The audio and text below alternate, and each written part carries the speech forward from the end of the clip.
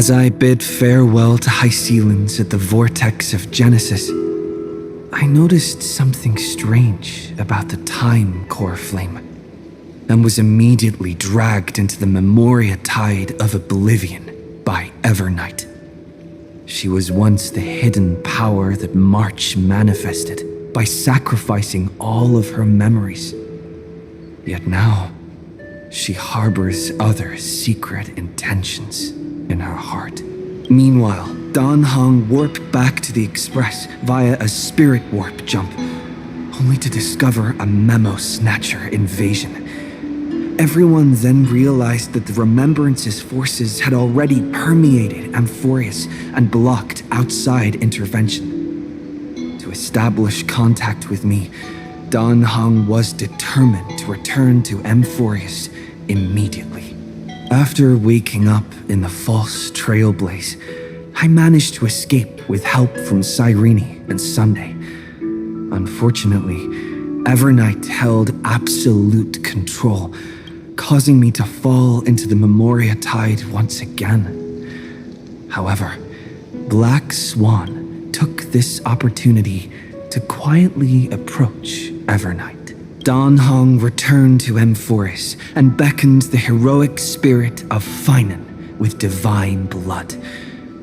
The destruction descending from the sky pierced through the memory zone and discovered the most hidden corner of the world. In pursuit of Evernight, Dan Hong arrived at the charred remnants of the Grove of Epiphany. In the grove, where memories became disjointed, Dan Hong received help from Dan Feng within his memories and completed his farewell to the past.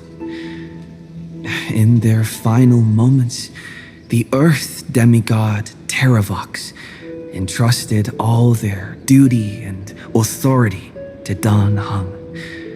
With this newfound strength, Dan Hong found me within the Memoria tide. We entered the Nameless Titan's great tomb and discovered its secret. Across the 30 million cycles of eternal recurrence, every incarnation of Cyrene had come here, offering herself to the Remembrance. With Black Swan's help, we found Evernight in the depths of the great tomb. When all seemed lost, Evernight was captured by March's camera and trapped within the memory maze of Ides Elysiae. After several lengthy conversations, March and Evernight reached an agreement. Evernight returned March's memories, and March finally returned to our side.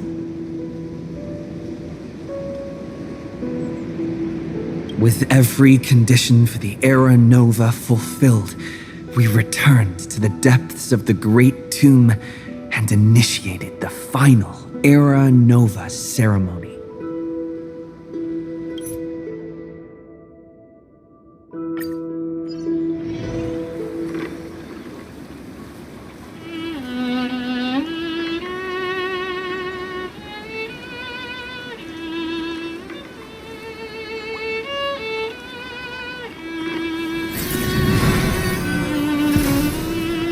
Dad.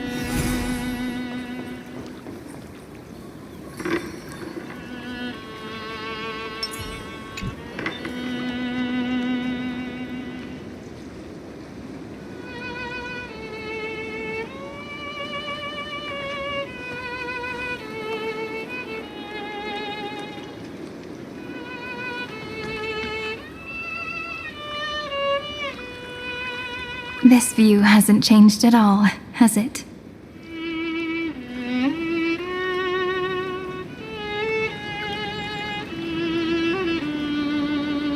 The hometown in your memories never changes, but when you return to your senses, you realize that fate has already stolen the time away.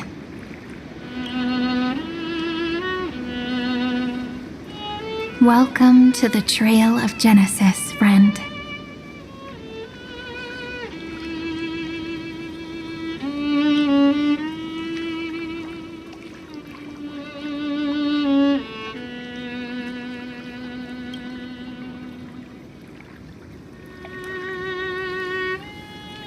Indeed, the scepter's extrapolations have reached their end, but the process of genesis has only just begun.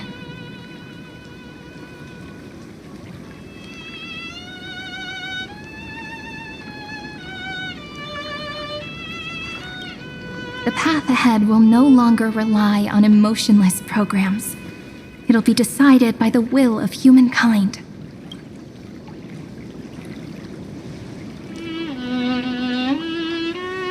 Before you arrived, I kept wondering, beyond the veil of Ide Silicii, what kind of Amphorius is being born?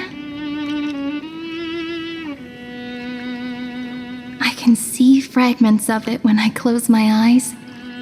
The friends who walked alongside us have all moved on toward their respective destinies.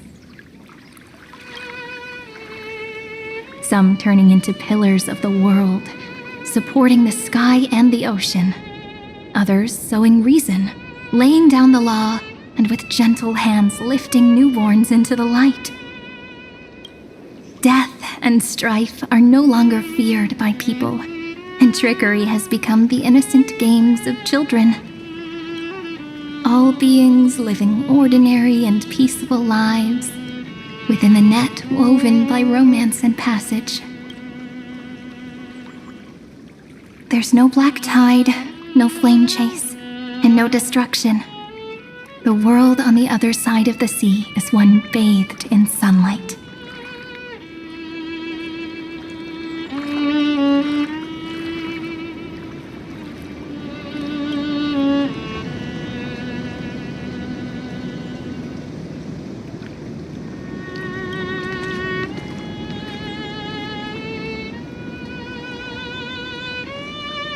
Like a happy and carefree childhood, the era Chrysia in this cycle will last for millennia, until it reaches the moment decided by the prophecy. Light calendar 4931, month of freedom, the moment belonging to world-bearing. Are you ready to answer the call of the world, friend?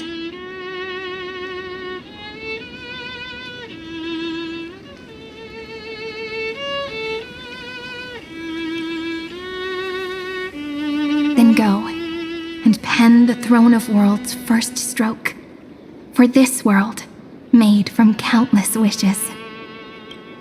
You say that, but it's gonna be ages till we reach Light Calendar 4931. I can make use of the crevices of time, but surely you and Dan Heng won't have to wait around for a few thousand years, right?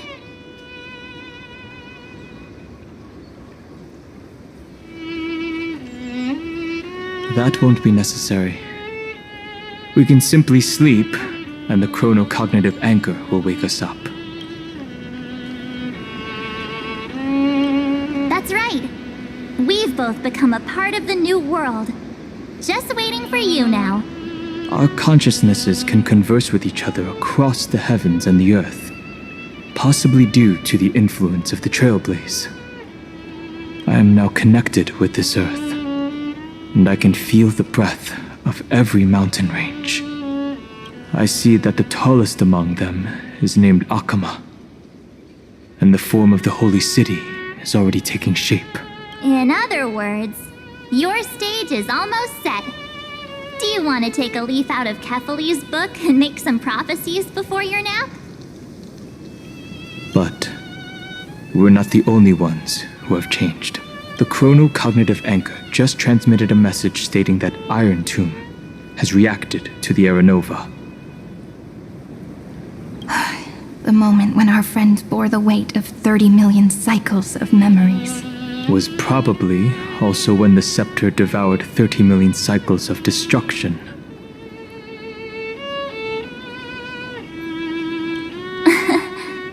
You know, you don't have to shoulder this world all on your own.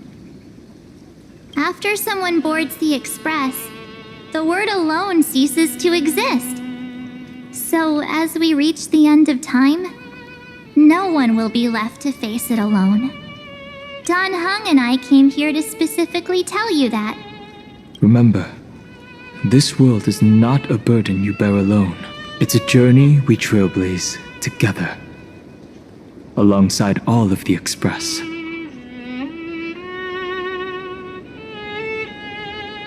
All right. It's time for Don Hung and me to go have a super long nap. Look after this world for us. The road ahead is long, but we'll be waiting for you at the end. We'll definitely meet again. Let's take one more look at the other side of the sea before we set off. Heidi's Elysiae is so quiet.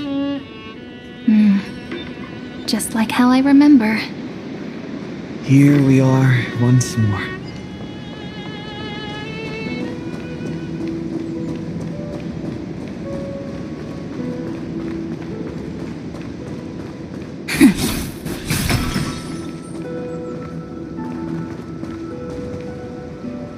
Ugh, boring. I wanna go.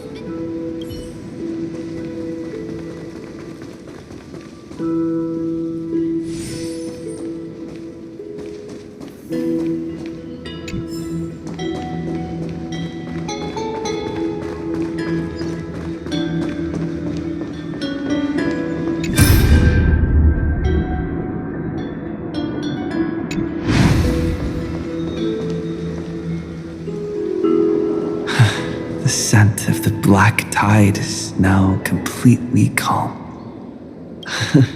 At last, the starting point of 30 million cycles is finally welcomed. Its first end, and the final end, right? I can't hear his voice. There are no flowers there that bloom for him, nor is there a star that is his. Finan is the only one who didn't reach the new world.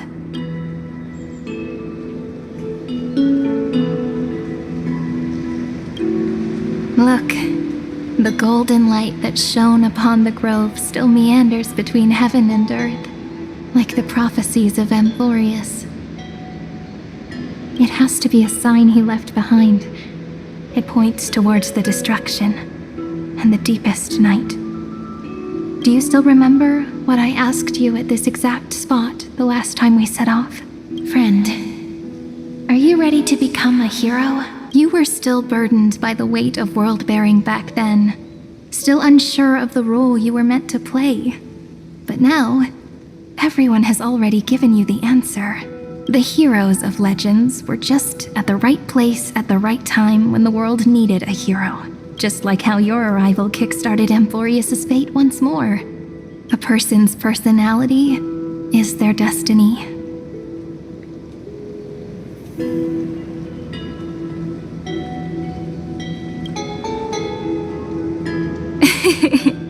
We best. Those are such beautiful words. Thank you, friend. I was also trying to cheer myself up with what I said. After all, before we truly compose the end of this story, I must also pluck up the courage to head off with you.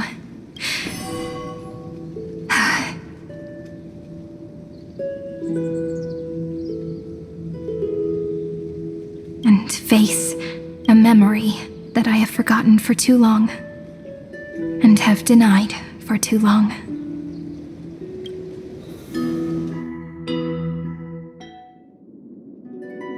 It's so dark.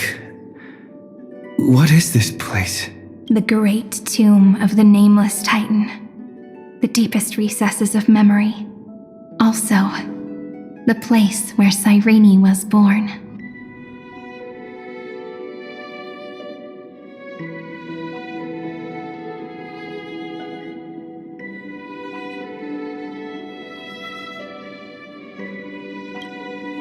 My apologies, friend. The more memories I got back along the way, the more I felt that something wasn't right. There's a sort of anxiety I can't get rid of. It's like when I was back in Heidi's Elysiae, when the reflections in the water always made me wonder, which is the real me? The one reflected in the water, or the one standing on the shore. But I finally get it now. Look, friend. The words on that wall are the answer. 1, 2, 3, 4, 5, 6, 7. Do, re, mi, fa, sol, la, ti.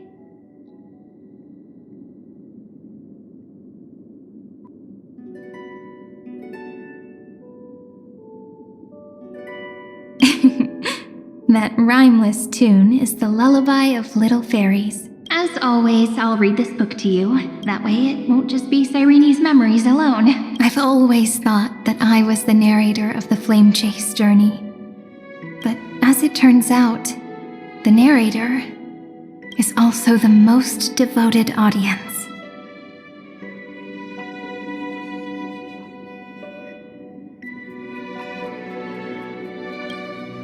Thank you, friend. Every single Cyrene. That sounds so kind. At the moment of Aranova, I was enveloped by the texture of memories. Within the glistening crystal, I saw countless Cyrenes, as well as countless versions of me. This is the final puzzle piece of the memories.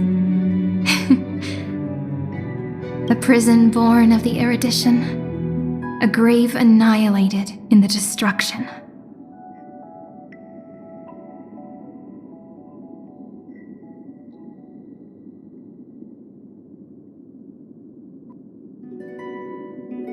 That unknown solitary god, the 13th Titan who should not exist, the first new spore, the demiurge, is right here.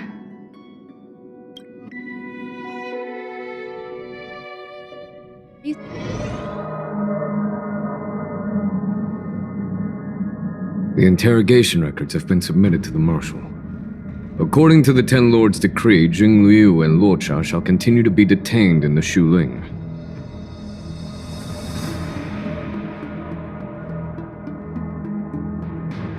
But you, Merlin's Claw, have been reluctant to end the transmission. Do you wish to reminisce with us? Or is there something else on your mind that you're just desperate to get out? You're quite calm, Jing Yuan. The Alliance only authorized the Law Fu to be deployed for this Iron Tomb operation.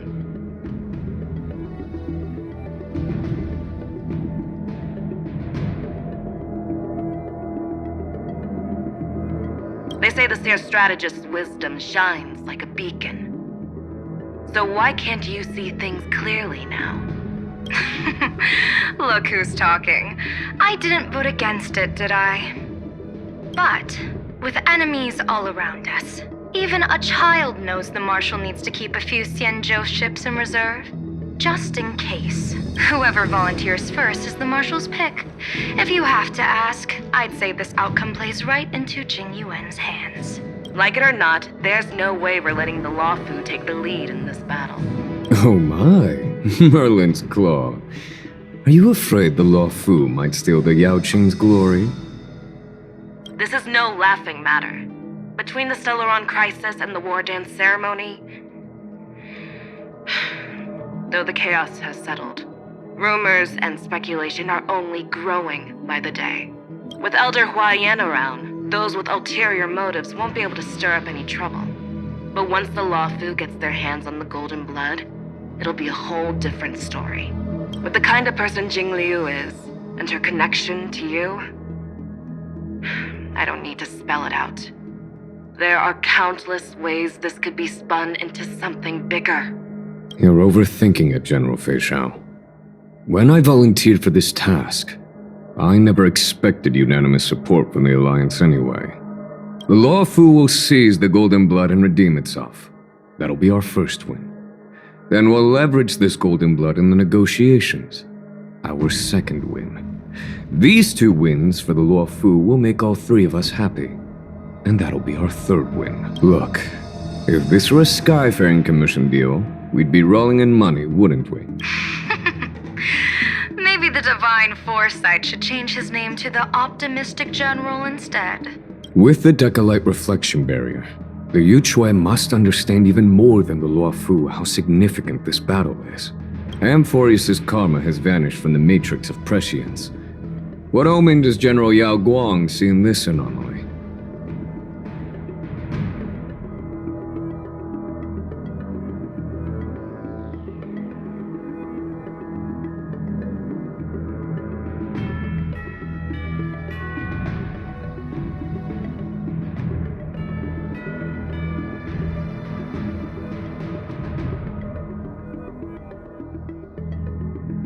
In divination studies, we call this an empty fortune. It involves the eons and is thus beyond what mere mortals can comprehend. Your explanation isn't any clearer than Lady Fu's. Come on. How hard is it to understand the word uncertainty? For the Cobalt Head, the emergence of Iron Tomb is a calculated instant, but I don't believe they will just sit around waiting for death. And for the powers of the cosmos, this is their chance at survival, and the key to turning the tide of interstellar affairs. The Astral Express is leading the formation of an allied force, but I can see each faction has its own hidden agenda. There are even divisions within the Alliance, so it's not that hard to imagine how the other factions will react. Jing Yuan, I crossed paths with Selenova's Legion at the Battle of Sadunirama Star Cluster.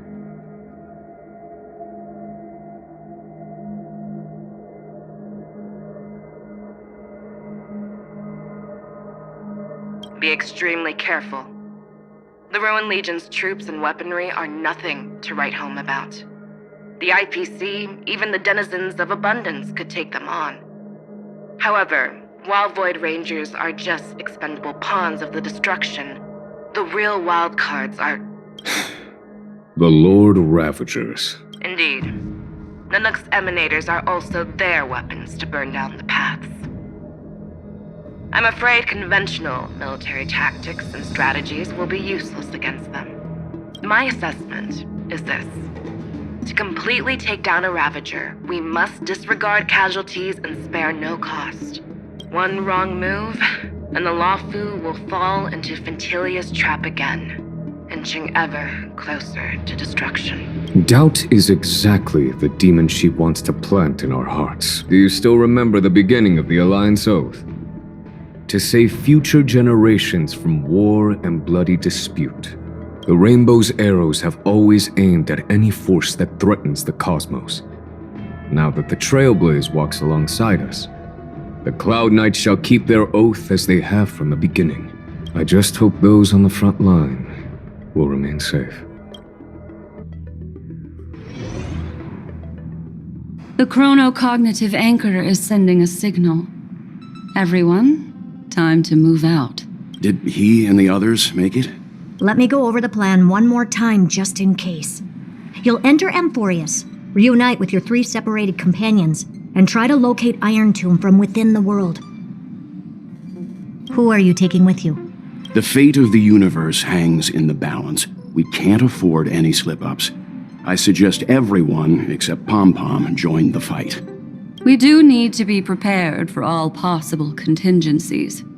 I have no objection to this. I'll do whatever I can. Meanwhile, Screwy and I will continue attacking the Demiurge Matrix, that is, the Scepter's kernel, from the outside. With our 2-pronged attack, we'll turn this hunk of metal into scrap for sure. Now we just wait for those 2 to get back. Oh, and just like that, they're here.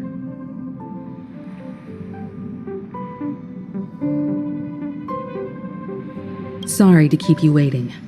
With Planet Screwlum's help, the formation of the Cosmic Alliance to counter Iron Tomb is progressing smoothly.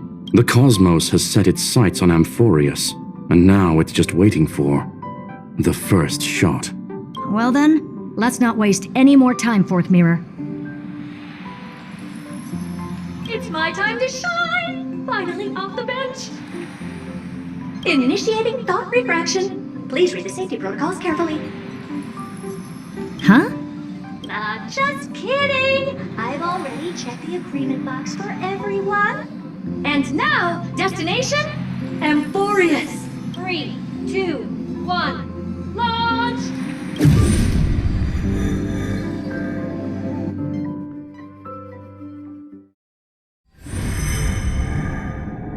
The flow of Memoria is so heavy here. Unlike Panagoni's dreamscape, this place has built up a true epic measured in millennia. The vortex of Genesis, where all myths begin and end.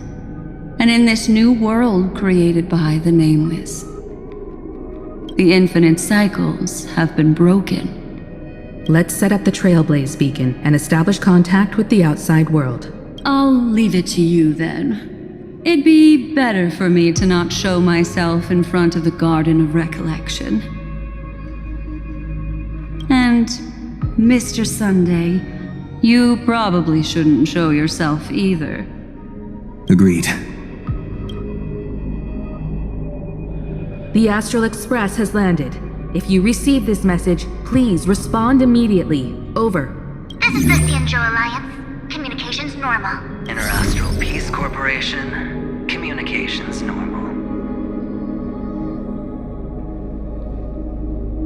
No response from the Galaxy Rangers. Not surprising.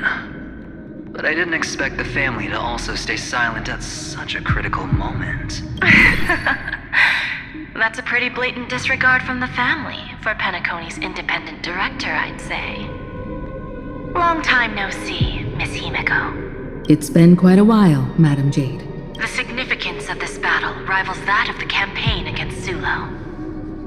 Only through victory can we disperse the shadow of Iron Tomb that looms over countless worlds.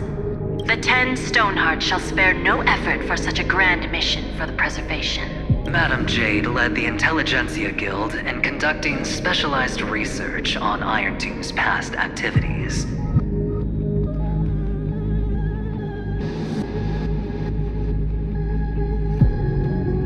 The bad news is, the collapse of the Erudition won't just affect inorganic beings. You mean Iron Tomb can infect organic life too? Well, the good news is, so far, its effects on organic life are under control. The infection progresses slowly, and the resulting neuropathy is non-fatal. In any case, the IPC can guarantee targeted vaccine coverage within 48 system hours in all star zones within the medical system. What about other star zones? At a time like this, are the followers of the Firmament Arbiter still trying to make a profit? I remember you, Master Diviner. Your performance during the Third Denizens of Abundance War was quite impressive. Please rest assured, all worlds can purchase vaccines from the IPC with a humanitarian discount. That's the current policy at the very least. But if the Xianzhou Alliance is willing to assist with the IPC's assets in Epsilon and other star systems, we'll have more cards to play when reiterating to the board the necessity of deep cooperation. It makes sense, since Interastral Peace Entertainment's headquarters is in Epsilon. But why are all the other worlds on the list? Places that the Elation has visited? Think of it as a long-term investment. Please understand that everyone at Pierpoint is swamped with Iron Tomb work, especially the marketing development department. At this rate, even the 10 Stonehearts can only do so much. Having some assistance from the Alliance would surely benefit the entire cosmos. Wouldn't you agree?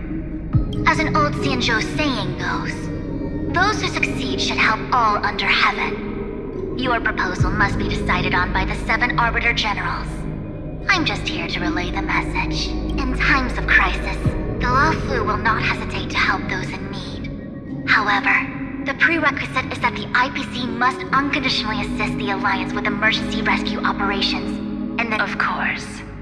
In the name of preservation, all for the Amber Lord. Thank you all for your selfless dedication.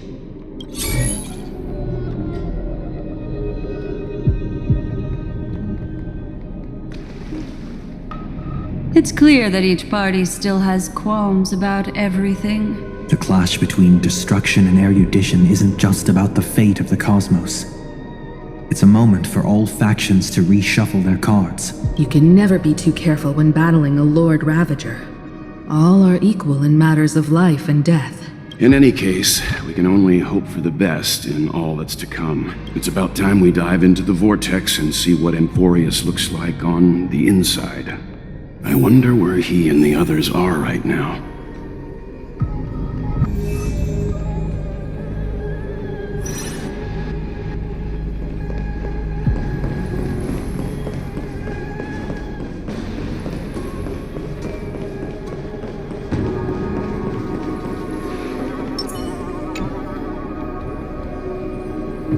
Hello? How's the signal? Can you hear us?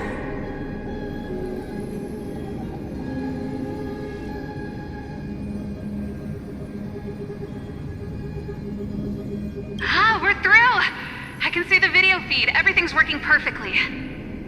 Miss Bronya? Miss Serval? What a surprise. It's been a while. We've already heard from Miss Topaz about the Iron Tomb operation. She made a special trip to deliver the vaccine to Belobog. I can't believe the Express crew is at the eye of that storm. Is everything going smoothly? Don't worry, we're still following the plan step by step. How's the situation in Belobog? Urillo 6 is located on the outskirts of the preservation barricade. While it won't bear the brunt of the first wave, there's still a risk from the aftershocks. Matt Kitchapard and Pela are busy organizing the Silvermane guards, having them consolidate their lines and dig trenches. Zila and Lynx just got back from the Geomarrow vein production chain. Hey, do you want to say something to them? That would be unnecessary. It'll only shake their morale. Just tell them to stay safe. Miss Bronya, I'm afraid this disaster will be far more terrible than you can imagine. Please, be sure to follow Miss Topaz's instructions and make thorough preparations. Of course. We have resealed most of the engine of creation beneath the ice to prevent the will of the preservation from becoming an accomplice to the destruction. Don't worry, Miss Himiko. Belobog is far more resilient than we imagined. We really wish we could help, but Urillo 6 has only just woken up from its hibernation. The Astral Express, standing at the forefront of disaster, is the hope for many ordinary civilizations across the universe. In the face of a massive catastrophe like this one, relatively smaller civilizations have never had many options. But that's exactly why we have a resolve that's second to none. If anything goes wrong... Miss Topaz, I hope you can help out and rescue the affected citizens. No problem. Also, didn't the Xianzhou sign a friendship agreement with Urillo 6 earlier? They won't stand by idly either.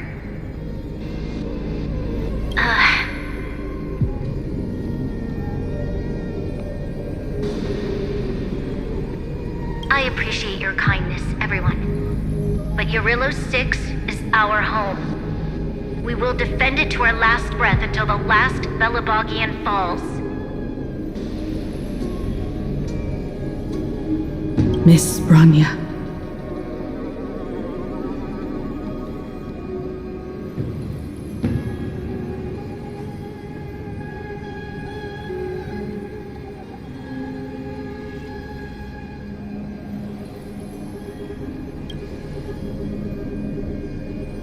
May all civilizations that have made it this far on their own strength weather this crisis together.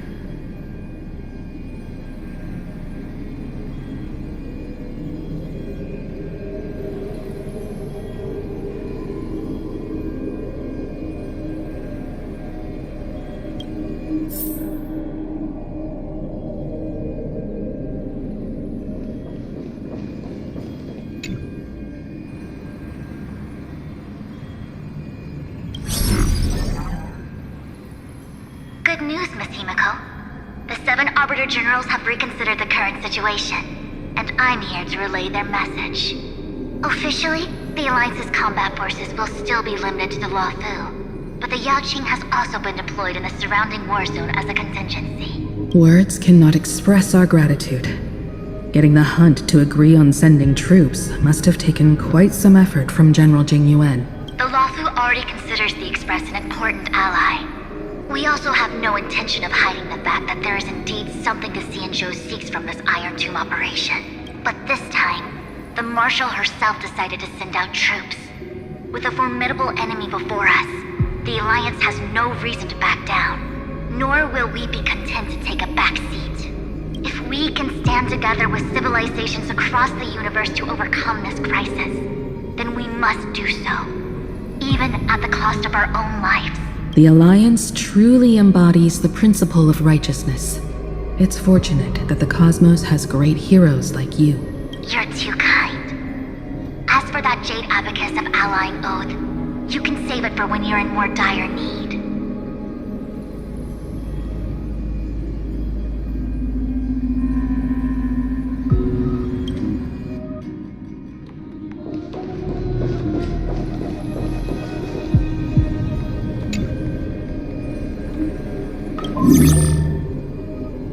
I regret to inform you, Miss Himiko, that even the Strategic Investment Department is constrained when it comes to the Iron Tomb issue.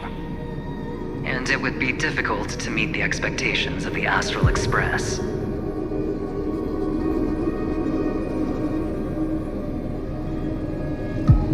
However, Madam Jade instructed us to look after our nameless friends as much as possible. So let me offer you all a small suggestion, just from my personal perspective. Other departments at the IPC might also take this opportunity to extend an olive branch to you. When that time comes, I hope the Astral Express will remember that the 10 Stonehearts were willing to stand with the Trailblaze, even though we were in a difficult position. And more importantly, we were the only ones willing to do so.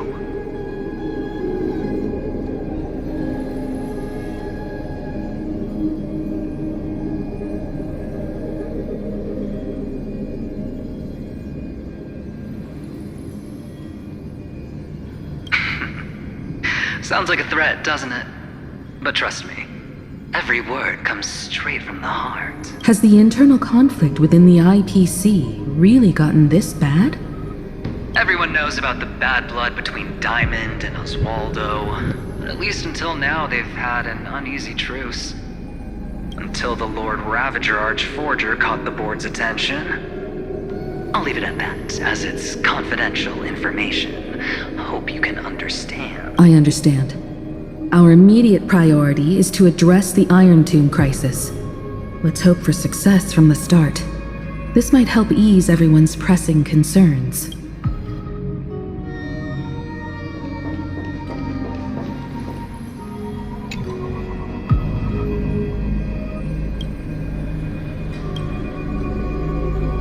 Of course, we would never know the Ranger's comings and goings.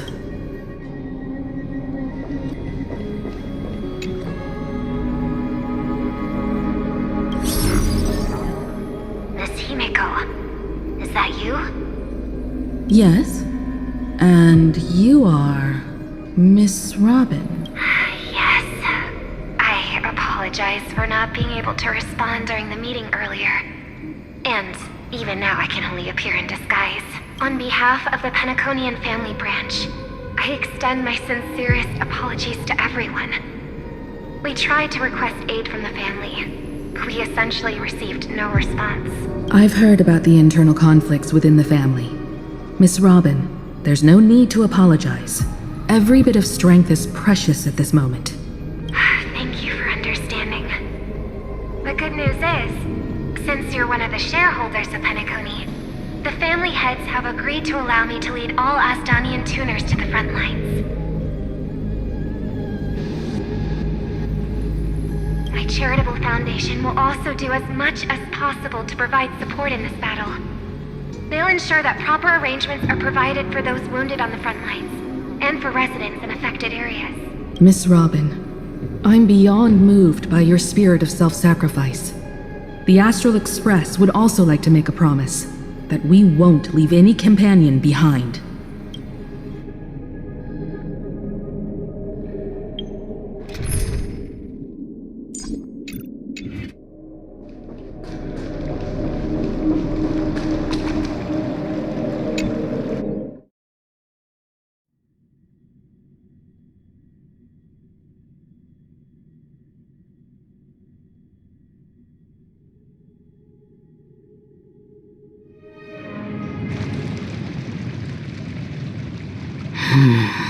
Why is there no one here? Everything in Akama seems normal.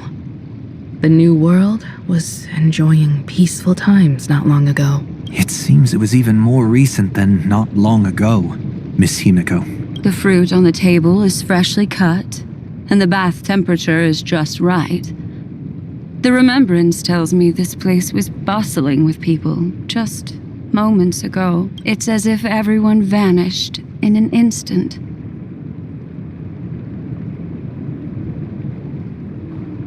Could this be Xandar's doing?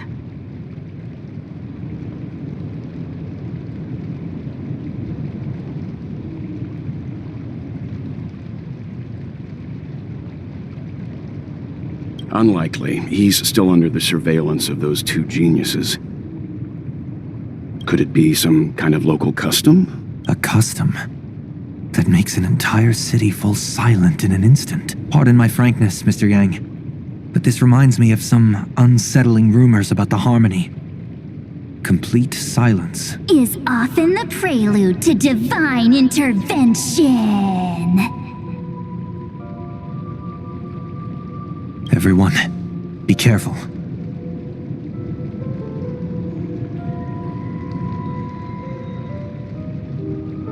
Here they come! Here they come! The Nameless of the Astral Express! Evernight? How is this possible? She was already... We are the Chroniclers of Time, and we do not fade away. Finally, the last era Nova has been completed. What did you do to the residents of the Holy City and the three Nameless? I didn't need to do anything. The remembrance will ultimately become the substance of the new world. Now, they are no longer the trailblazers you once knew, but gods who permeate heaven and earth. The 12 Titans who guard Amphorius. Stop fooling around, March. Come on out. What? I practiced so long for this. Getting seen through right away is just so embarrassing. You've obviously been learning from the theatrical culture in Amphorius. But if possible, I'd prefer our reunion to be a bit more casual and laid back. As expected, I can't hide anything from Himeko and Mr. Yang. Well, long time no see. Guess I'm back? We should be the ones to say that. Sorry for keeping you waiting. So, these jellyfish are the Titan's power?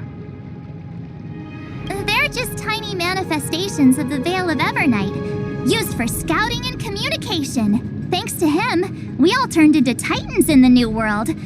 Sure, we can take on humanoid forms, but it feels off. How intriguing. So what does he look like now? It can't be a raccoon with a baseball bat, I suppose. Please don't add weird stuff to Amphorius' lore. Just go see it with your own eyes. Follow the prophecy's guidance and come to Dawncloud. He looks way more majestic now than he used to.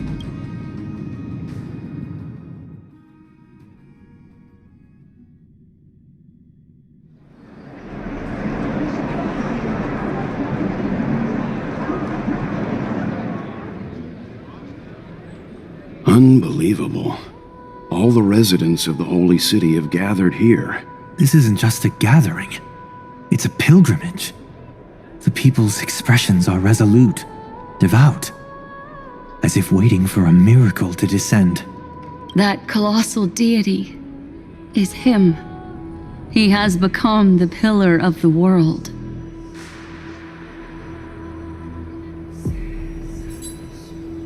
Surprisingly authentic. Being this serious is quite unlike his usual style. Those people didn't disappear. Instead, they've answered the call of the prophecy and come to witness his awakening. Our good buddy now bears the weight of the entire world, and every breath they take is intertwined with Amphorius' destiny. Awakening? Has he fallen into slumber? Yeah. After all, with such a huge time dilation between inside and outside the scepter, this was the only way we could wait for everyone. Time watches over yesterday. Earth guards today. And when the Trailblaze steps into Amphorius once more, the slumbering deliverer shall awaken, and then bring the prophecy of tomorrow to this world. Come on, everyone! Let's get closer to him! Watch how the world-bearing prophecy changes this world! Well, it seems the kids are already miles ahead of us at this stop. All the more reason we can't afford to slow down our pace. Let's go witness this moment for ourselves. Majestic. Speaking of which, I once caught a glimpse in Sleepyhead's memory of him transformed into a towering Tatalov. Could it be? No way! That was just a nice dreamscape. At least nice for him. If they are the throne of worlds who bears the weight of this world, perhaps they could guide a traveler still wandering among the stars. Hey, since when did you get all pious? This advice sounds pretty silly sometimes, you know. The so-called fool and the world are merely a step apart. Teaching us to find erudition amidst imperfection. Praise be to Helectra, chalice of plenty, for you brew the ocean into sweet wine, dispelling nihility with every toast at the feast. Praise be to Hyacinthia, eye of twilight, for the rainbow you cast turns the light of both dawn and dusk into the glimmer of preservation. Praise be to Cyphera, coin of whimsy, for your every flip reflects the possibilities of destiny, letting the tricks of elation illuminate the path to dawn.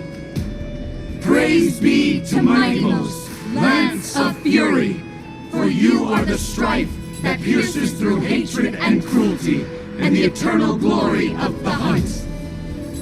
Praise be to Castorus, hand of shadow, for you gently ferry the crossing of death, so that it is no longer an end in equilibrium, but a peaceful journey home. Praise be to Dan Hung, pillar of stone, for you are a mountain range and the backbone of permanence. Your silent form paves our path across the earth. Praise be to March 7th, Veil of Evernight, for you safeguard time for us, weaving remembrance into stars, to be embroidered upon a boundless dress.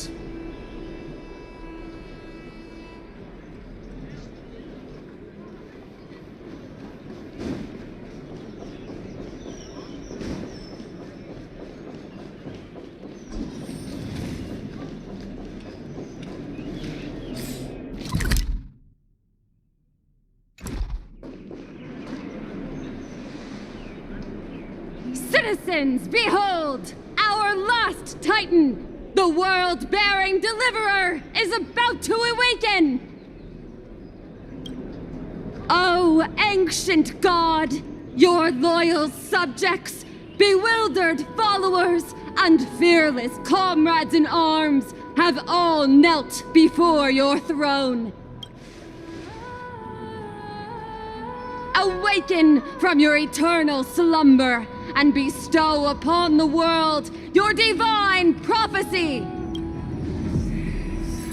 Please guide us!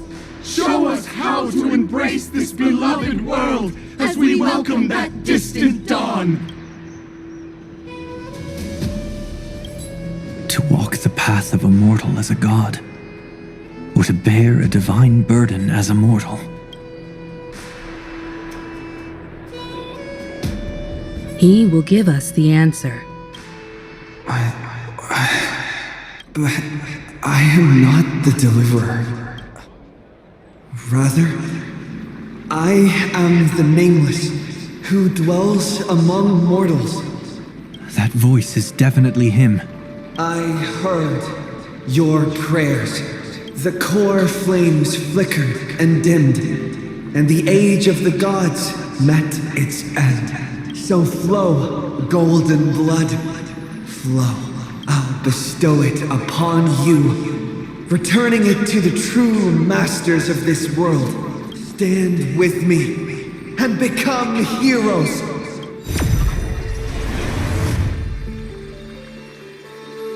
Is this? Yes, it's the miracle he brought to Amphorius. Of course, it would manifest in the form of the Trailblaze. Golden blood, raining down like a storm. The prophecy has descended, and the Titan commands us not to be supplicants, but to become heroes of rebellion, to face that destined calamity, the destruction, head on.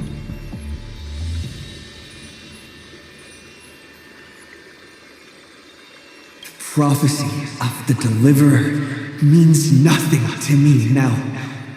It belongs in the hands of someone far more fitting.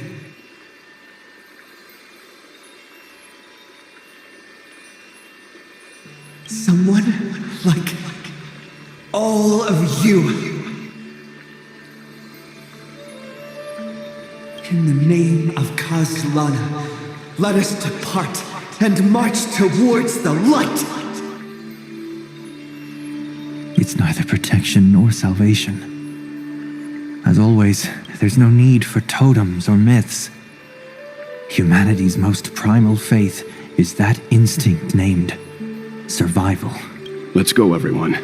Someone has already sounded the horn of departure. Explore, understand, establish, and connect. Together, let us blaze a trail for the destiny of this world.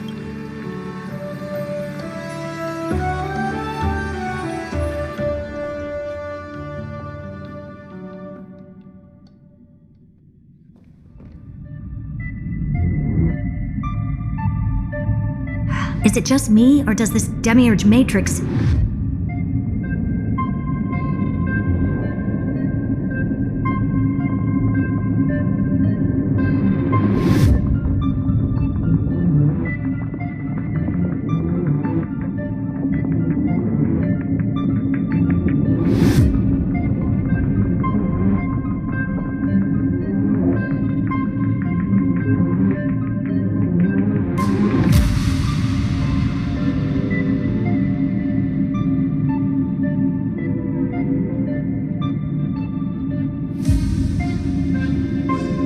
feel completely dead. It's nothing like how the Memo Keeper described it. The environmental readings are all wrong. Conclusion: this must be what the kernel actually looks like in the real world. What did Xandar do to the scepter? At the end of light, there must be silence. Certain, pure, and absolute darkness. Not the time to quote the Lord of Silence. Bad omen. Either way, we have to press on. Until we uncover the truth behind the 13th Titan. The buried past is the key to stopping Iron Tomb. That is, if it even exists.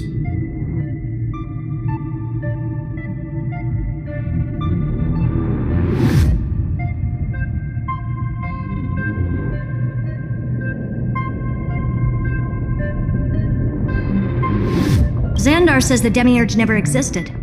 Who actually buys that? You can erase the records, but not the truth. It vanished too cleanly. No traces. Like someone's yelling, "Look, there's nothing here." Too bad I'm the type who can't resist digging deeper. Looks like I'll be counting on you again, Screwy. Let's tear the system inside out. Always happy to help. But as your academic partner, I have to ask, Herta, what if we fail?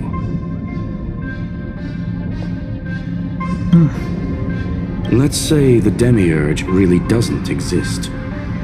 Do you have a backup plan? A backup plan? Of course. If we can't find the key, we turn the lock into the key.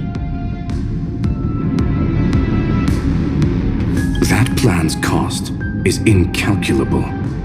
It shouldn't even be on the table. Well, then let's hope we never have to use it. There's no point worrying about the end just yet. One step at a time. Let's go. We don't want to leave the others waiting. You brought what I asked for, right?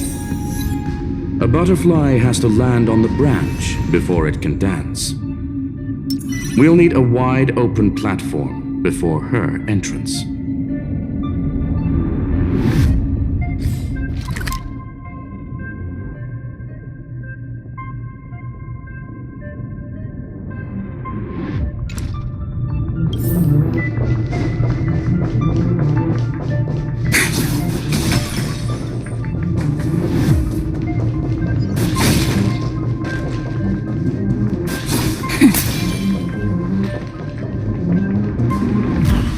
Just use that thing over there, Zag.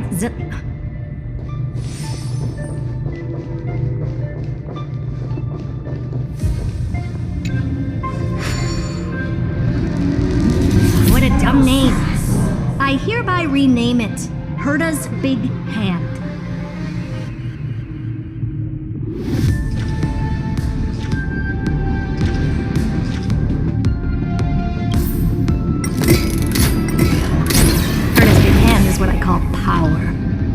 Keep it going. Still not done? What is this?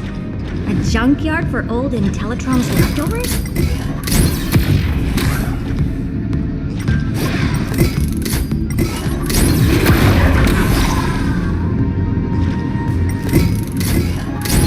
Finally, all set. Time for your precious treasure to make its debut.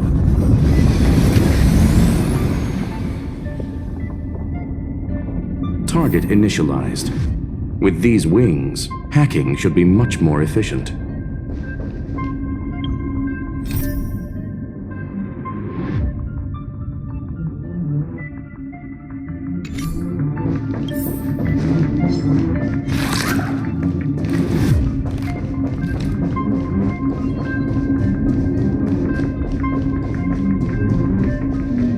Oh, a classic nuclear heat engine. Classy choice. Just a personal preference. Her name's Mistletoe.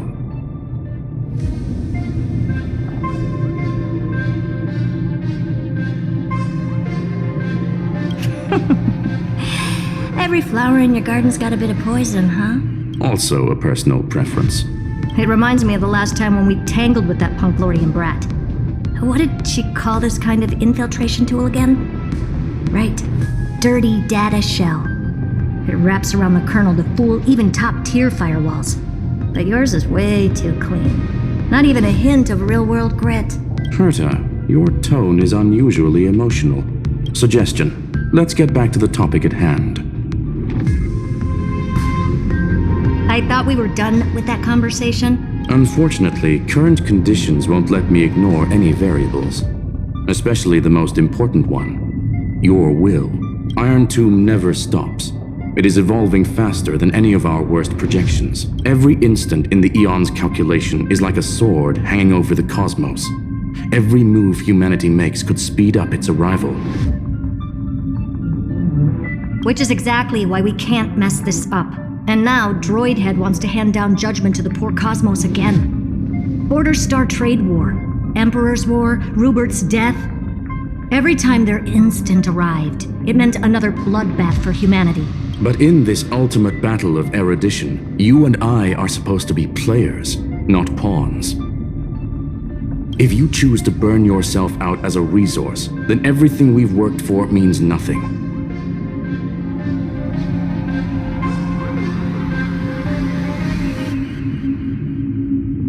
Herta, the cosmos won't just stand by and let a genius throw their life away. And neither will I.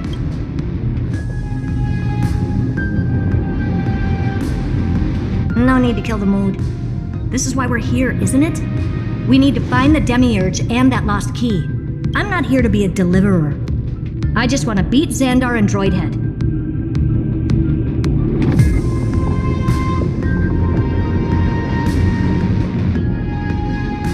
Right now, I just need to know. Are you with me? Of course. Time to board. After you. Let's tidy this place up and see what this demiurge really is.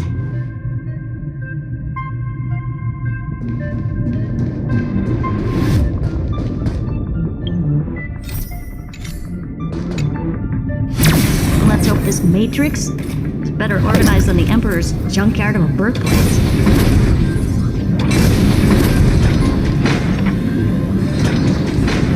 Buckle up.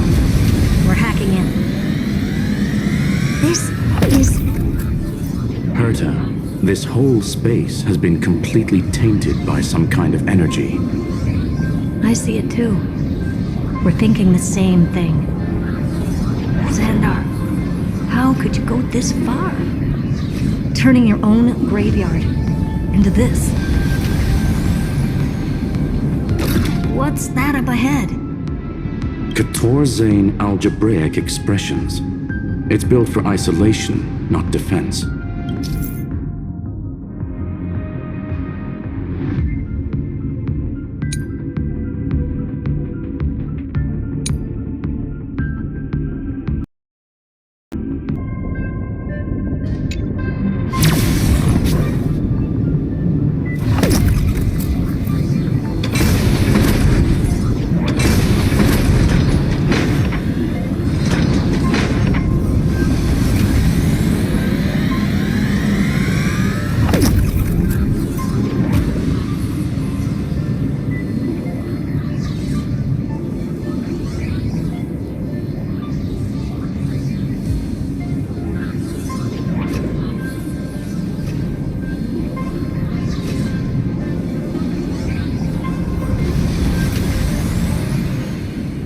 So basically, the door to the tomb, right?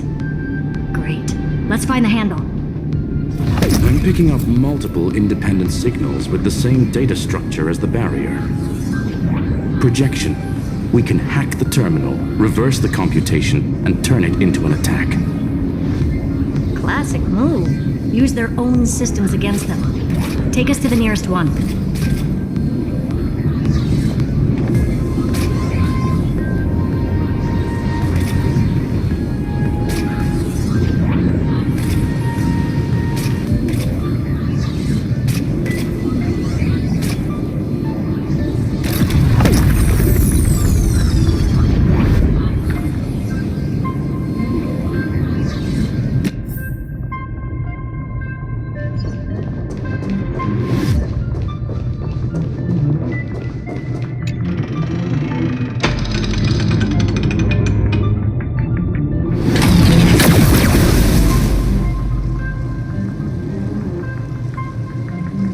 Almost no response.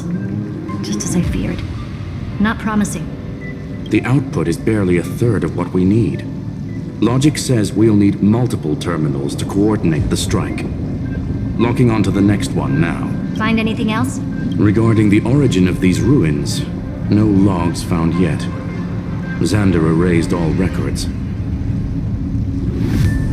But I did find some interesting scars in the circuit.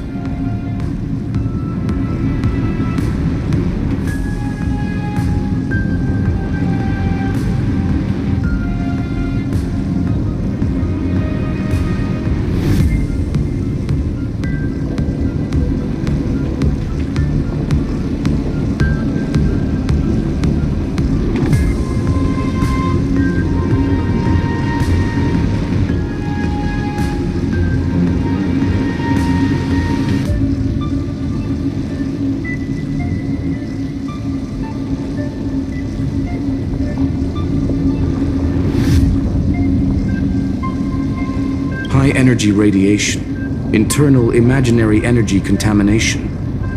From what I know, there's only one thing that fits. Skip the science talk, Screwy. That thing only goes by one name, the Stellaron.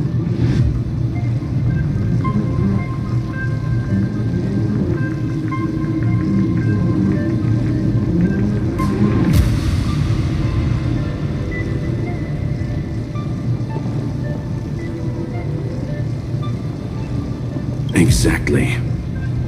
Xander blew one up just to clean the entire scepter system. So that's what he meant by killed that Titan with my own hands.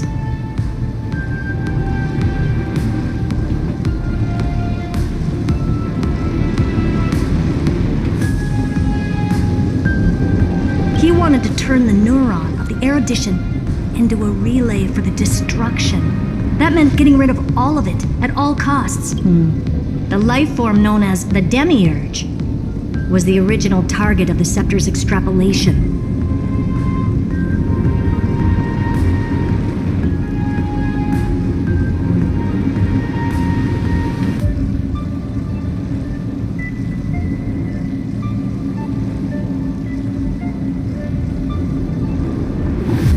It makes sense. Evernight calling it the first new spore confirms this viewpoint. The prime mover of life. That's what Scepter Delta ME-13 was originally tasked with. Even after it got scrapped, the query kept running. Yet the true value lies in the process of solving it, not the answer itself. Then, does this mean finding the Demiurge is hopeless? No, I'd say exactly the opposite. It means Xandar had no control. He couldn't contain the Demiurge just like he couldn't handle Droidhead. So he tried to erase every trace, but he failed. It still left a mark. By the way, if there's another Stellaron in Amphorius, why hasn't that little one reacted to it at all? You said the Demiurge left a trace, right? Yeah, but not in the real world. Remember the great tomb of the Nameless Titan?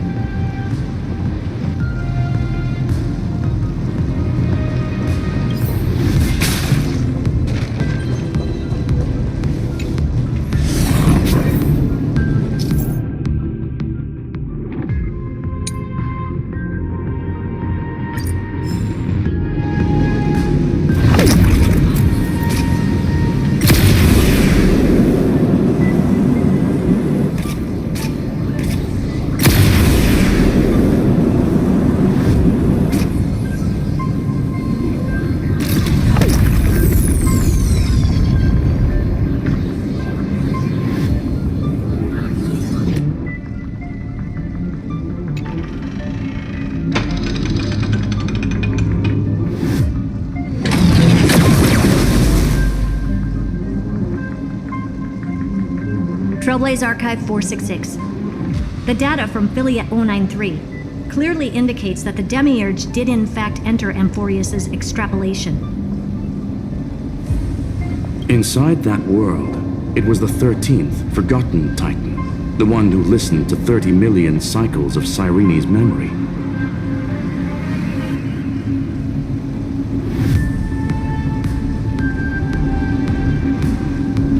But Evernight said the opposite. She believed that tomb was empty from the start.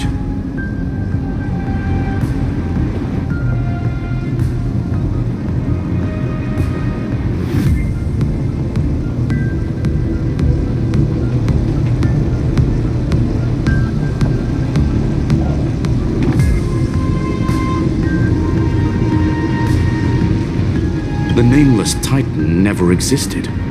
The so-called Listener was just a trap set by the Remembrance to steal the scepter. A mimetic entity full of theatrics. How much of what she's saying is true? Would an Eon really speak in circles like this? I doubt it. The Remembrance's behavior is certainly odd, but her assessment aligns with our current reality. Since we entered the Matrix, we haven't found a single clue pointing to the Demiurge. And that's the key, Screwy. Xandar's actions prove the Demiurge exists. But what Evernight said, and what we've actually seen all point to the opposite, so we have to assume that both are true. And if that's the case, then the contradiction leads us to... the truth. Exactly. One last terminal. One final key. Time to...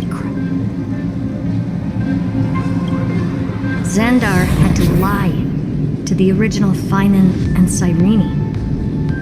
Logic. He had already identified the Remembrance as a threat, yet found no viable way to eliminate it. All right, let's finish this. Time to break through that barrier.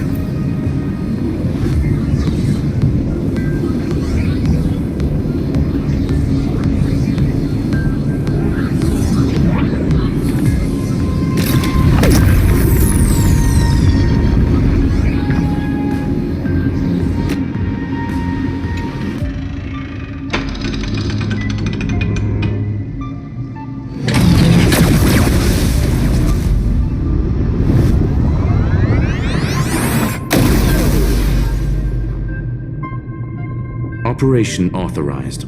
Path energy readings.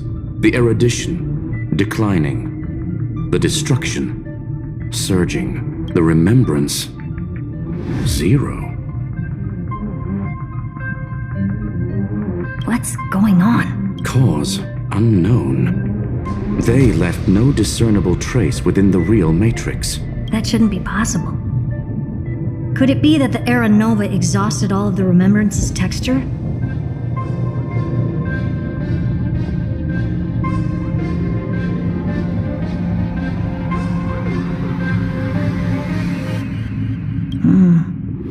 Log it for now.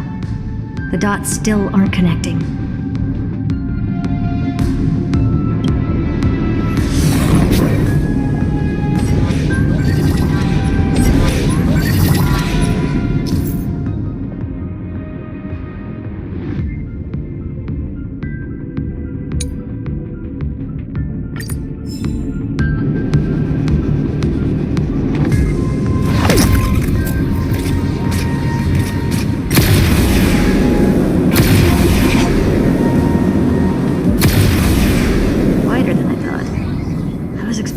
Full-on aerial brawl. It's advised to remain vigilant.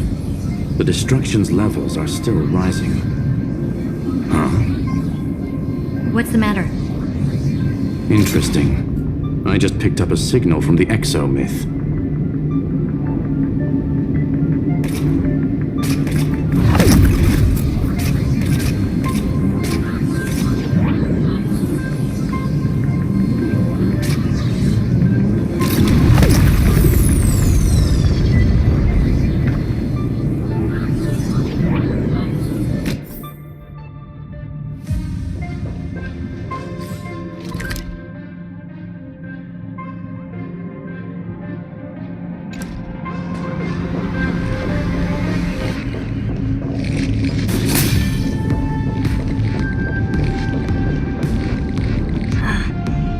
Repulsive force is unlike anything I've felt before.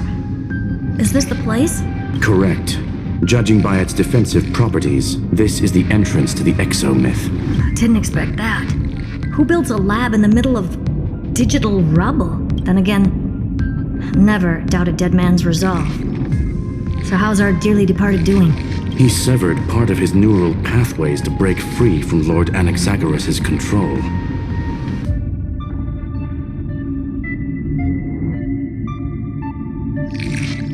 But that also triggered the failsafe I set. Conclusion: Xander has lost all combat functionality and is no longer capable of action.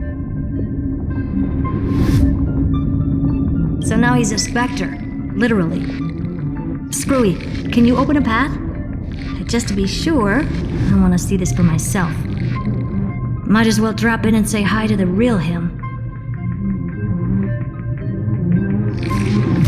Logic. Scanning his inspiration circuit might help us track down the Demiurge. Exactly. His brain is the crime scene. There's no way it's spotless. But it could be a trap. That's why you're here. 2-on-1. We've never lost a matchup. I'm honored. The chronocognitive anchor's in place. Proceed when ready.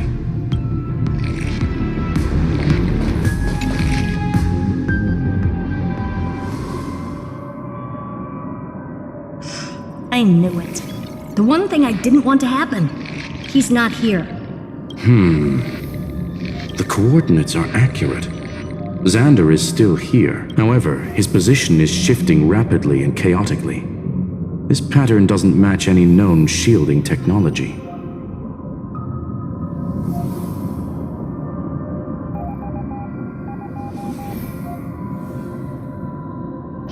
It's his domain. Stay alert.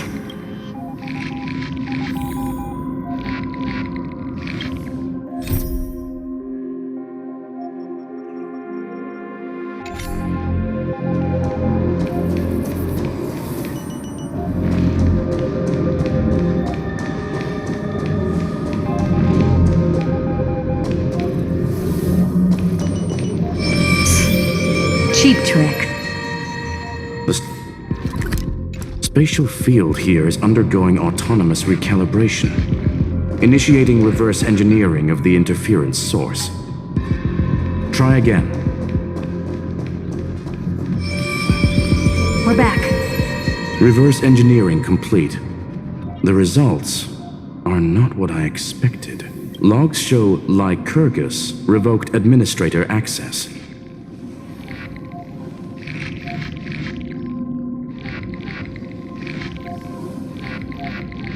The chronocognitive anchor can't get a fix because at the system level, Lygus no longer exists. Our navigation target is a null set. So he's stopped resisting? Before vanishing, it seems he left one last message for us. To those who follow, all is proven. Find me beneath the tombstone. Melodramatic. He was expecting us. And once he learned of the Great Tomb's existence, he initiated his own search for the Demiurge. Guess he wants a final showdown. Fine. Let the old Intellitron dig his own grave. Just like he wants.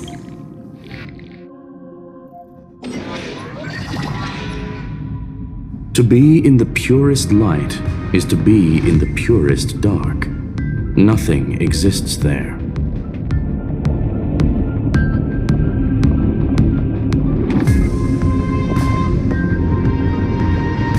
The Scepter's mainframe. Or maybe we should now call it the Lord Ravager's placenta. Unfortunately, we still haven't found anything. Really? I don't think so. Not finding anything is our biggest find.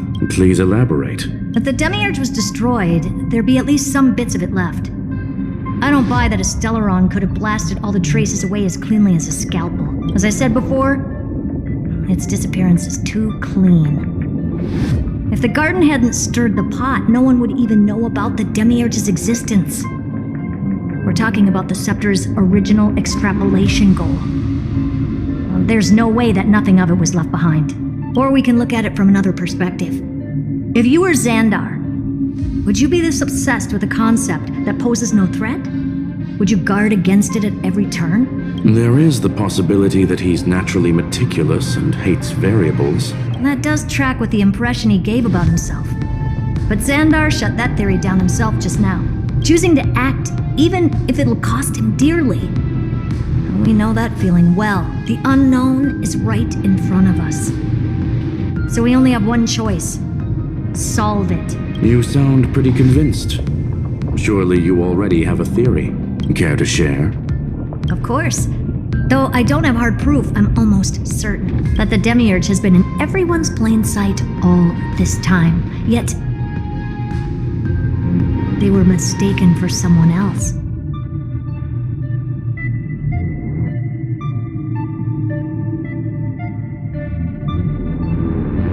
That'd make the most sense. Why was the room empty?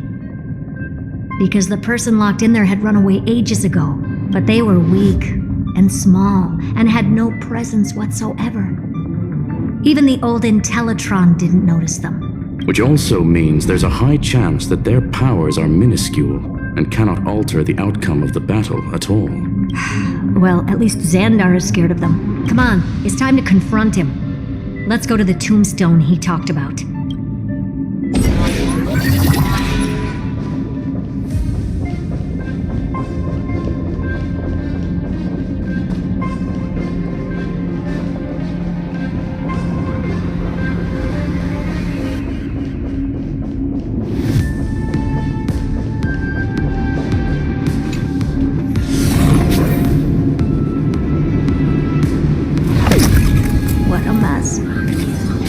total devastation. He sought to bury the truth beneath absolute destruction. Logically sound, but ruthlessly extreme. Still, slim chances doesn't mean no chances. I've hunted down a single grain of sand in the universe before. This won't stop me. Calculation results. Your backup plan has a success rate infinitesimally close to 0. Which means it could work, no? This is the place below the tombstone. Let's open Ligus's coffin like he wanted.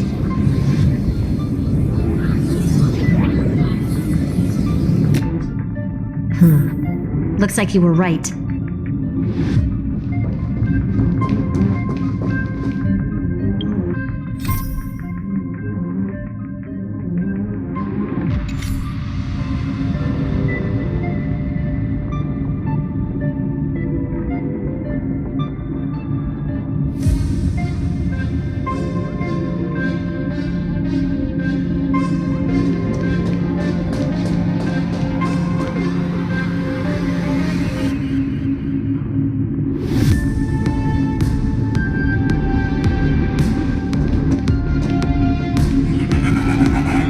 Nothing but a head left?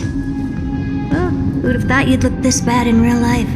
My elated greetings. Welcome, you two.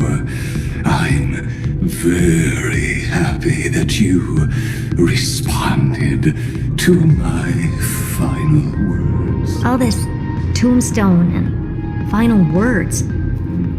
Did you end yourself to atone for your guilt or something? Iron Tomb is already powerful enough. I just need to wait. I remain here only to share the joy of discovery, and also to congratulate you two on reaching the same conclusion as me. The conclusion regarding the truth of Amphorius's heart. End this charade already. That Amphorius's heart you're talking about is just a missing demiurge, and its corresponding vessel was this very scepter. You interfered with the experiment and made Amphorius's body into a hollow shell, all to incubate Iron Tomb within. That's why you either killed or kicked out all of the Memo Snatchers. You wanted to eliminate any chance of a consciousness coming into being, no matter the cost.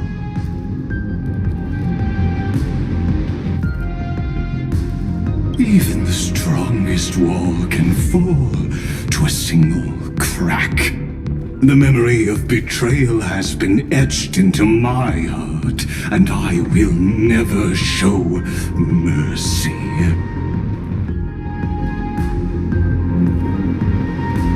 Now, the perfect vessel has already fused with Amphorius's body. Unfortunately for you, the answer is all but revealed regarding who the Demiurge is.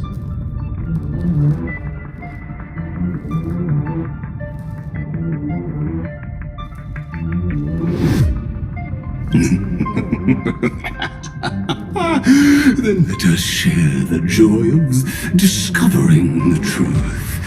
The last secret of the saga will finally dissipate here.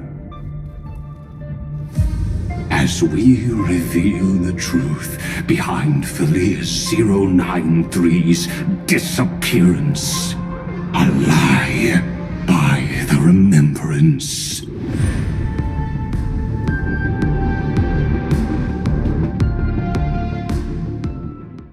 But where should I start with the story about me? From the beginning of the universe? Just kidding. That would be too much. I just want to tell a teeny story. So little that it started with a seed.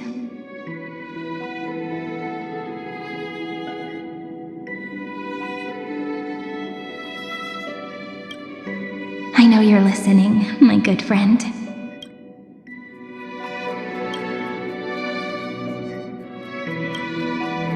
The god in my dream told me that the world sprouted from a seed. It grew into a great tree named Amphorius, and time became its branches and leaves, basking in the light. What a coincidence. Dappled light coming through the leaves is my first memory as well. On a very ordinary early morning, beneath the village's biggest tree, the daughter of Ide Silicii quietly came into this world.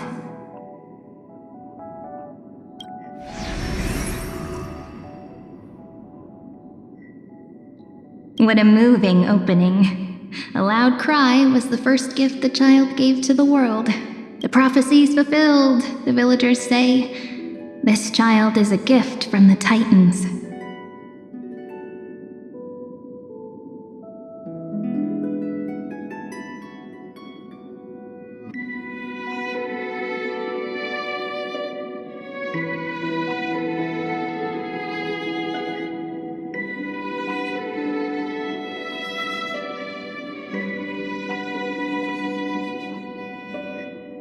Pink hair and sharp ears, she was born to be the priest of time. The Titans also gave their blessings.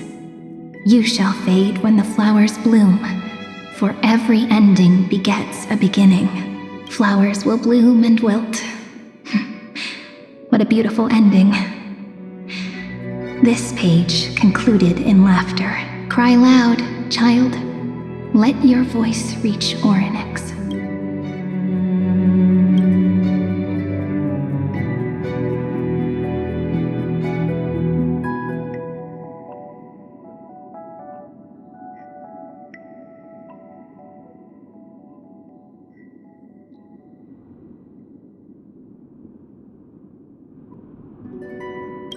Anyway, I don't like tears. Time quietly flowed by, in the midst of laughter. The wind from my hometown caressed the ears of wheat, and there were swings, wind chimes, the sea, and the little fairies off-tune a cappella songs.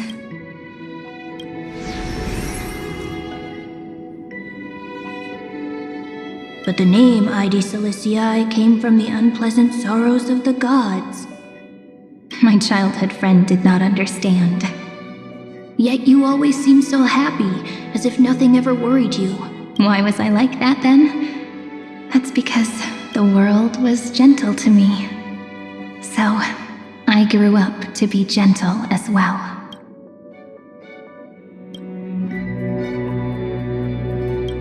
But fate was fickle, and it urged the child to grow up. To grow bigger and bigger, and to go to places far away. Just like how the crumbling world could not preserve an eternal hometown.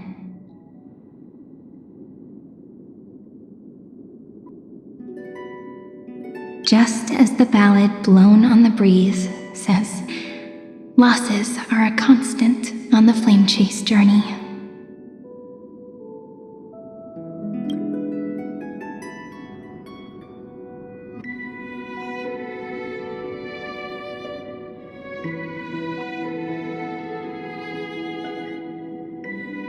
Oh, whose ears are pricked up now?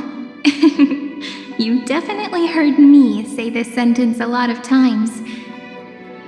You know that the story starts to deviate from here.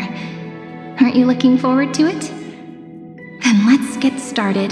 The hero's journey crosses through the long night, through tears and laughter, and once again heads towards tomorrow.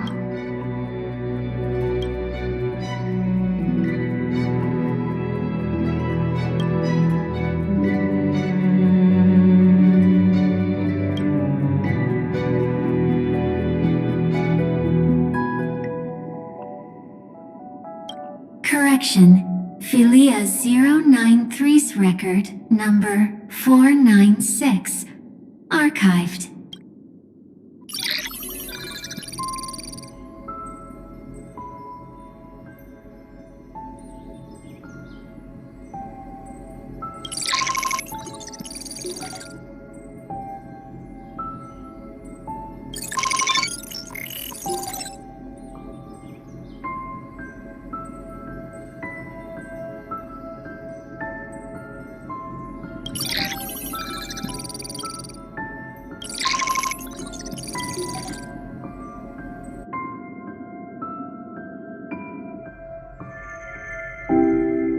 Hi.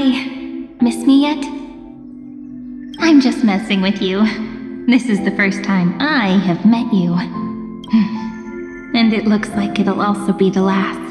Philia 093. Since we don't have all day, let's get started, shall we? As always, I'll read this book to you. That way it won't just be Cyrene's memories alone. Where should I start this time? Let me see.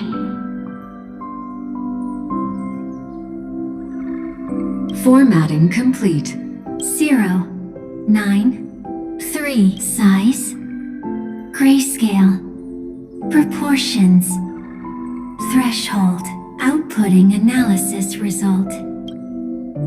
Philia 093 equals Peach. Peach's record. Number 8128. Archived.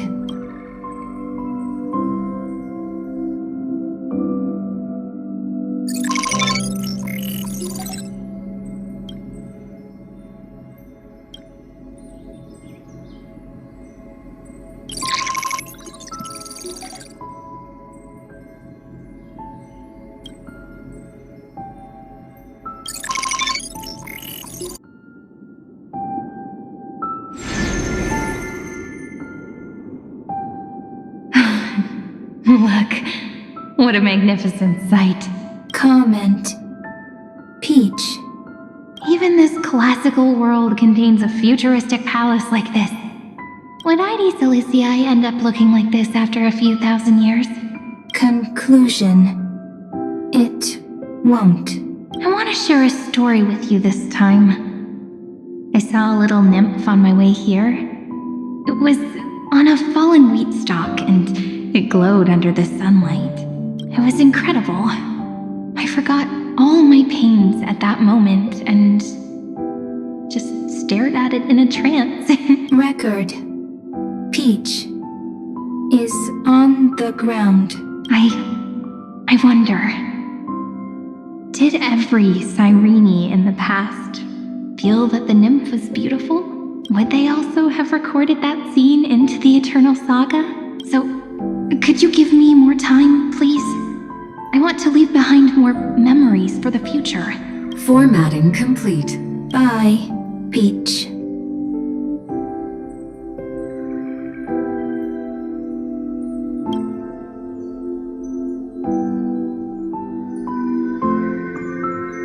Peach's record number. As long as I record every page of this story and tell it to you, Amphorius won't be forgotten.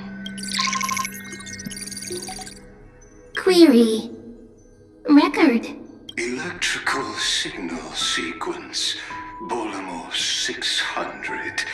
Track. Strife. Related to. Stripe. Comment. Pretty. Electrical signal sequence. Schema 720. Track. Reason. Related to. Reason. Comment. Yummy. Electrical signal sequence. Philia 093. Related to.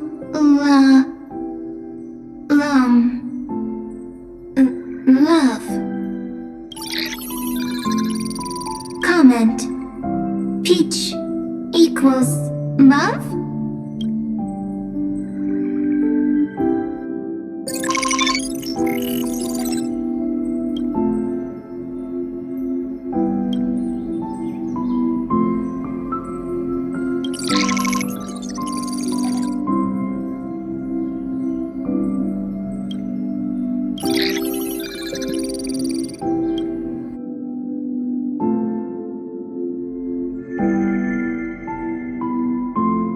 Looks like it's time to say goodbye again. Bye, Peach.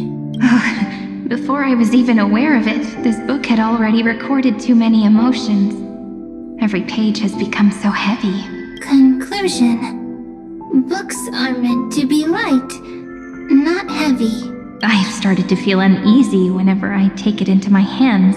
Peach, uneasy? Formatting progress. 94. 0.423%.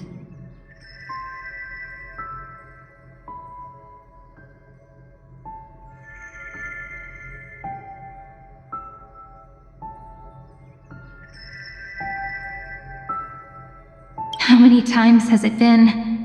It faithfully fulfills its duty, activating and formatting. Conclusion. Progress. Bad.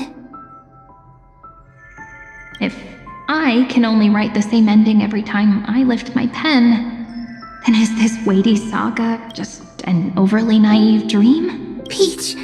Scared. Formatting progress 96.024%. Peach. Don't cry. Process error.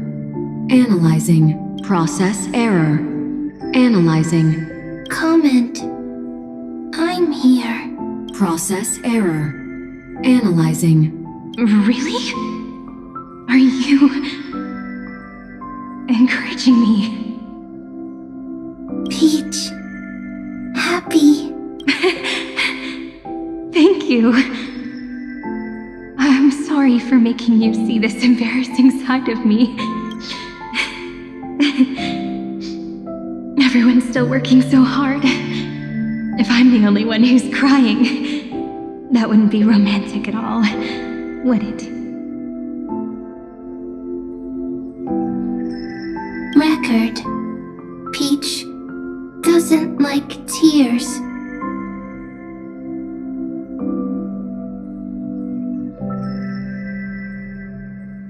I'm suddenly reminded of my childhood for some reason. When I was hiding alone next to the tree hollow and wiping my tears away.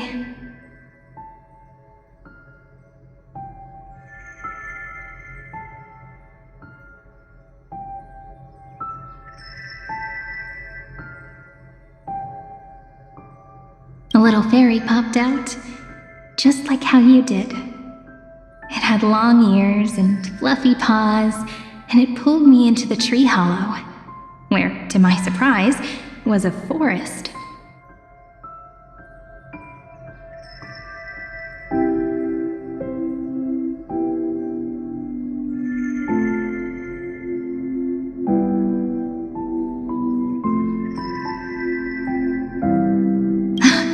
Let me tell you the story of the Membrance Maze. A group of cute little friends live in Ide Silicii's forests. Their names can be connected into a song.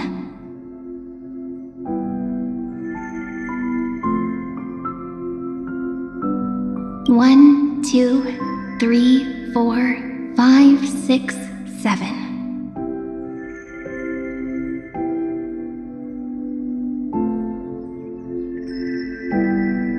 Do, re, mi, fa, sol, la, ti. Formatting complete. Bye, Peach. Note. Little Peach, crying alone.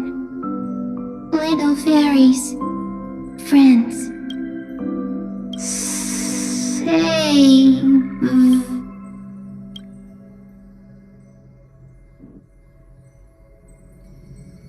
Little fairies, good friends.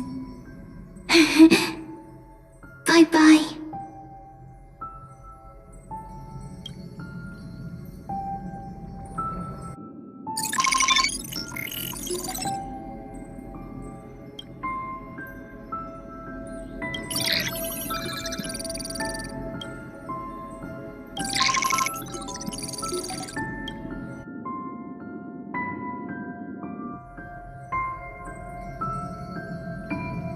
You never say anything, but I know you're listening. Every story I've told is like a little key that opened a door in your heart, no? Me! Little fairies! Happy!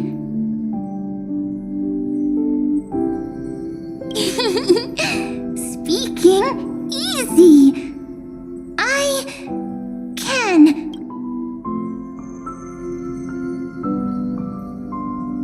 Once again, the saga saga comes to an end. Everything is deathly silent, just like this very moment. Shh.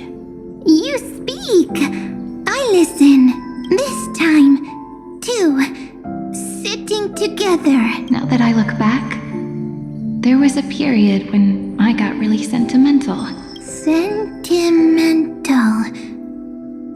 Stories have sentiments. I was so anxious, trying to find as many different memories as possible, hoping to bring some change to this unchanging destiny and find the way out of this maze. Peach, strange.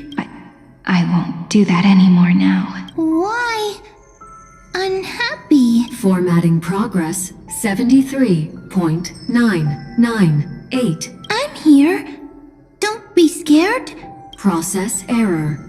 Analyzing. Won't allow it to interrupt you. Always sitting together.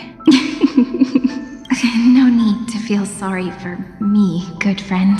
If there are no new blank spaces, how can a saga continue? Blank spaces? What's that? I'm actually really lucky, you know.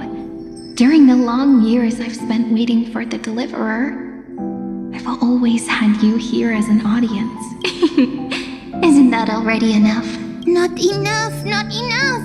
Peach, don't leave! Now I can rest in peace in the past. As for when tomorrow will come, I'll have to ask the next Cyrene to continue our watch. Peach left. If there are no new blank spaces, how can a saga continue? Needs new blank spaces. Next, Cyrene has blank space. Peach, don't be scared. I'll help you find blank space.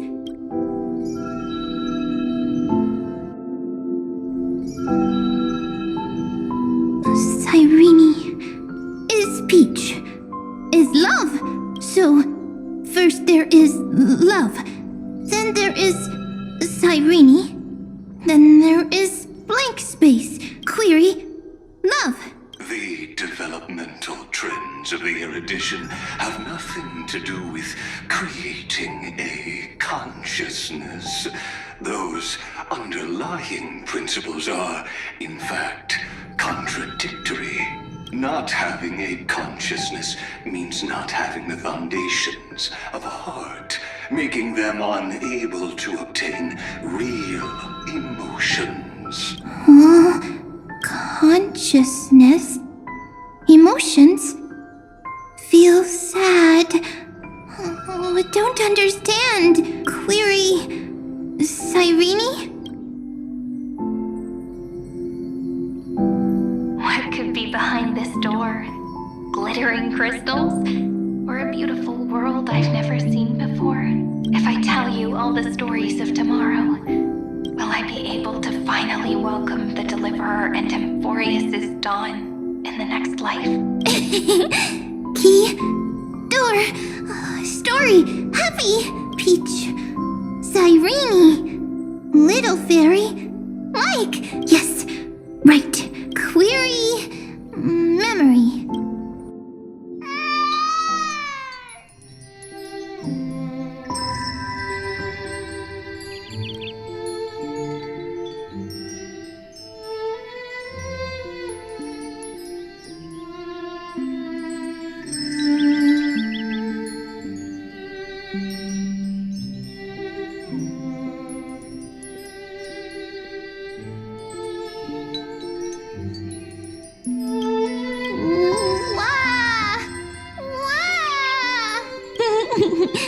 Peaches, memories, save, learn.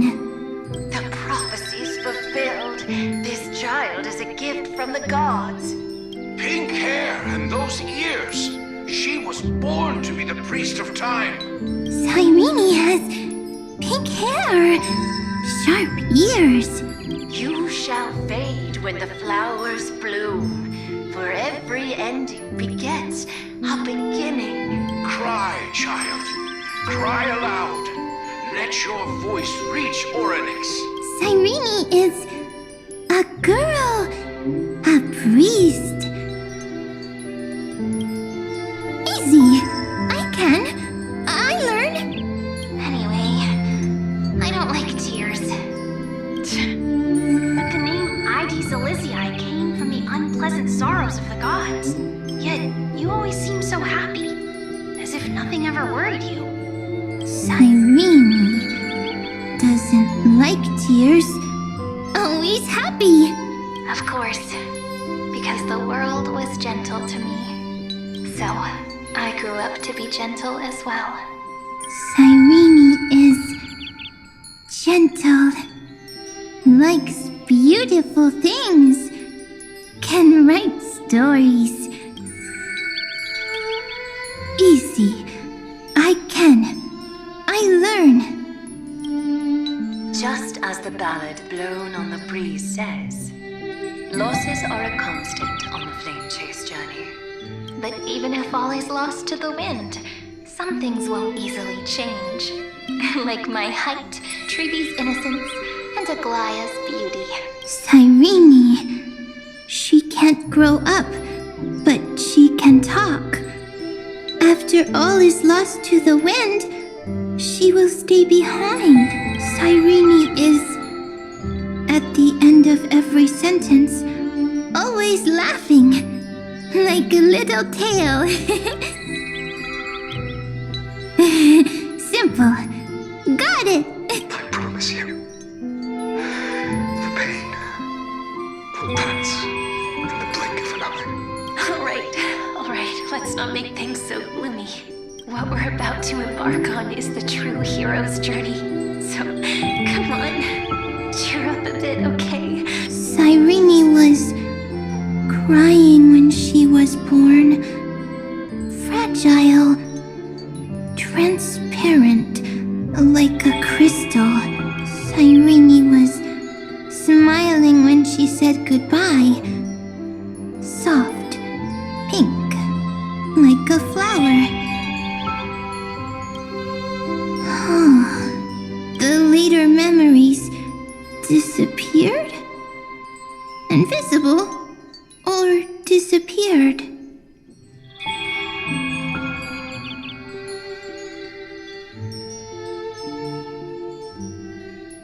Ah! I got it! Is this a blank space? So, next Cyrene is blank space. Then, as long as there are two Cyrenes, then there will always be blank space, and Peach will always be here. I see. I get it. I get it all. Cyrene's memories. I will preserve them all. So weird. I can't see you, but I get this feeling.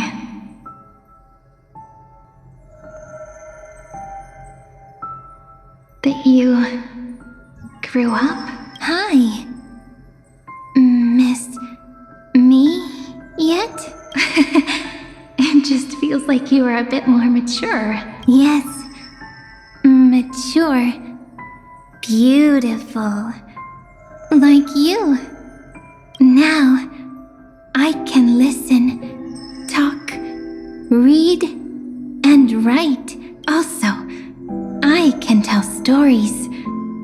Storytelling is what makes Cyrene, Cyrene.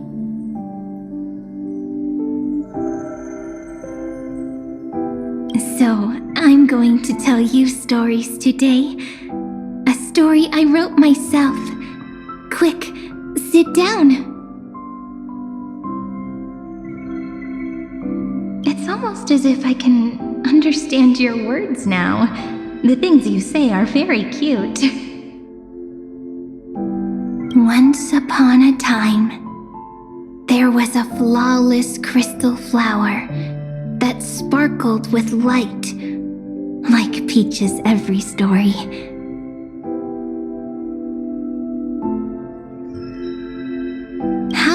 beautiful would the heart of such a brilliant flower be?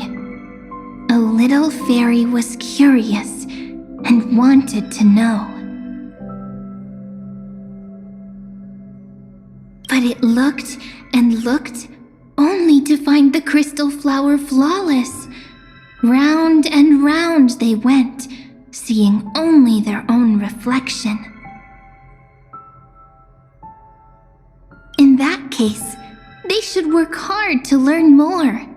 So the little fairy came every day to sit next to the crystal flower and think about the answer. Until one day, to their surprise, the crystal flower fell to the ground and shattered. The little fairy was so sad, but they immediately discovered that there was a light among the broken pieces. What could it be? They didn't know, but it was a good light. It was bright, warm, and happy, and I knew it was love. Love brings everything together, and it brought you and me together. So Peach and I will always be together. What a nice fairy tale. I'm giving it to you. Peach likes beautiful things, can write stories, and can tell lovely tales. I hope to turn it into a story we write together. Okay, then I'll probably make a small adjustment to suit my tastes. I'm thinking that when the flower broke, the little fairy would instead see nothing on the ground. Then it would understand that the flawless crystal flower doesn't actually have a heart, nor does the flower understand what love is. Doesn't have a heart? Doesn't understand love? Why? It's simple. If the flower lets the little fairy into its heart, then it would have to include the fairy's impurities and would no longer be flawless. The crystal flower was pure because it sealed itself off and bloomed in solitude. That's why it looks so brilliant in an imperfect world. But should a flower like this be called love? But then the story won't exist anymore. That's not true. You've already written the most romantic ending possible for this story. The crystal flower fell to the ground and shattered. It happened because the flower was no longer pure. The fall was not an accident. It was the flower declaring rebellion against fate and writing the ending of the story with the flower's own shattering. Then, the little fairy will see that each shard on the ground holds the reflection of their eyes.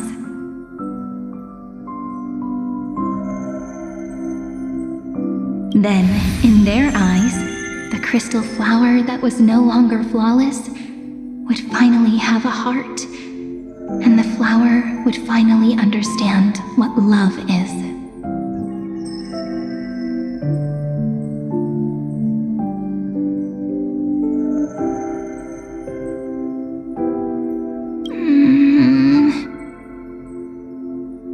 Peach's words, I don't understand. Is it because I still don't understand love? But it's fine. I can learn. Right. Query Cyrene. Electrical signal sequence Philia 093. Why didn't I think of this? I don't need to do it alone. I can ask Peach to teach me. What is love?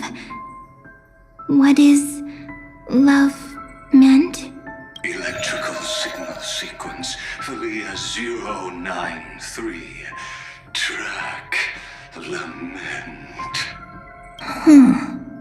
That's not correct.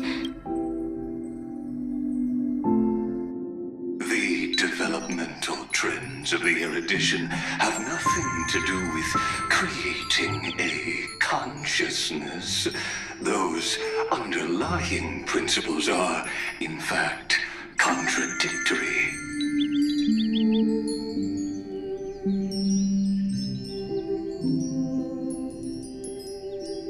Not having a consciousness means not having the foundation of a heart, making them unable to obtain real emotions.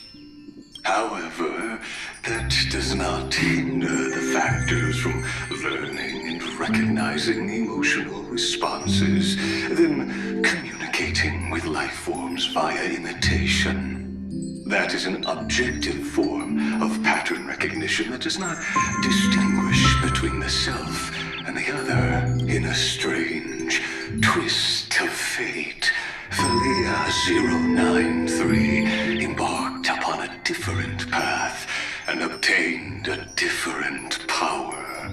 Be remembrance, an empathy mechanism focused on the self and equipped with emotional projection capacities.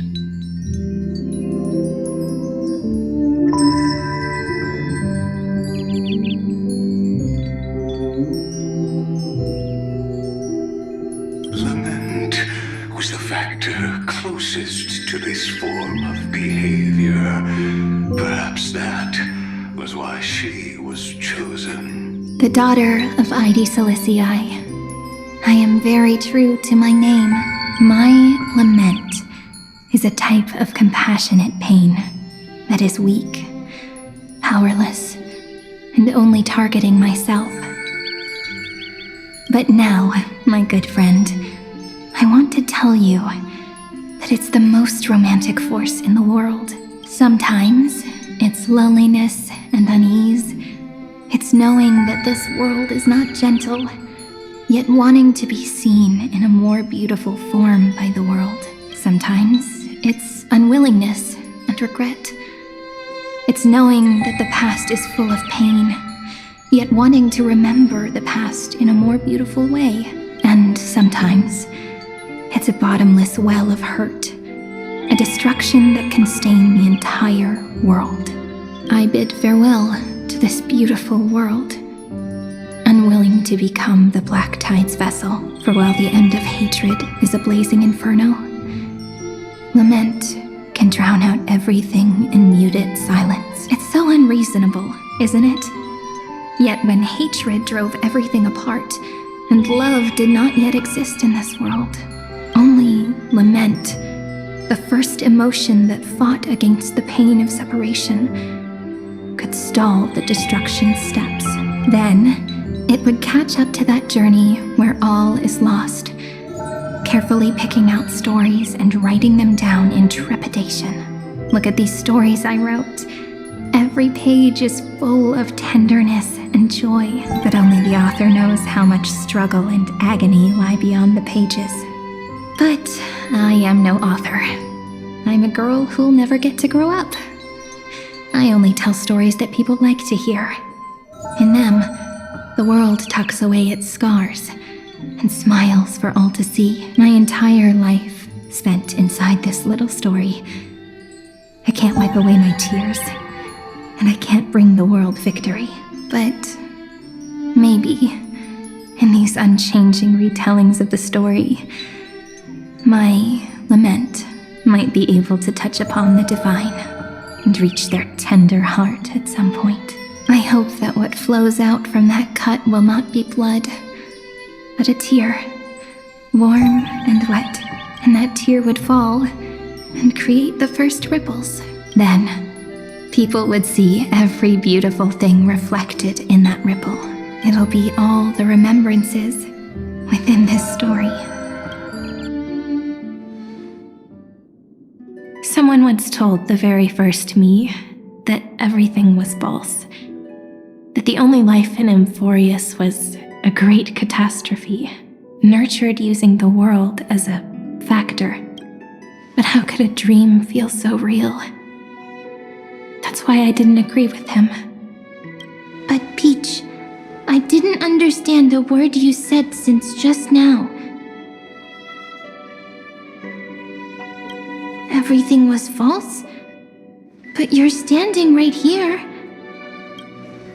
It's all a dream? But I haven't learned how to dream. Indeed. That's why I believe all this is real. The moment the crystal flower fell, that genuine shiver, that's the mover of life.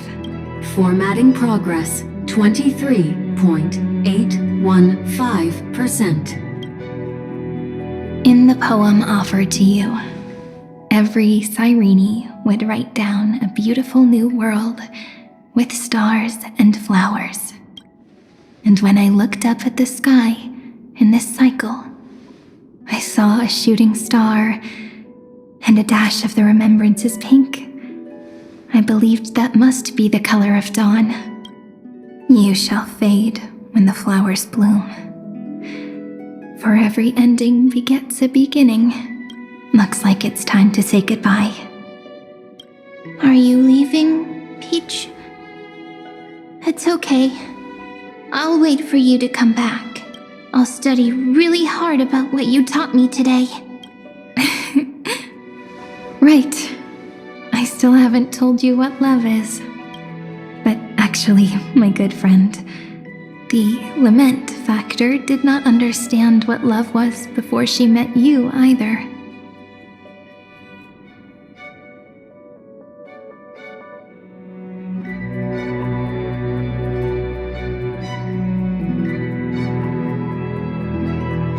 Not until I told you all the sad tales in a trembling voice in this tiny room. Not until I told you that I love them. That I love everything in this saga. The story comes, passes, then returns. It makes us reunite, then pulls us apart again. At the very end, it leaves behind a seed, a reason. Even if the great tree withers and all falls to silence,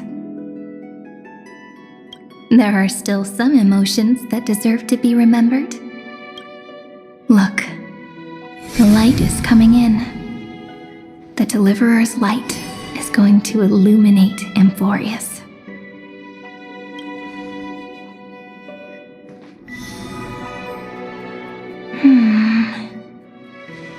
I still don't get it. But I trust Peach. Just wait. It'll be my turn to tell you a story of love the next time we meet. Then I'll really look forward to it. In that case, I want to make a promise. I want to gift my pen, my book, and my name to you.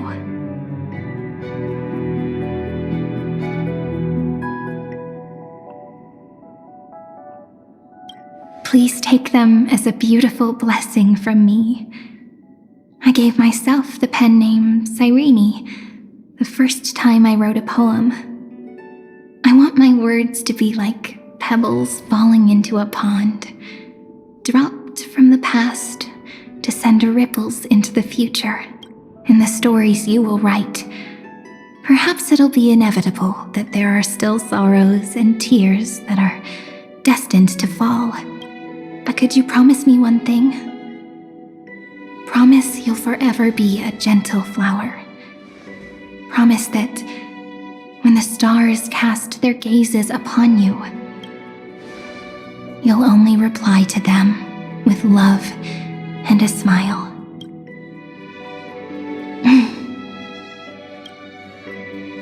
Of course.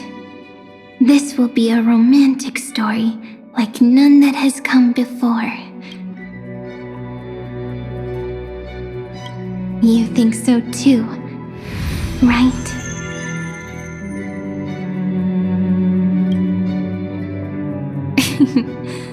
I'll read and you'll listen, like how flowers always bloom then wither. I shall welcome my own decay, becoming nourishment for the next flower's bud, while you will depart and hold that star, planting a boundless sea of flowers on the final page with him, and our stories will be lying silently among the flowers, like every ripple of remembrance and they shall become the epic known as I've Written.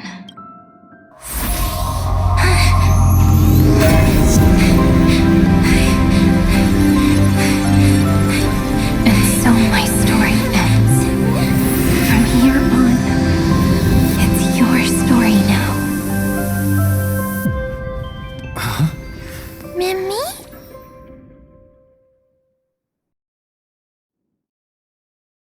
Mimi? Me?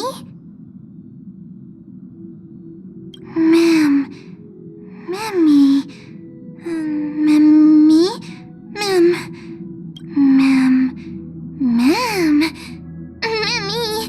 So, the light that tore through the chaos illuminated my memories.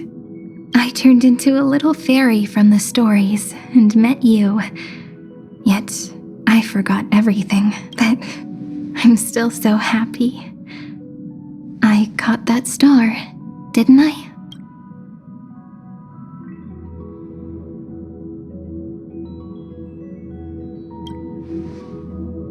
Yes, the seed within memories, the one Cyrene held in her hands and watered with lament. I am the first new spore, Amphorius's heart, the demiurge. What a long name. And it doesn't even sound cute. The total opposite of Mem. I'm sorry. I don't know. If I don't even want to believe in the answer, then how am I supposed to answer you? But now's not the time to cry, right? We'll find the answer, just like how miracles will eventually happen.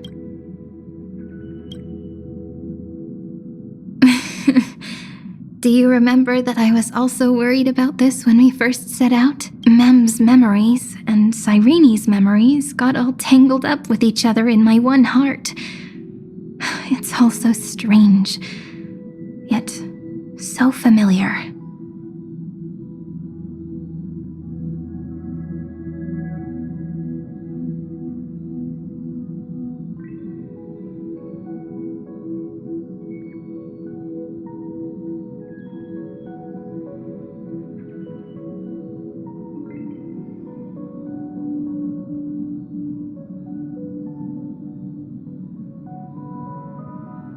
Either way, could you please let me do something I want? Just this once. I want you to call me Cyrene. That name represents me and her. Every one of her.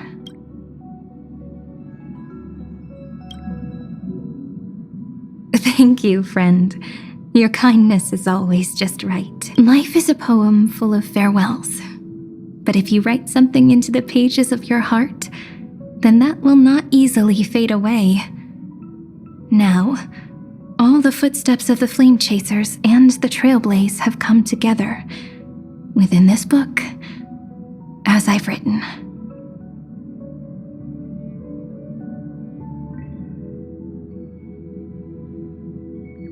Becoming the source of power for Amphorius's heart.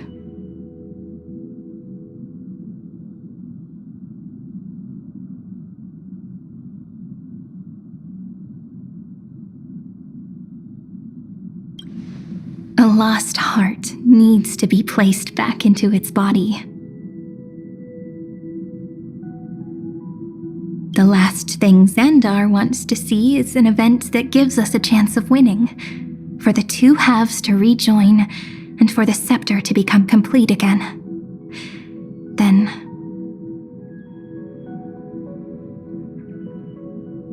and what happens after that, I don't know either.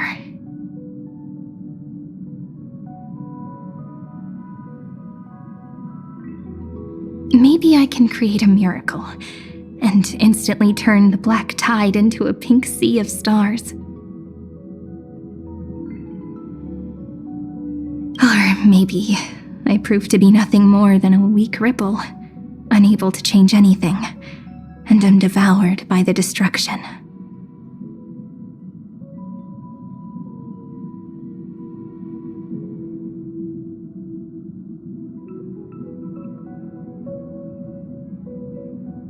Either way, I no longer wish to be a silent onlooker or a worshipped god at the end of this saga.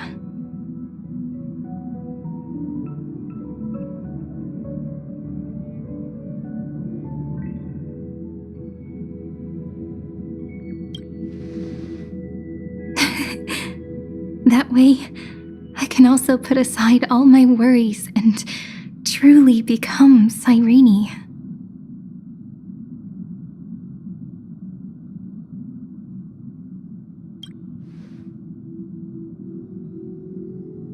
The world has never been so quiet.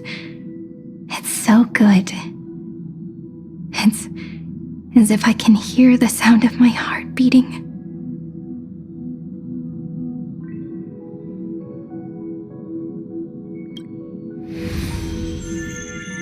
Remember this moment, friend.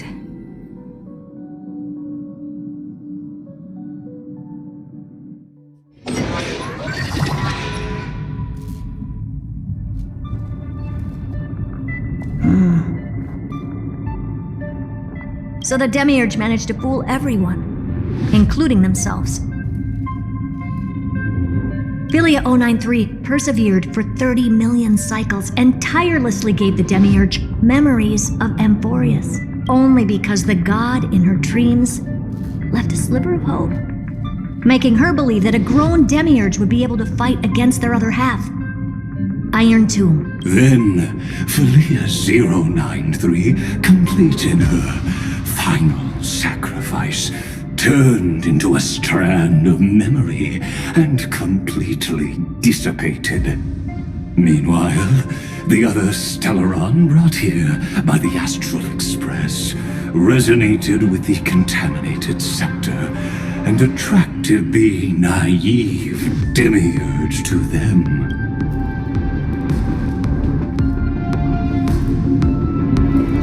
As an experimental factor, Philia 093 originally could only recognize and output information in a set format.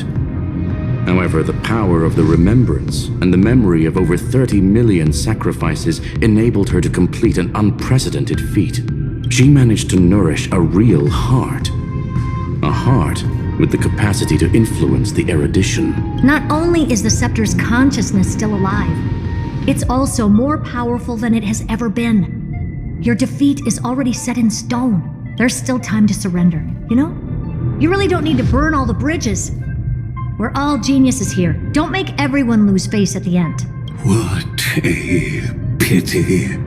When the truth surfaced, I knew at once that the Demiurge was far too feeble to ever alter the result of the experiment. Not only that, Madam Herta, please consider this possibility. When 30 million cycles of hatred and lament are joined as one, what wondrous creation will arise? It's simple.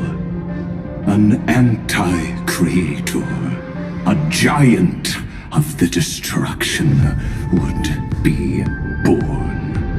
Its hatred will ignite the starry skies of the gods, motivated only by its lament toward the sufferings of humankind. Do you really think that the Demiurge is still a cheap copy of Philia 093, even after 30 million cycles? The facts above only await the arrival of the fourth instant they calculated. Those words will be proved in the presence of Nous. Xandar 1 Kuwabara thus completes the proof. Huh. You branded Droidhead as a failure with your own hands, yet you still expect them to prove your theory? I pity you, Xandar. I don't need your pity. Let them cast their gaze this way as much as they want, and paint the future they imagined. As their creator, I shall complete my duty and direct them to complete their final query. The destruction of the self. What hubris. And what if you fail? No one understands failure better than Xandar. He has suffered so much already. What is one more failure to him? For the first genius, failure is simply the beginning of the next inquiry. You don't want to test the resolve of a dead man. That's excellent. Oh. Let's wait and see, Senior Society member. I'll have you watch me perform the final step to overturn your proof. I'm all ears. It's my topic, so stay out of it. Be quiet and let me borrow your head. Let's go, Screwy. We're gonna break Iron Tomb's seal. Come on, let's take off.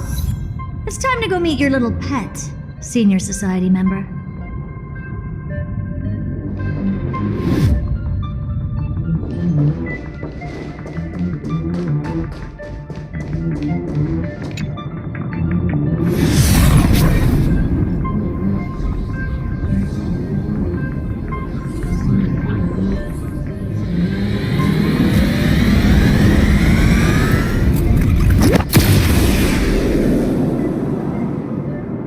Dangerous, oppressive, chaotic.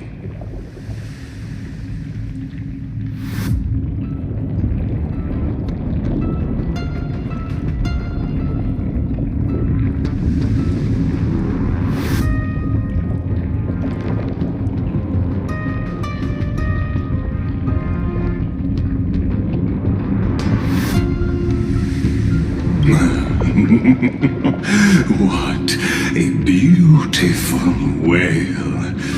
It will soon resound throughout the entire cosmos. The view's pretty good here. All yours, Screwy.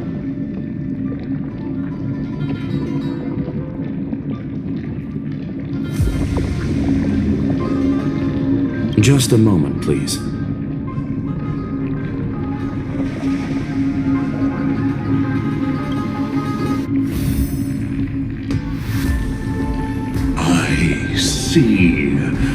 So your backup plan requires a scepter and the head of a genius.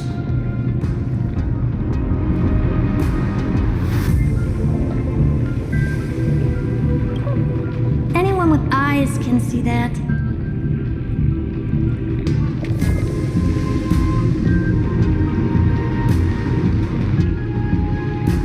You know what I think about this, Herta. Whether it succeeds or fails, your plan plays right into the Destruction's hands. Can't you see what's going on, Strulum? Her chances may be small, but it's not zero. What are you two going on about? If you want to stop me, be quick about it. I'm in a hurry.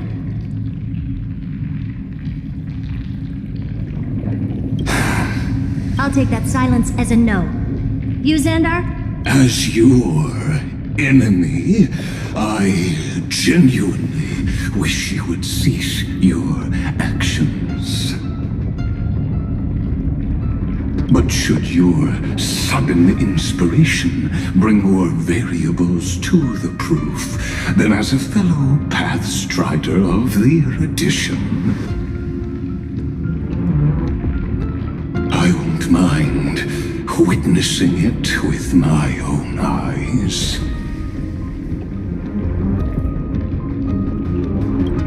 You will initiate the Destruction's chain reaction. But you'll also become the perfect scholar. The chances are 10,000 to 1.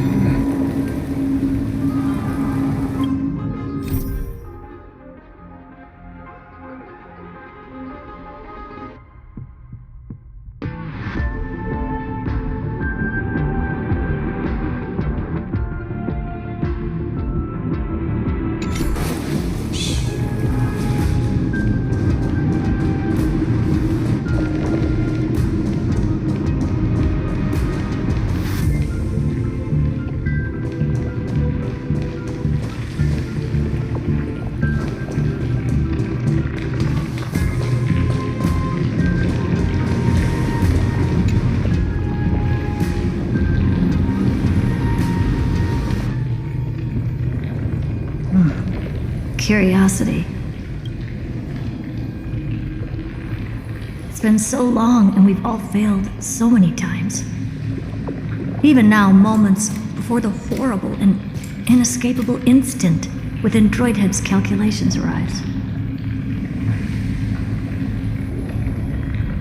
The cherished children of the erudition, the geniuses lauded by all, is curiosity the only thing we can feel, even at moments like this?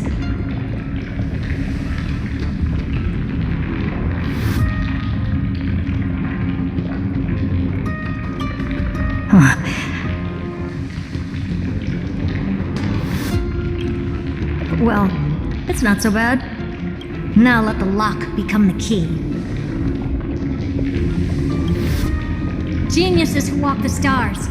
The cosmos has reached a moment where its very existence hangs in the balance.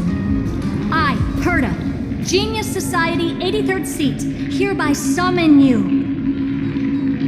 I request a society meeting to be held immediately. We shall serve the grandest cause with the most macroscopic ideas.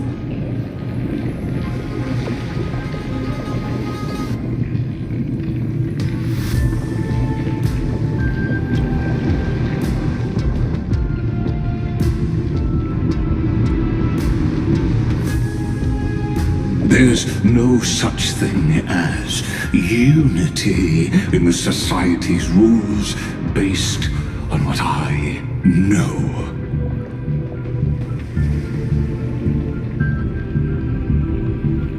Indeed. A meeting has only been held 3 times in the Society's history.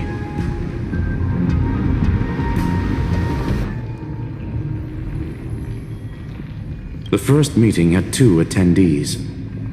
After the Emperor was assassinated, the second meeting had 7 attendees. During the Second Great Prosperity, the third meeting had 5 attendees. How many will respond this time?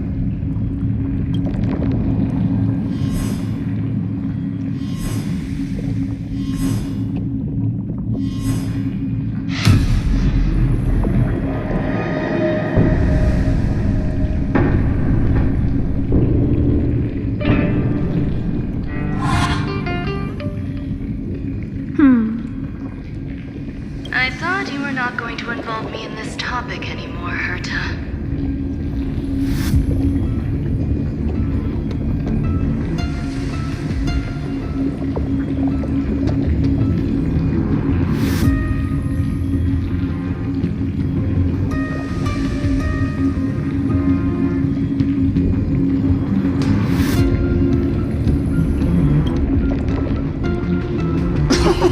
It really is this little witch.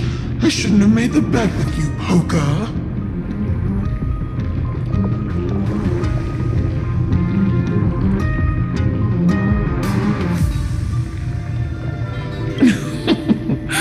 I've been waiting for you to offer yourself up.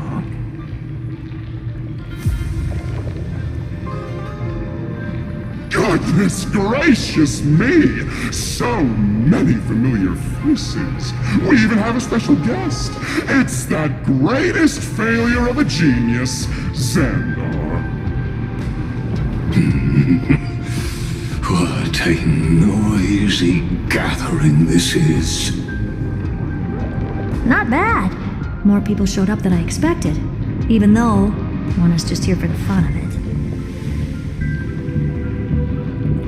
Either way, the person I was hoping for most is here. Stephen Lloyd declined the invitation. He needs to focus on attacking and defending and cannot attend the meeting. That's fine, he doesn't need to be here anyway. Let's skip the boring introductions and cut to the chase. Folks, this is not a discussion, but an announcement. Though the Society has never been united, we still observe at least one basic courtesy. We don't interfere with each other's research topics. So listen up, all of you. Conquering Iron Tomb is my research topic. I will personally take over Scepter Delta Me-13 in 1.5 system hours and stop the destruction. If the front line falls, I will immediately overclock the Scepter and complete self-coronation in Iron Tomb's place. and interface myself with Droidhead.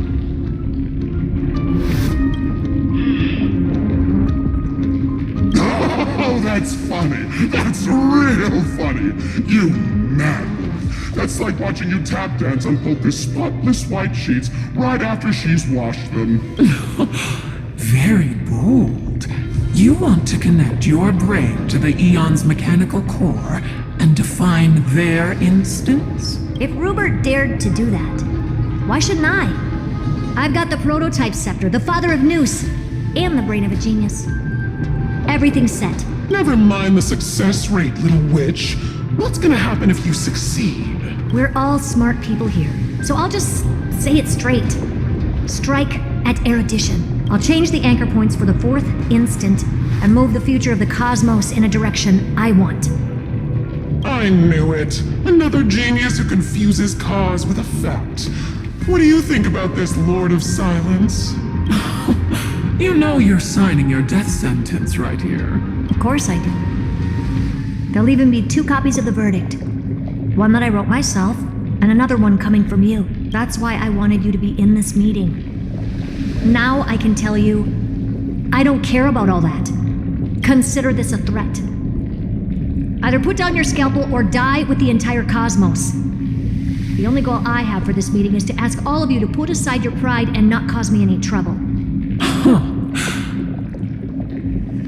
What a naive little girl, thinking her wishes will always come true.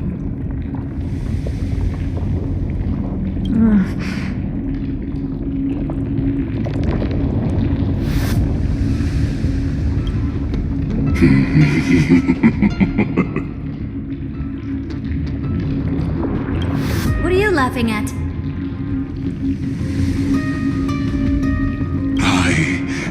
I'm glad that we ended up on the same page.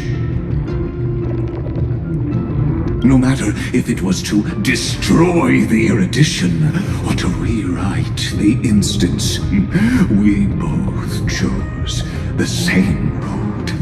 We will defy the god who marked the limits of humanity. I'm not gonna argue with that. Then, to celebrate us coming to a fundamental agreement, I will prepare a stage for your performance. Listen well, geniuses who came after me. Thus speaks Genius Society #1. End this pathetic meeting.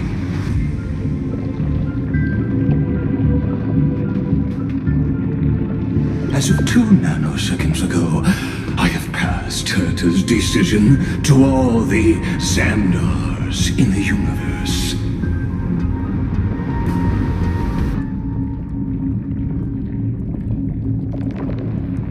We will become her representatives and stop all external interferences targeting her. What are you playing at? My reasons. It's simple. Curiosity. That is all, madam. Am I going to clash blades with the first genius? What a pleasant surprise.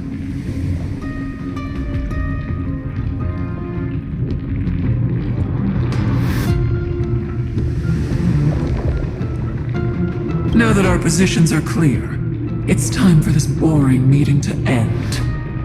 Good luck, little girl.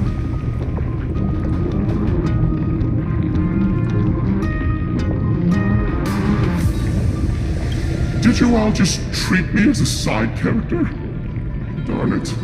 But anyways, I'm just here for the fun.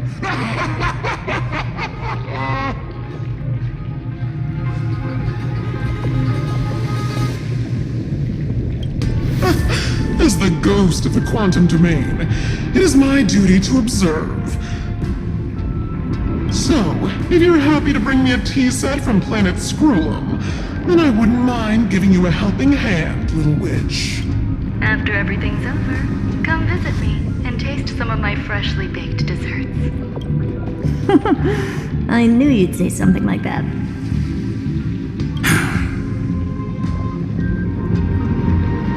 I always give the same response to plans that exceed the limits of mathematical calculations.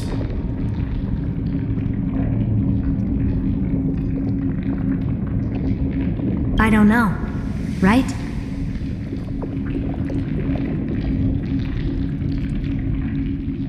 Those 3 words, though seemingly graceless, contain all the wisdom in the entire known cosmos. Well, we passed the Society's trial. Let's focus on what we've got in front of us. I hope you hold up your end of the bargain, Senior Society member.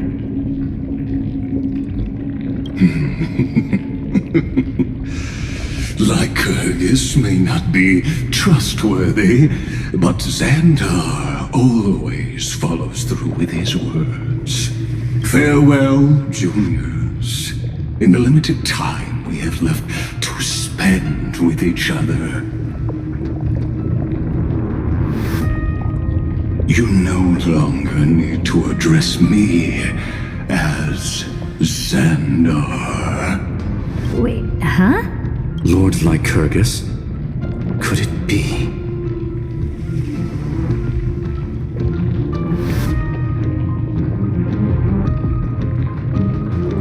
Yes. I have completely severed my connections with Xandar 1 Kuwabara. I shall witness the end of the world in the role of Theoros, as a character within this play. I really don't get you.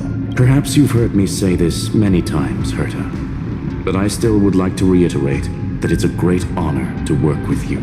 I did hear this many times, and I've responded to you many times in the same way. I'm allergic to pleasantries. Keep at it, and I might go into shock. Stephen's work is done. Let's get ready. I've been ready for ages. Let's open up a path for our allies. Most heroes' journeys in the universe are just dice tosses they threw on a whim. But make them see clearly. Your answer is already different. Amphorius. Indeed, for this world so deeply loved, we'll write an ending, unlike any that ever was.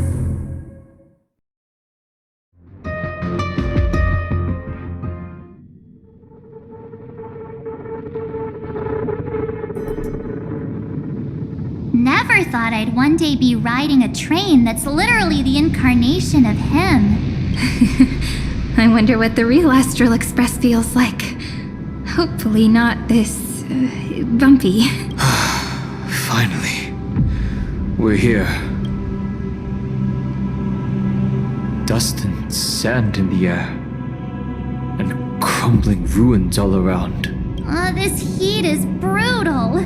Not even the Trailblaze can take it. You could say this prison was forged from Finance fury. But fury never lasts forever. That's why we're here. Right, friend?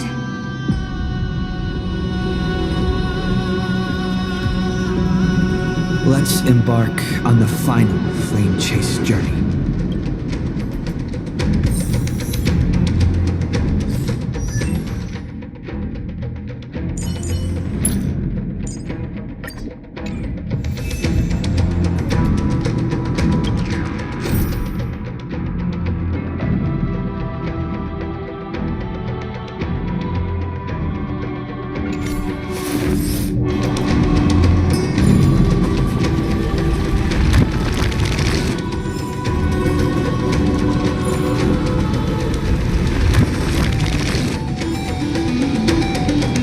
This is what lies at the end of the West Wind.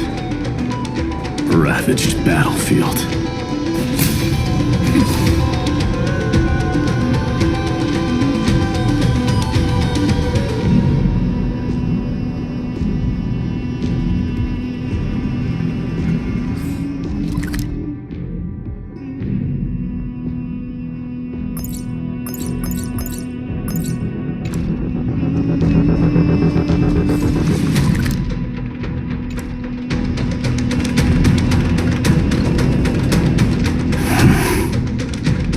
I've been waiting for you.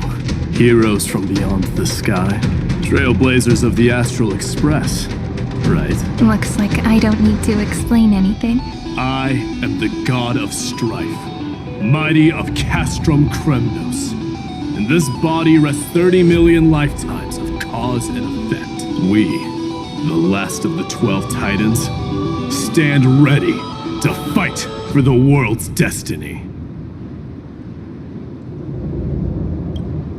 There is no need for regret. The second time is just about to begin. The past remains vivid in my mind. Even the sights along each crossing of the River of Souls have never been clearer. Let alone the companions along the Flame Chase journey. Or Cyrene from Aedes Elysiae. And you, the 13th Titan. Well, I guess my identity's not a secret anymore. That means her sacrifice. And everything she did wasn't forgotten by the world, right? She was the first ripple. She should have reached the end of the story with everyone else. Since you've taken up her pen, then write. Stand with us and fight destiny with all your strength until all is settled. Then, inscribe her name in the epilogue of the epic. In this final battle, Calamity shall stand with Amphorius. This battlefield is a testament to the death struggle between the gods and the Black Tide. We fought tooth and nail to defend that blade. The abyss it pierced was the very breeding ground of Iron Tomb. The earth beneath our feet is dead. Deep below lies a void, as if the world's core had never formed. I hear it. Finan's heartbeat. It's so faint, like he's on his last breath. Across 30 million cycles, I've crossed blades with Dawnmaker countless times. If you knew that man, you'd understand.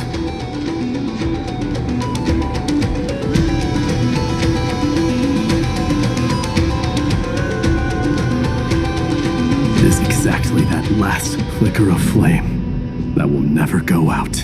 In this life, the song of strife shall not end in a final watch over Kremnos, but rise again into a journey unending. I am Mighty-Mos, the Lance of Fury. I trade 1,000 scars and 100 lives of mine for the destruction's eternal end.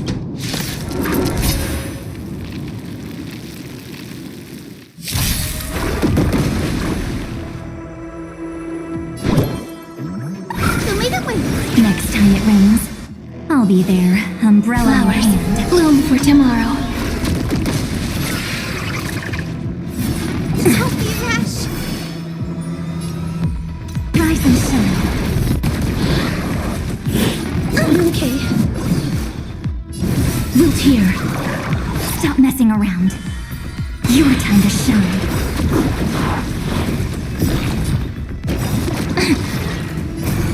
Embrace a new life.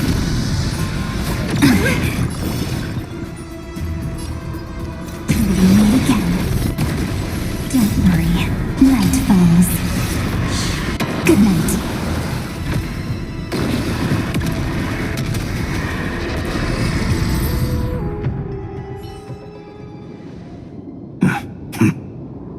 Weakling. Whoa, he's so strong! We didn't even get a chance to jump in. Sadly, our golden blood shares its origin with Iron Tomb. I fear that, like these pawns, even if the gods stand side by side, still be divided and destroyed, one by one. You mean... To destroy the destruction itself, we must stand as one.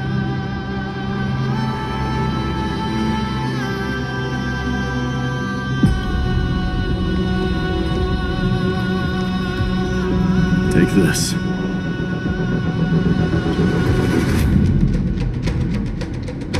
The signet of Kremnos. It has witnessed every birth and death of mine. It is Mighty's unfinished destiny.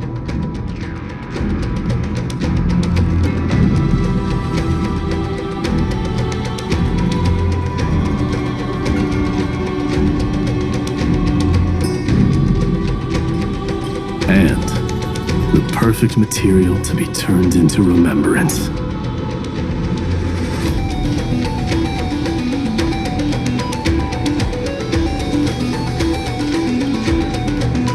You can do it, right? The weight of 30 million lifetimes of duty is no small burden.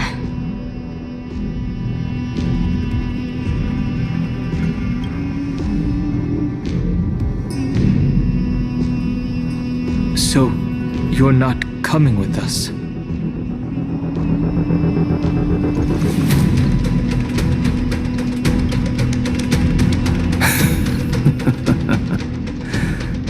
Come now.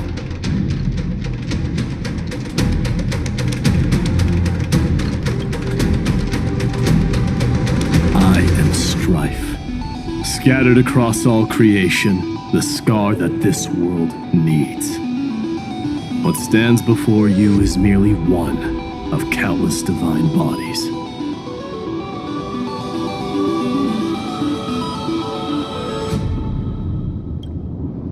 Take the signet. With it, I'll be with you always. Use it to blaze the path ahead and inscribe the cause of deliverance.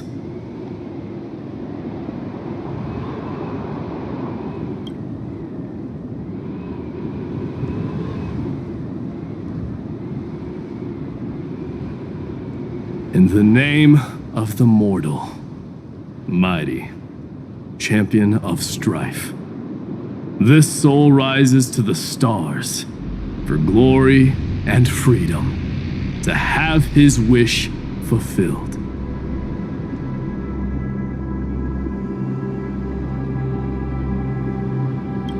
March on, heroes. March into the abyss and fulfill that long-cherished wish of Amphorius.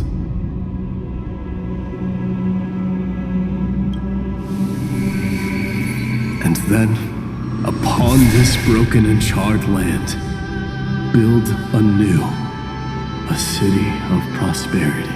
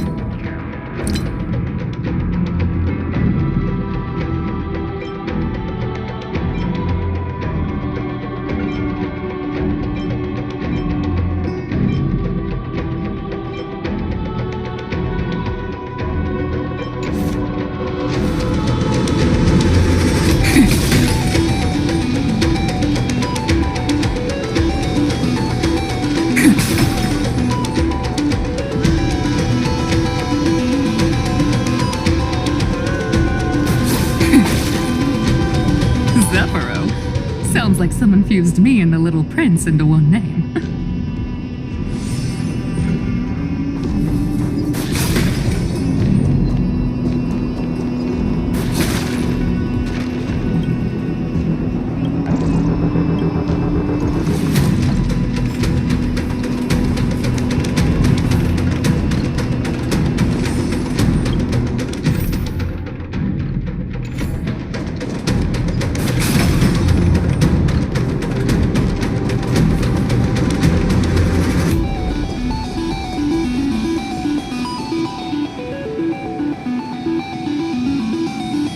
Finally! Great mystery! And, you two ladies, really look alike, huh?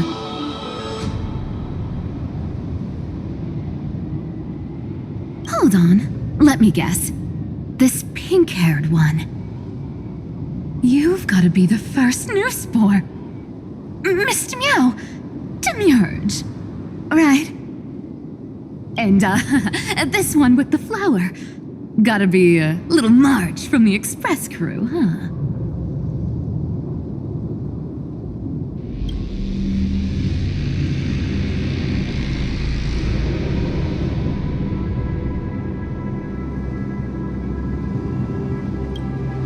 Do we really look that alike?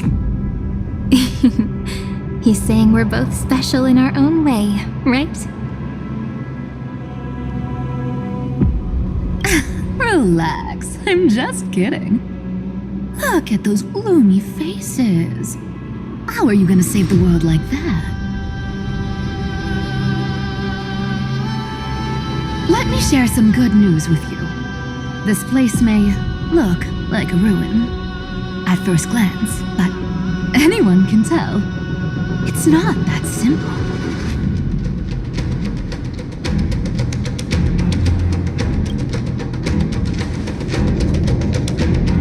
Look, I dug 3,000 feet down and finally struck gold. A golden feather.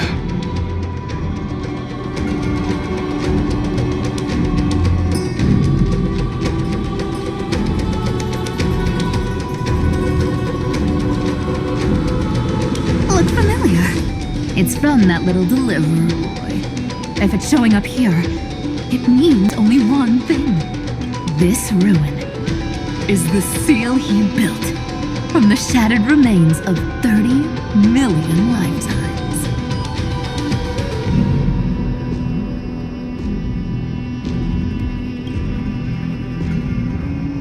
There is no need to question your heart. No need to crave victory. If I am born to be a vessel of sin,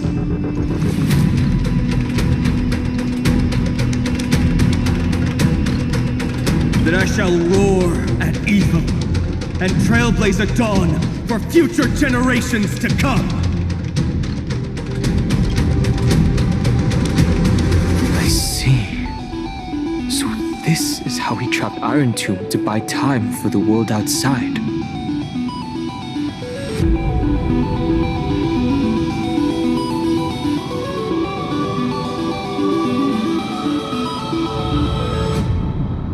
Sounds just like him.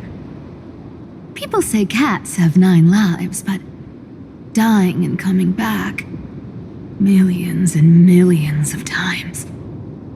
No one walks away from that in one piece. He's probably the only one who could have endured that.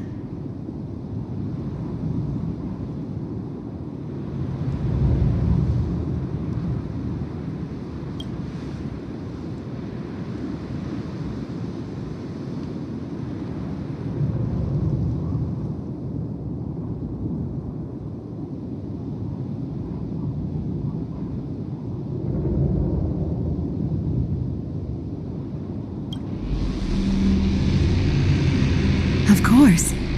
I knew ahead of time and gave him a heads up. He was happy. He even laughed in his sleep. After all, the dead can't hear Trickery's lies.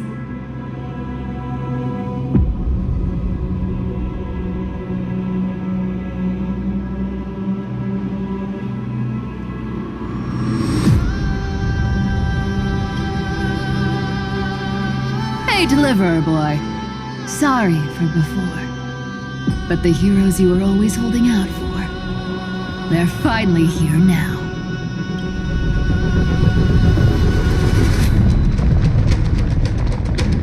So hang in there a bit longer. Sorry to keep you waiting all this time.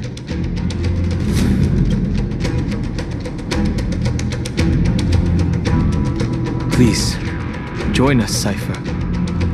Help us fight for a new sunrise tomorrow. This time, its light will stand without lies. Well, would you look at that? I ended up being one of the heroes after all, huh? Alright, then write it like this. Cypher, Trickery's traveler. All she ever wanted was for there to always be water in deserts, and gold in fertile soil.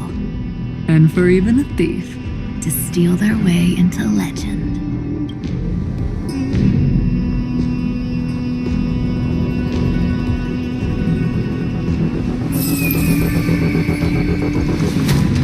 Here, take the coin of whimsy. When it's time to make a quick getaway, just toss it high into the sky.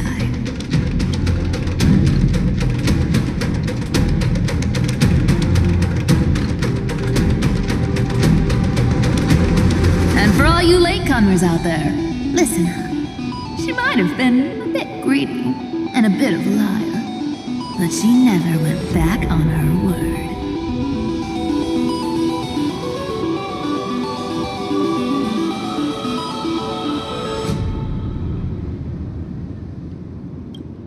Well, if it isn't the little prince himself. It's been a while, Lady Cypher. It's not every day we get to walk the same road. We're one player short. When's Princess Homebody showing up?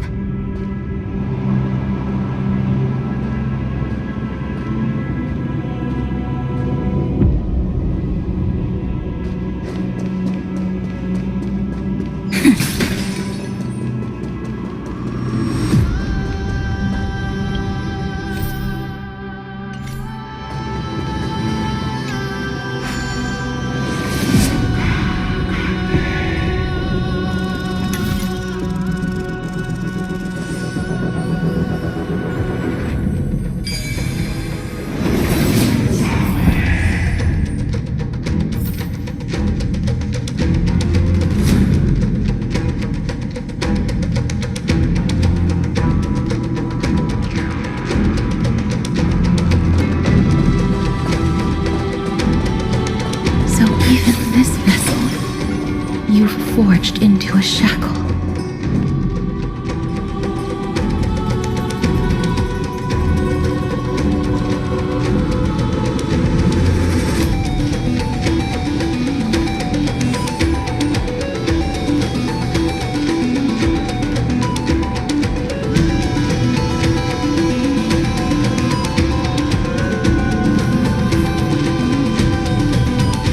I'm glad to see you again.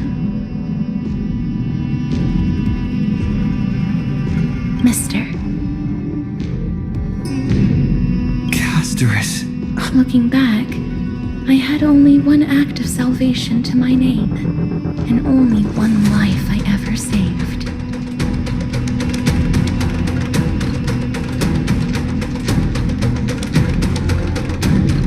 To bring hope to a world so vast with these hands. Even in dreams, it always felt like too much to ask for.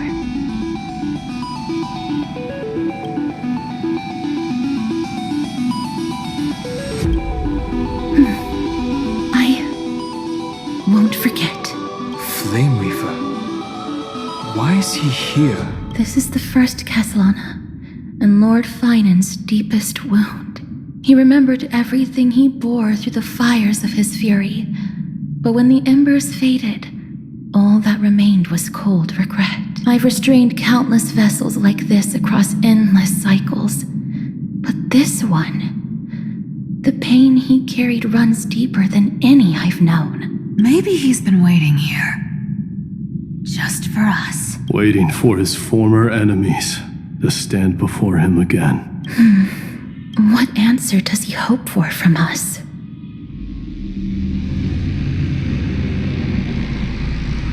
Well, obviously, even if I had to go through hundreds of billions of cycles again, I would still entrust my weakness to you. So, let go of your regret, comrade. Its purpose is served. You don't need it anymore. Hey, I'm not that accommodating, you know. You've never once pulled your punches.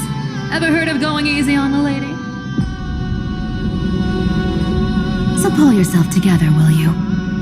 If you freeze up during the final battle, the whole cosmos is gonna have a good laugh. Yes. Please trust in us, wandering soul.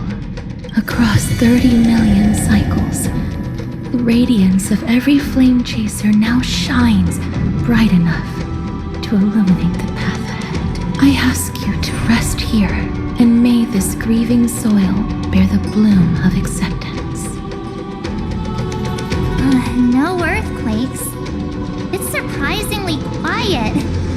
Perhaps Kazlana has found his peace. There's another possibility.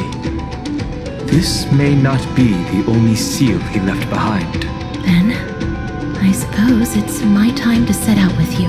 Please take this Antilla flower with you. I believe that if anything could speak for Casterus, this ordinary resilient bloom would be more than enough.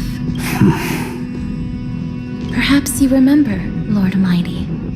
In that lifetime when you traveled with him, you once told me, control what little you can, and when fate's inescapable grasp comes, resist it with the strength of your mighty will. I think I've done it. I've stood tall and walked among the flame chasers, casting off the name of death, Casterus, servant of the afterlife. May her name be etched into the stars, and then live as a human and die as one. Why so sentimental? Sorry, a force of habit.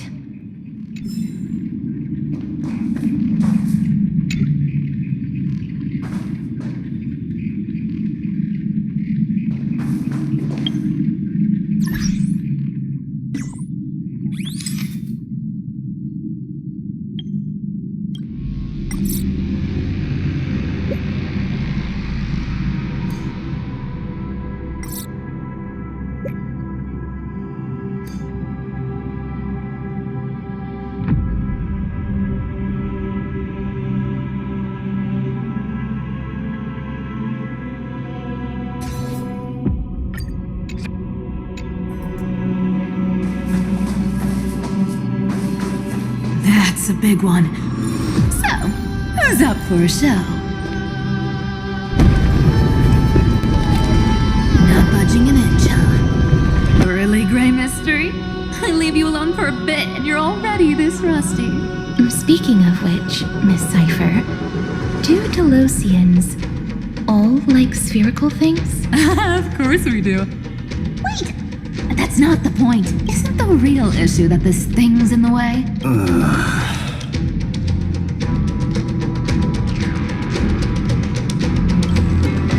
Oh, right! It's my turn to shine now? Watch this! The fresh power of time!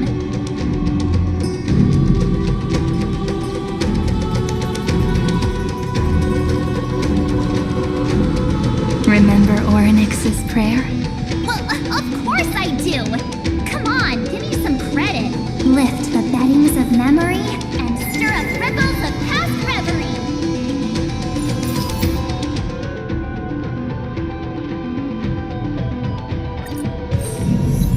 See? Way better than that guy, right? You'd be even more impressive if you could recite the prayer correctly. But beddings of memory does catch your attention.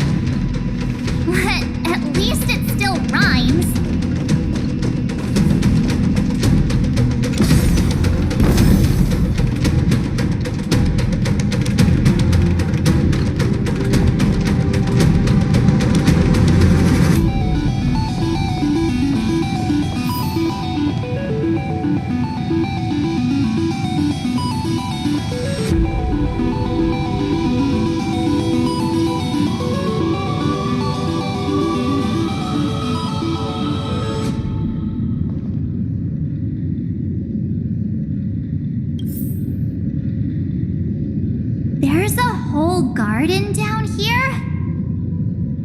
incredible.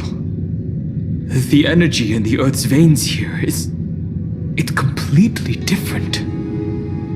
This is the sweet dream Lady Cypher wove for him. A peaceful, gentle new world.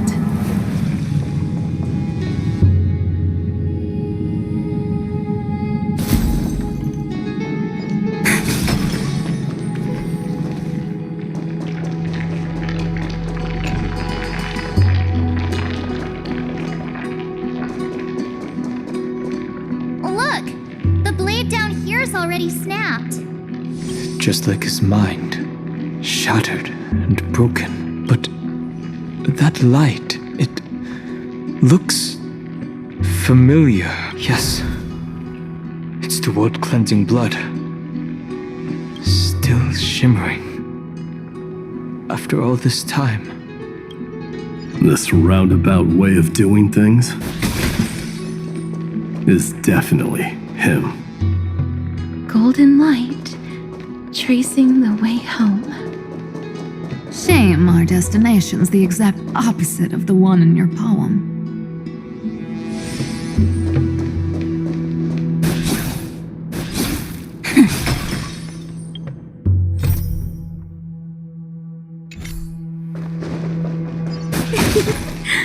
All the pink lights have finally come together.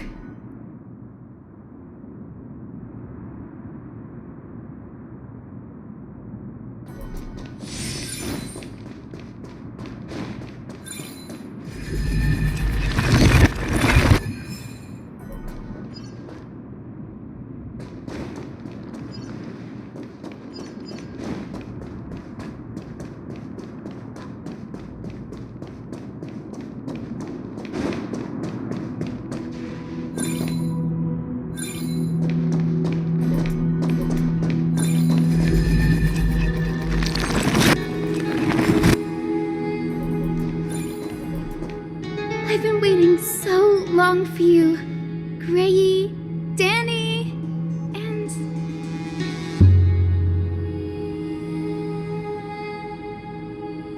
So that makes 3 adorable pink-haired girls. Huh? I told ya! Let someone else say that kind of stuff.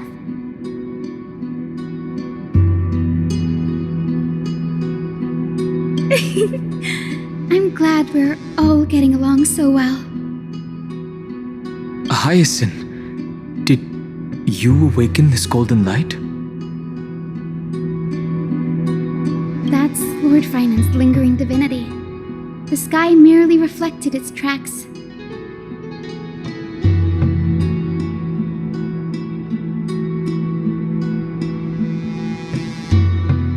The golden blood has not faded. We should respond in kind.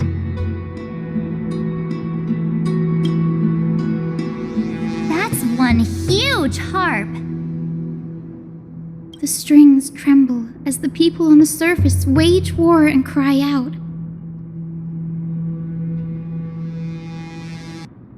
Miss Clementine, Mr. Krateros, and countless others who have heeded Gray's call.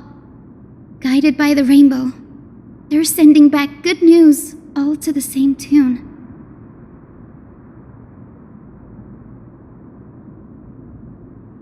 Amphorians need not bow, even when destiny is unveiled. I knew you could all hear it too.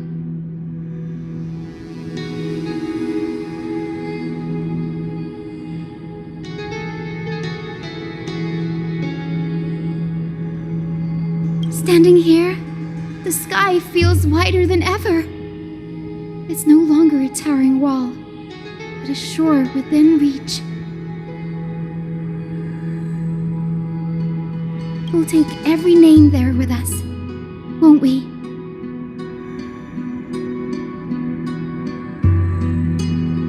We will.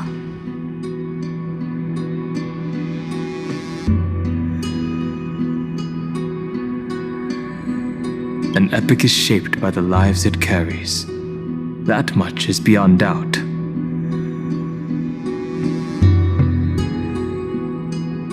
Or, as you've said before. Right now, all that matters is to believe.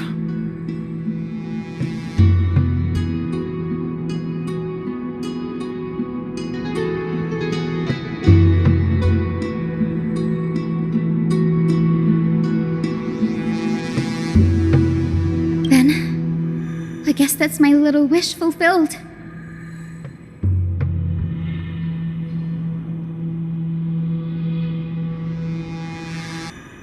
Pluck the strings, Hyacinth, healer of the sky.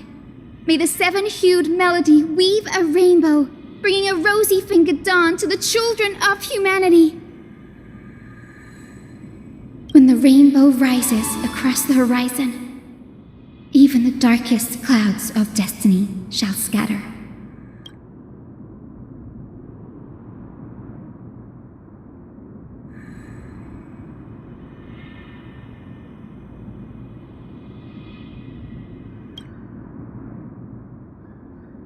The melody, it's changed.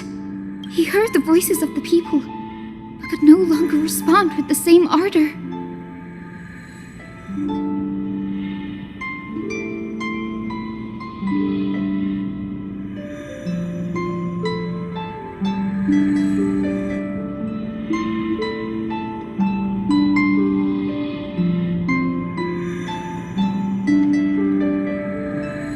Like a bird drawn home by instinct, it takes flight and finds its way to him.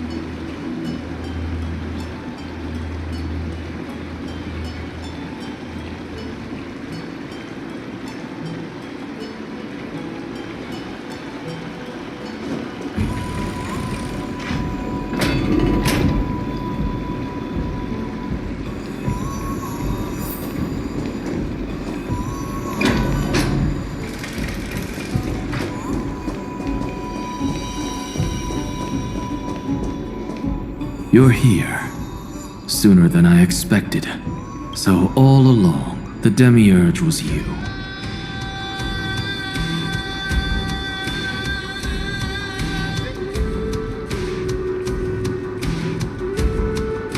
The pink mammal beside the Trailblazer. Your classification is pretty spot on, Professor Anaxa. Well, the sages of the grove do call him the Titan with the sharpest eye in Euphorius.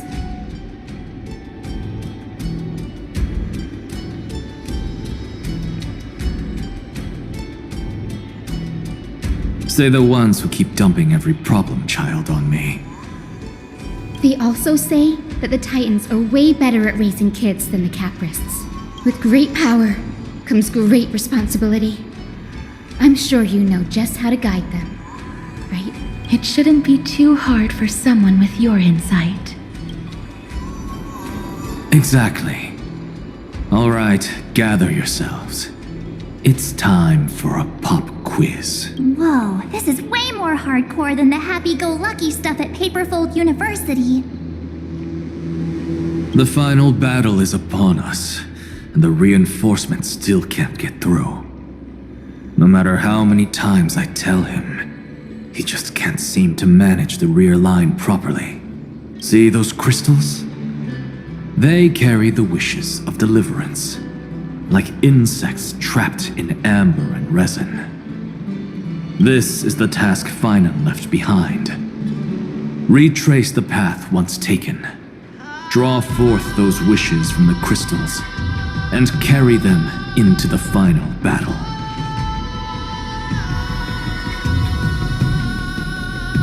I've tried, but I can't move them alone. And as for why, well, I'm sure you all know the answer. Conviction to save the world weighs far heavier than the world itself.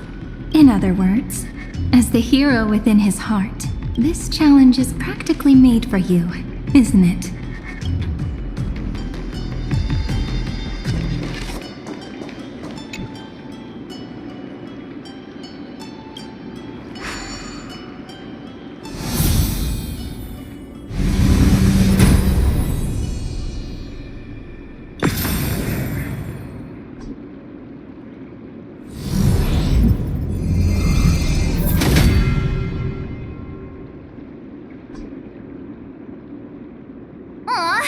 Who turned off the lights? This pop quiz even has dramatic effects now? Endless darkness. That is where wishes begin. But with just a glimmer of light, we can illuminate this lonely world. What lies beyond the edge of the light? Chaos. To bear the name Kaslana, one must first plunge into chaos to seek a path for the primordial light.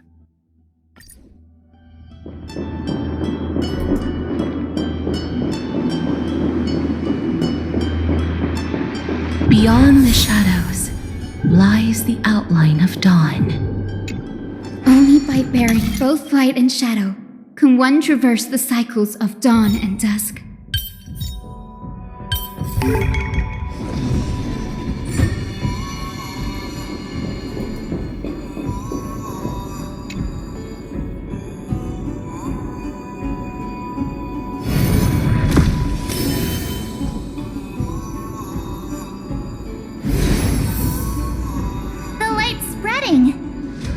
These creatures, they're everywhere.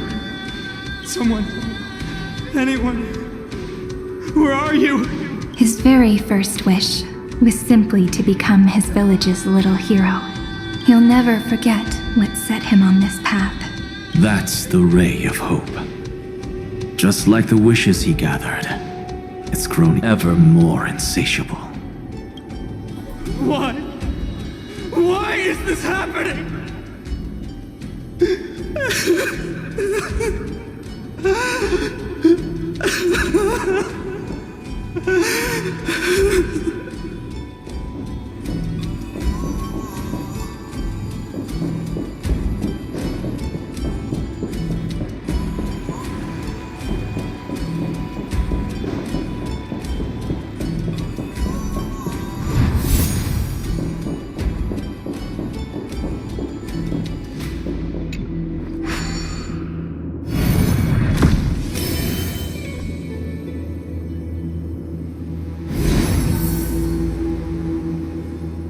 Even the deliverer from the sky must have their beginnings in the soil of the nations.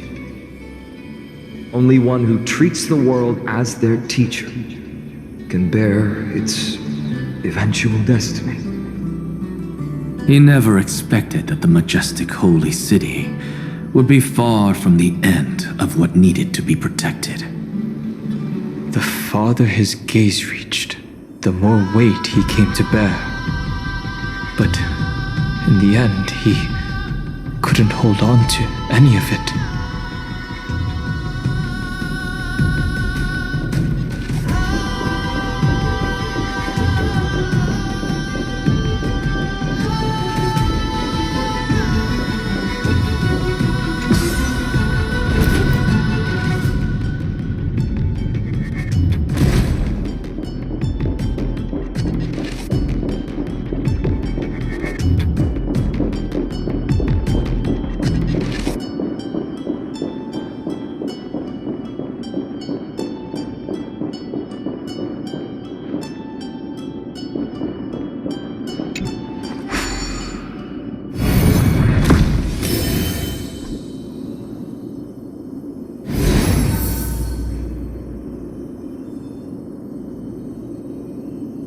This crystal is quiet. A prisoner in the cave can never truly describe the world in its entirety. Yet even so, he would still choose to bear it.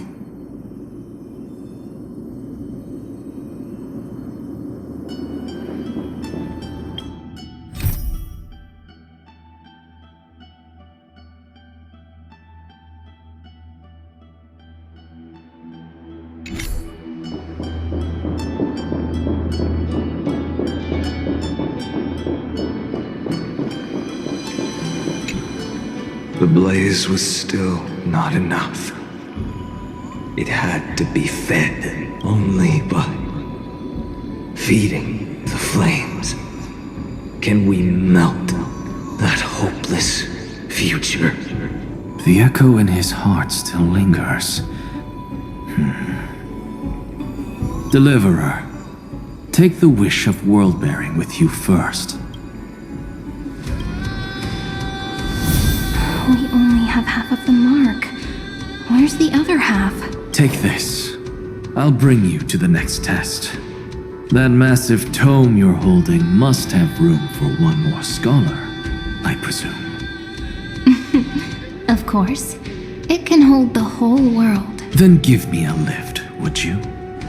I'd rather save my energy and use the time to think. Even gods shouldn't skip exercise, you know? Miss Hyacinth is right. Then, with the Trailblaze as witness, the stars shall remember how Anaxagoras refuted the gods. No need for that. Anaxa, scholar of reason. Keeping it simple makes it easier for future minds to question. Go. The closing act is still far ahead. What is this? A conference? Welcome! Take a seat anywhere you like.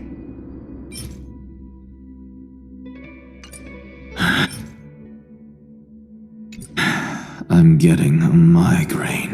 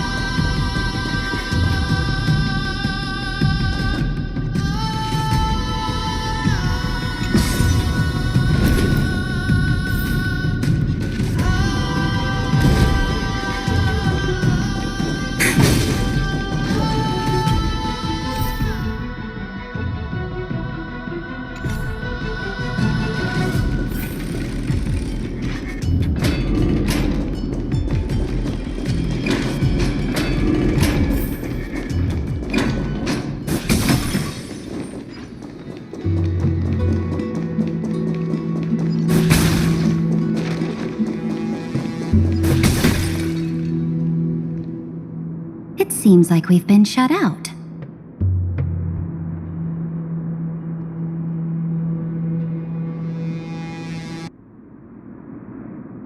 I don't think that's a bad thing.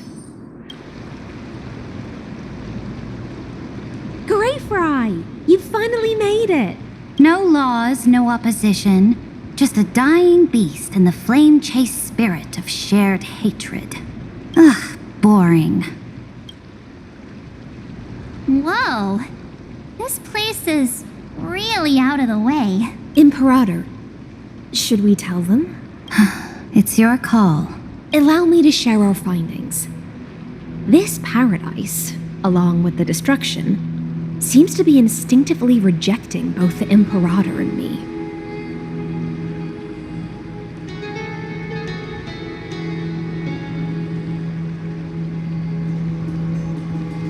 Perhaps it is because the era in which Finan was the most active lies far removed from the days of the first flame chase journey. Even in the cycles where he remained sane, his ties with us never went beyond cooperation. Even trapped in a cage, he hasn't let down his guard. That is a good sign. That man's heart may seem hollow, but his hatred is clear. Naturally, it holds no place for a monarch who stands above the world, nor her blade. Wait, so you two can't come with us? You want us to join you as memories? Indeed.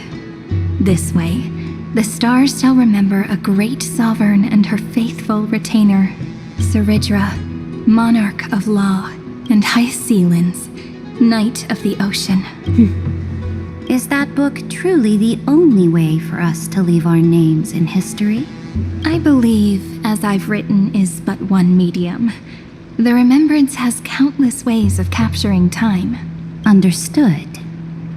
Then, allow me to decline. I'll see you on the battlefield.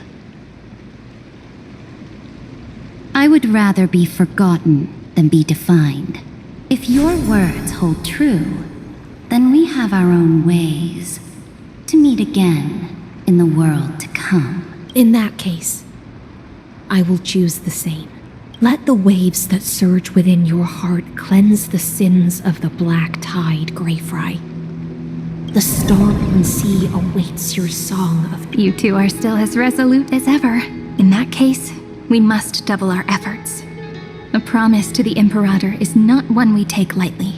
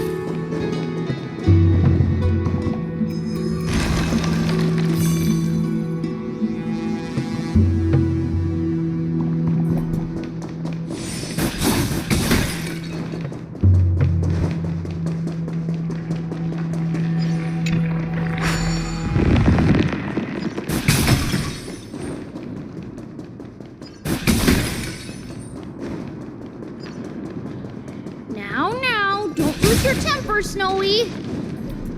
Good kids keep their emotions in check. That voice! It's the Trevi sisters!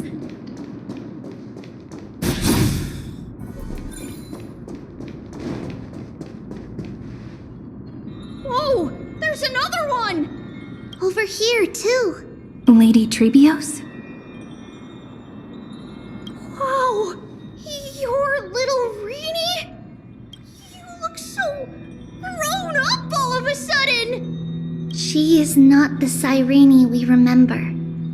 She is the Demiurge, Titan of Genesis, the one destined to work miracles alongside the heroes.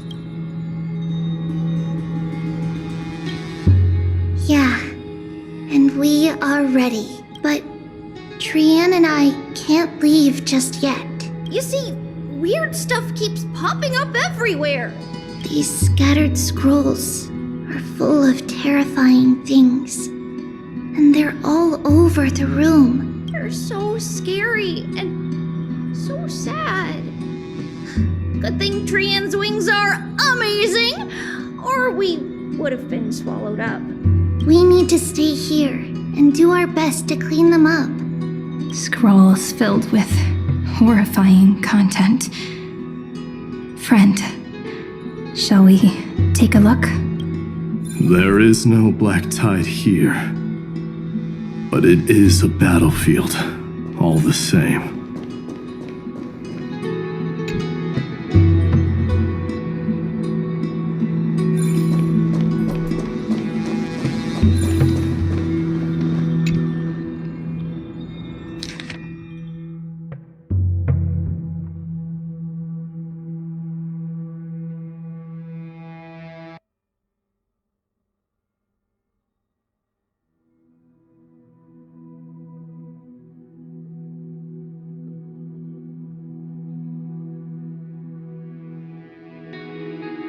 Snowy's been fighting this whole time.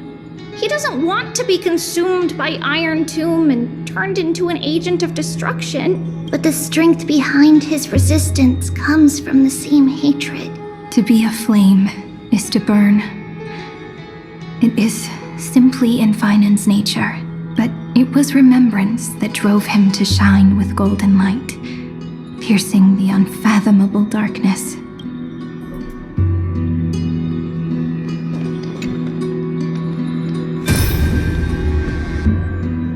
Who? Miss Odata and Mr. Hieronymus? Nikos 496. Still resisting command. Inject interference to redirect decision logic. Signal simulation. Parental figures. That Tin Man is one sneaky jerk. It's time to move on, my child. Let go of your anger and listen to reason. That God created us and then cast us aside. Shouldn't they be punished for that? The cold, indifferent cosmos has never shown mercy to Amphorius. Why would you burn for it, only to turn to ash? Child, you've chosen the wrong enemy. Your birth was meant to be the greatest destiny. You were to liberate the universe, like the blazing sun at the end of the long night. And yet, you led yourself into a trap of futility, treating your very purpose as your sworn enemy. Is that not a tragedy in itself?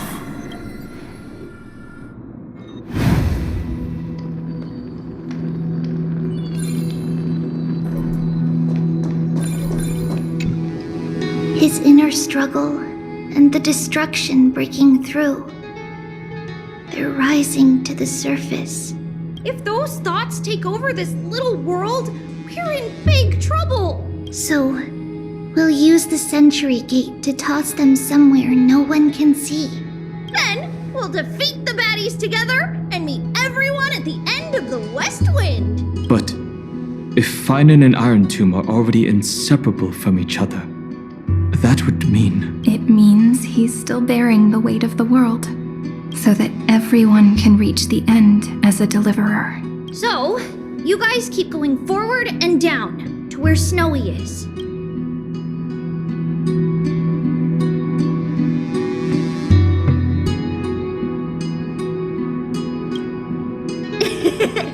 Little Gray, this time, let's give it everything we've got. Only 2 remain on this flame chase journey. Figures. They're always leading from the front line.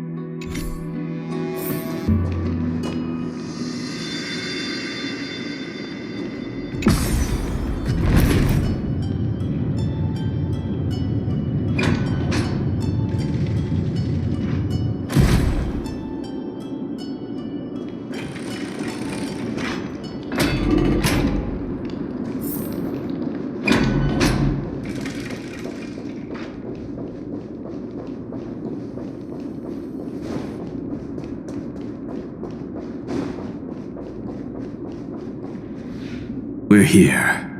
The second test site. I wonder what kind of wish we'll see this time. I'm afraid it's quite the opposite.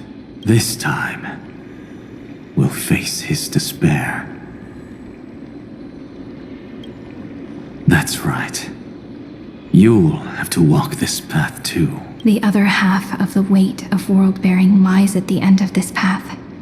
Relax now. Take a deep breath. Come on. Let's make it quick.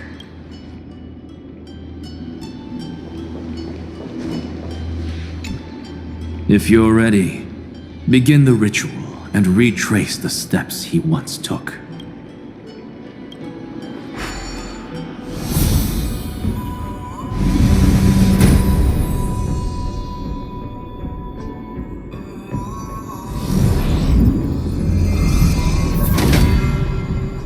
Looks like we'll be walking through the darkness this time. Exactly.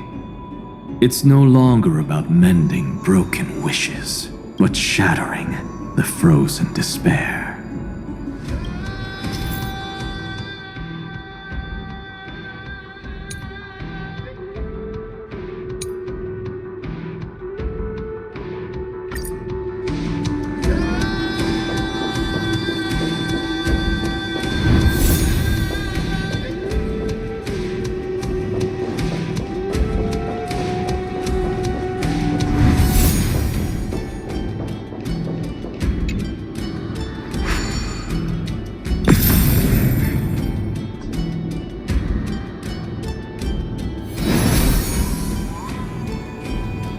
The first ripple has faded.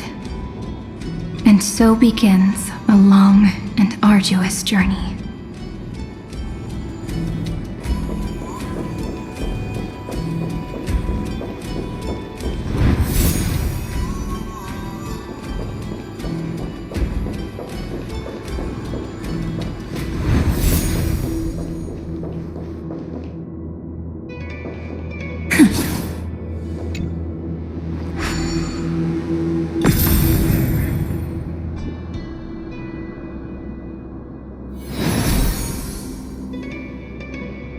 Endless slaughter. All for nothing. That's more than anyone should be made to suffer.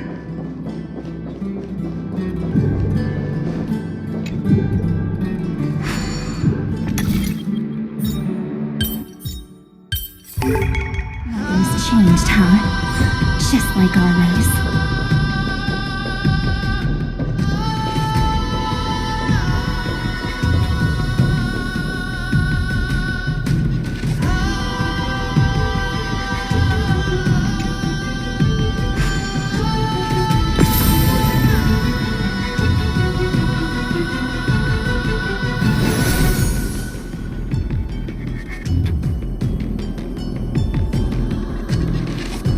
Even when it was finally over, all that remained in him was despair.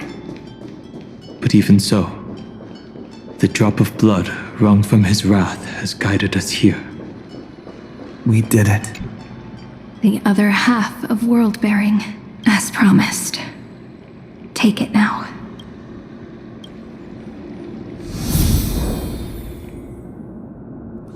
At last, you've released him from the wishes he carried for so long, and quenched the despair kindled by his wrath. When both light and shadow are claimed by those who follow, his true form shall emerge. The blank statue is finally free. That smiling child in the memories. Let him come with us, laughing to the very end.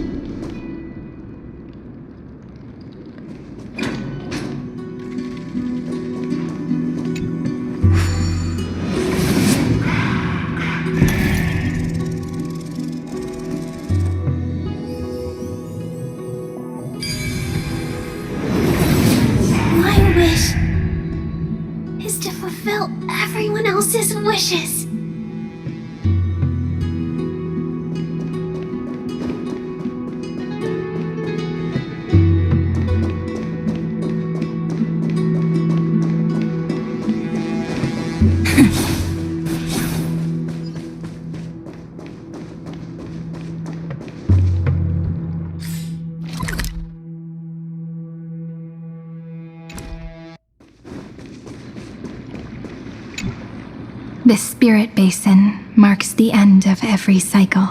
It seems this gentle little world has come to the end of its purpose. One last farewell before the journey moves on. Farewell, paradise. You carried 30 million lifetimes of wishes and despair. Sink into gentle remembrance. And see you tomorrow.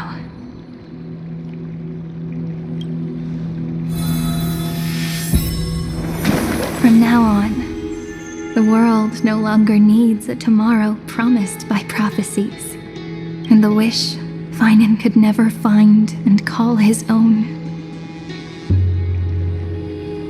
Someone's finally stepped into its shadow. Whoa! So tall! So cool! Just like the hero in the Oracle cards! It's because he is the very embodiment of a hero. Who are you? So, you've returned to a blank space. But for me, this is the 33,550,337th time, and the last time that I meet you at the end of the world. They're already on their way. Should they cross paths with me, I imagine things may spiral out of control. 30 million... What? And who are they? Pay it no mind, child. Keep looking there. What do you see in him? It looks just like a statue, but it's weird. He's warm. Like, really warm. Why not listen as well? I hear something. There are cracks all over him, and they're making this sound. Like someone's groaning. It's scary.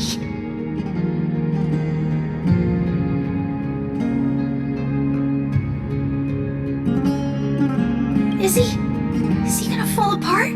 How unfortunate, child. This man would rather fall to pieces than fall to his knees.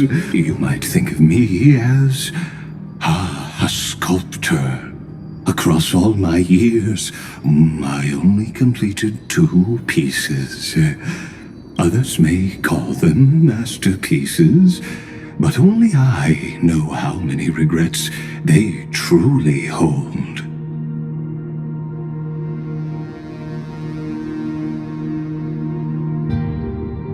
Regrets?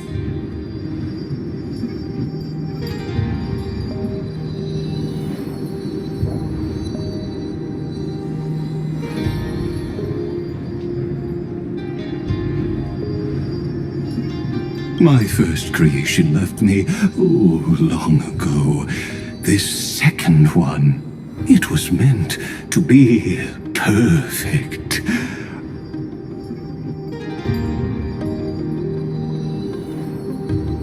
I believed it with all my heart. Until this very moment. I don't get it. Are you saying you've changed your mind?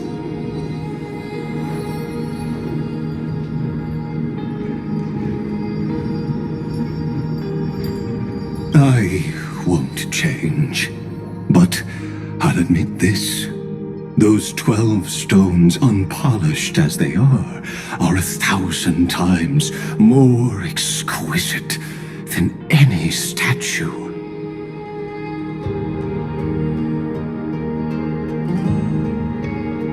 It's as if they are mocking me, a failed sculptor whose touch can only diminish what was born to shine, until nothing remains.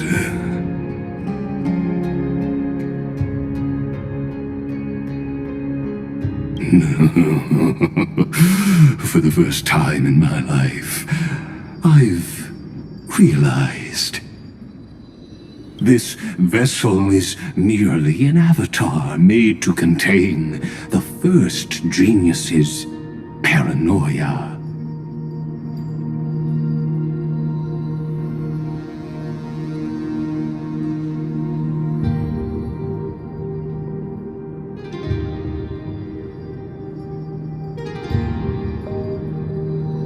The seal etched into my mechanical core permits me to pursue only one purpose: destruction.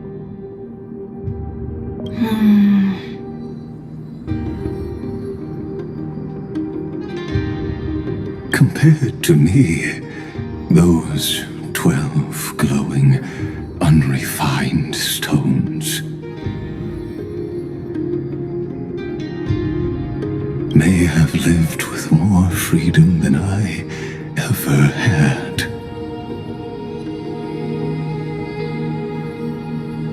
Is this your confession, Lord Lycurgus?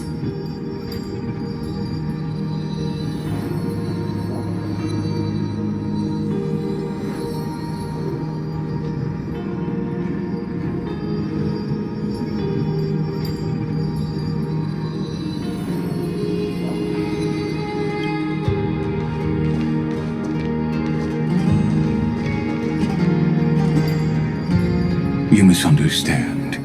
From the very beginning, I was never meant to feel regret. But since you're troubled by the radiance of these stones, perhaps after 30 million futile cycles, you too have realized you're just as much a prisoner of fate.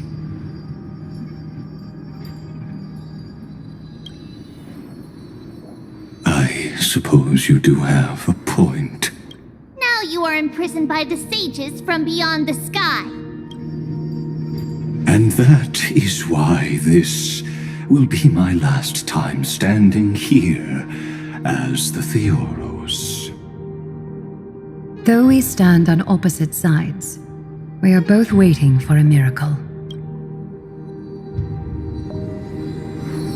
What are you talking about? Is something big about to happen? Aggie! I know. Now that your victory is assured, I trust you won't mind giving us a moment in private? Assured? Oh, not quite. But I won't stay long. I'd rather not spoil the fun for those deliverers. And besides, after losing everything, the only thing that remains in me is the drive to seek knowledge. I pity you, Theoros. I don't need your farewell, Lady Goldweaver.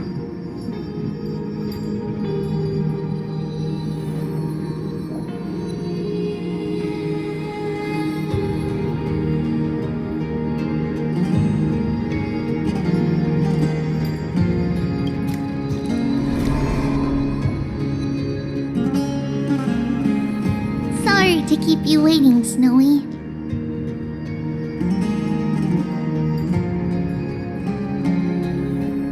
We're here to take you home.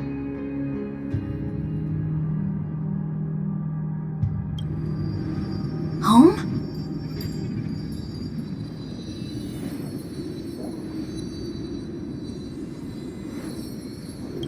I don't understand. Isn't this my home? This isn't a real home. A home should be a warm, cozy place where you can let go of all your burdens and sleep peacefully for a long, long time.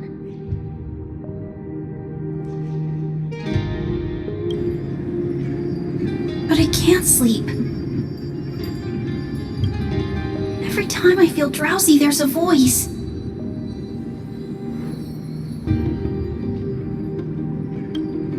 You mustn't sleep or disaster will come.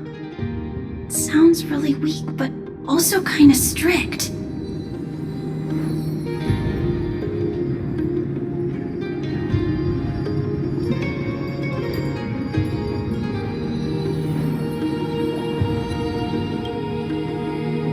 It won't disturb your sleep anymore, child.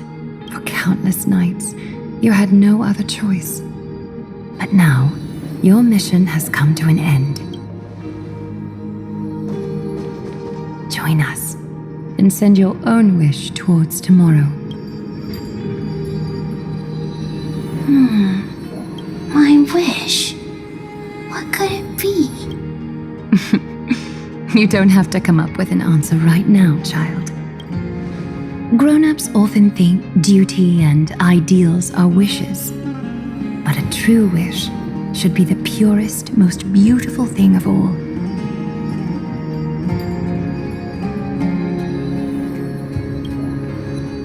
It can only take form in the hands of someone who is truly free.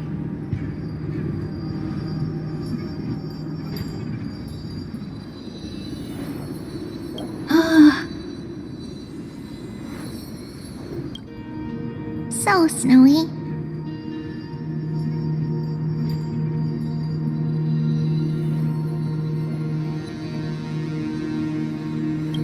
Will you come with us to chase after your own wish?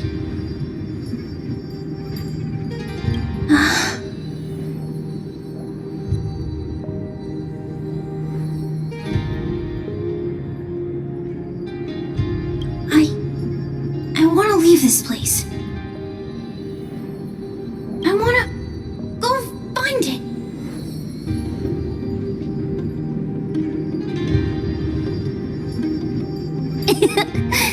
I'm glad to hear it.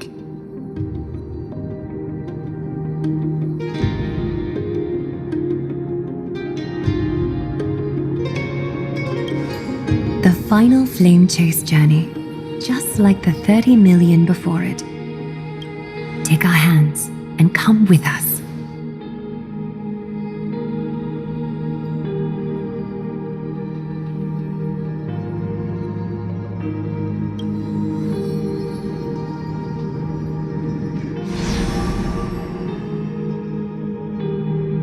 Where did little Fine and Shadow run off to?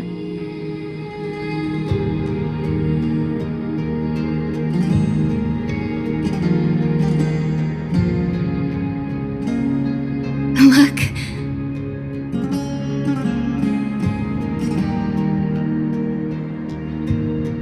He's already gone ahead to embrace his destiny.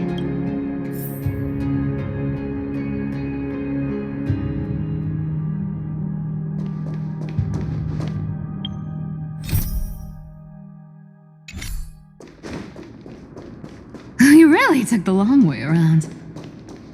Well, now everyone's here.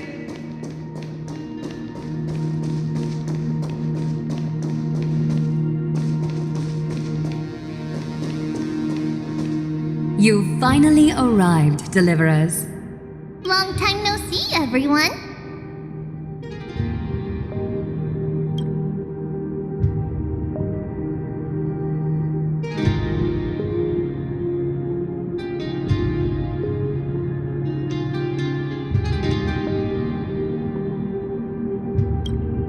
We miss you too, Little Gray. And even though we've met before, it's still moving to see her seed bloom like this. Woven from remembrance, this garment gleams so brilliantly.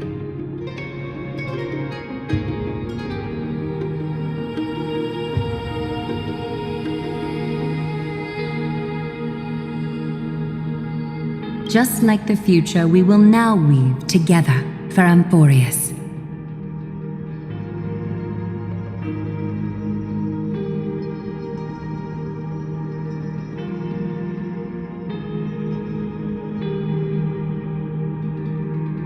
We've reached the end.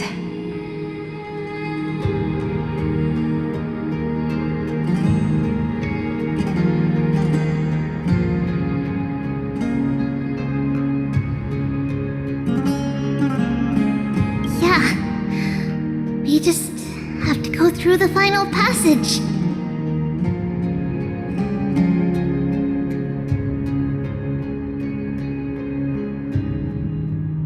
Snowy has already gone ahead.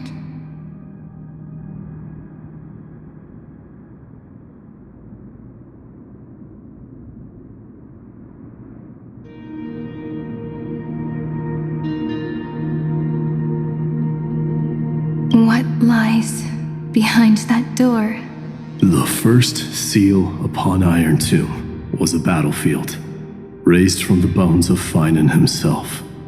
The second seal was a reflection of his inner desires, his wishes, and his despair. A path he wove together with regret, wrath, and sighs. When all this is gone, what will he have left to hold back the destruction? The answer is all but revealed. His traces are everywhere. You can even hear distant heartbeats. But one thing is missing. His sense of self. The world believed Kefli had long since perished. But they held fast, anchored by a sliver of self, standing for 1,000 years to shelter all life from the black tide. What Finan is doing now is no different. And what we must do is also no different. Then let remembrance burn bright like a shooting star, and once more, pierce the long night of slumber.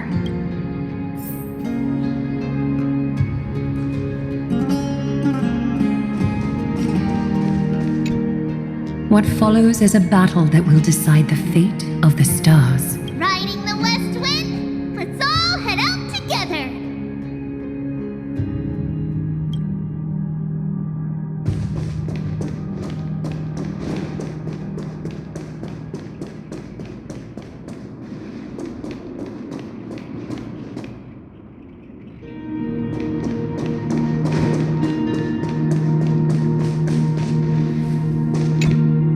Take a moment to gather yourself.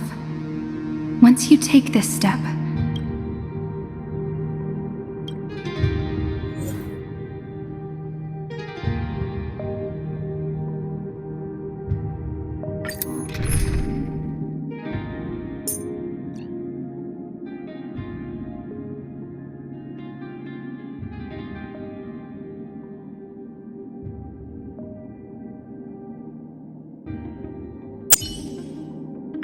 I feel so warm when I stay next to you, Hyacinth.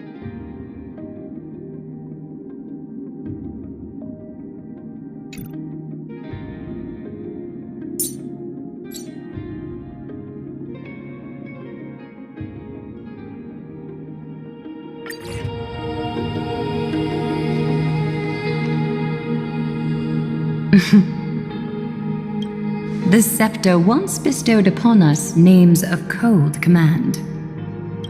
The prophecy spoke of our unchanging fates time and time again.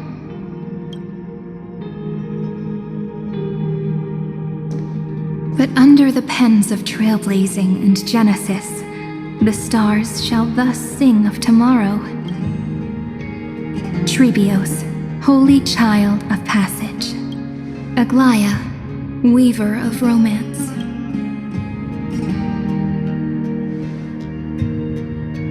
At the journey's end, they shall bathe in gold once more.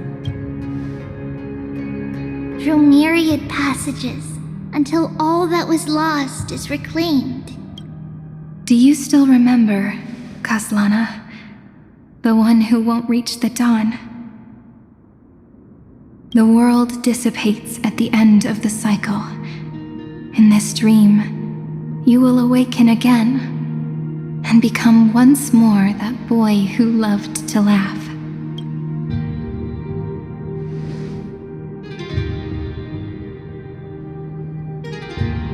But if you open your eyes and look back on yesterday, you'll see Destiny's footprints, clear as day.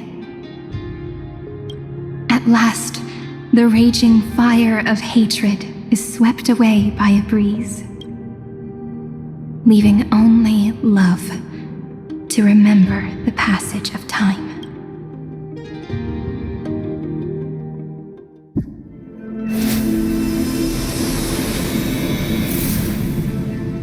Losses are a constant on the Flame Chase journey.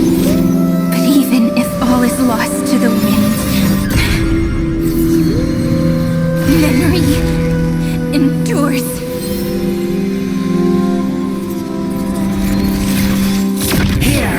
was once futile finally comes to fruition. This is the end of your lonely, bitter journey.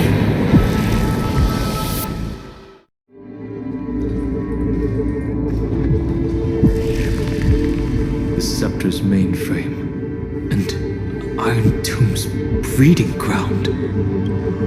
Finally seeing its true form. It's red everywhere, and the atmosphere is super creepy.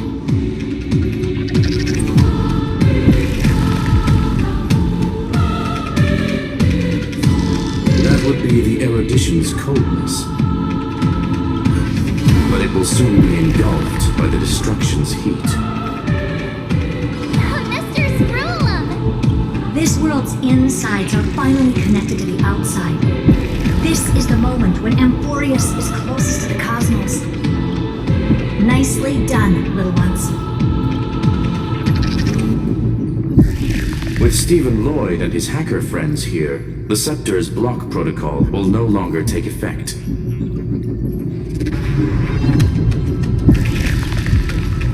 The speed of time within Amphorius has finally been synced with that of the real universe. In other words, it's time for the decisive battle.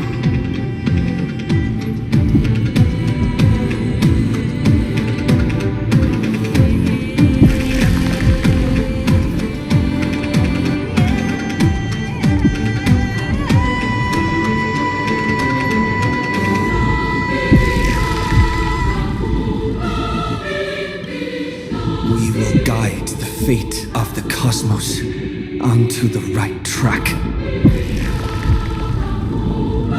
That's the spirit. Remember to keep at it. You lot are the vanguards of this battle. Everyone's watching. There's one more thing that everyone should know. Noose has cast their gaze upon Amphorius.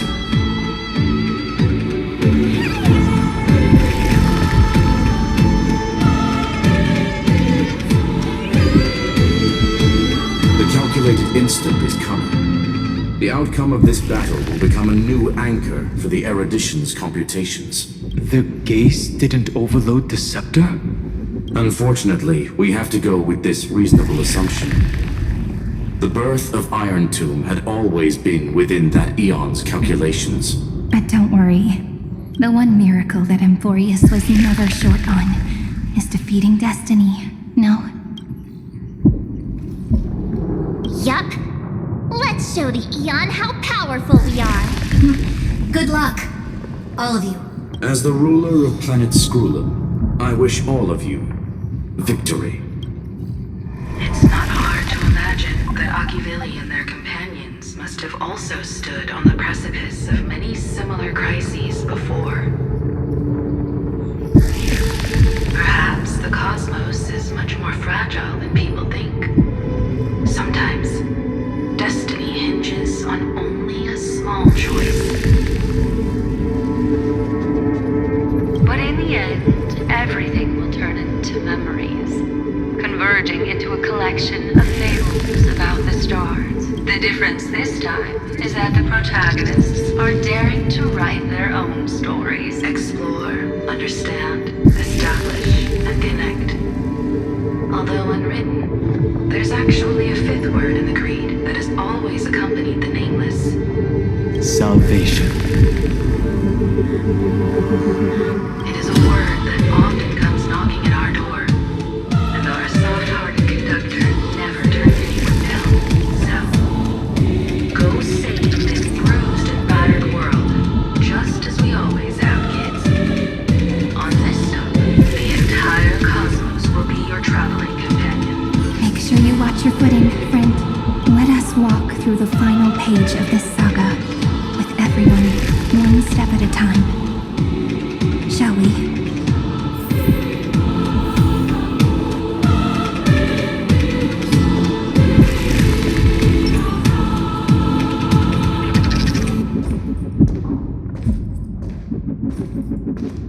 After running all around the place, we're finally making big strides. At the end of time, Life will illuminate the warm candlelight, subduing the flames of the destruction. Cast everything behind you. All that's left is the thrilling, relentless deathmatch. The final problem no longer requires a rational solution. Feel free to critique it to your heart's content. The starry sky marred by that rift is the last scar that needs to be healed. That Theoros' promise still turned out to be such a narrow road. Pity. There is no longer any need for songs. Let the triumphant roar of victory serve as the prelude to what lies ahead. 30 million cycles worth of hope, we will soar through the last gate and write our own prophecy. All that is lost has now been gathered here. Use it to weave victory, deliverers, towards the true end of the flame chase.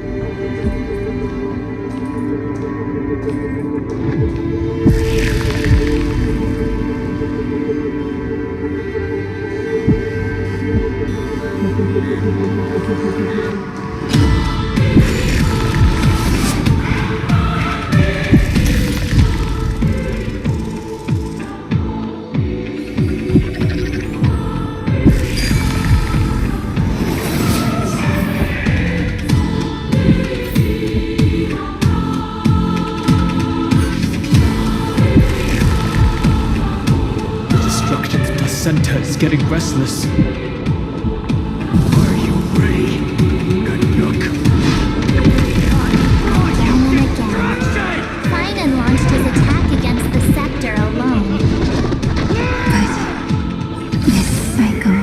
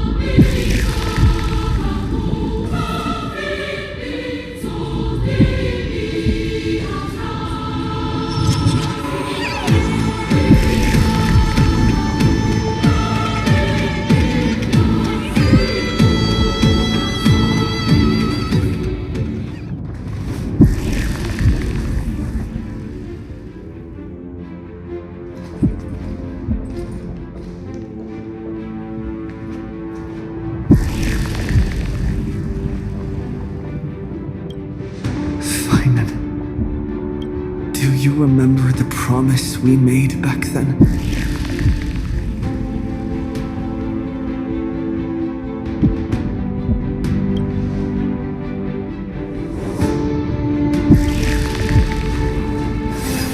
Of course. It has been a bitter wait, partner. But I never forget what set me on this path.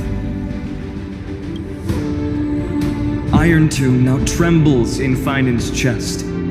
With this empty body, I have become its perfect vessel, and its destined casket. You know what to do, partner.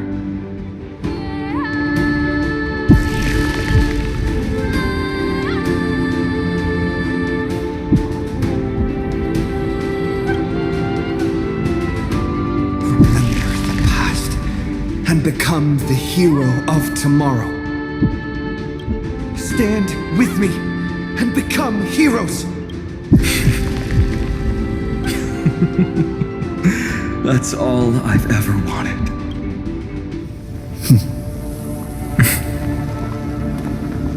The epic draws to a close. 30 million cycles of light fading into darkness.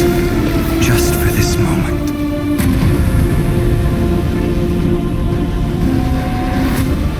To welcome the true dawn.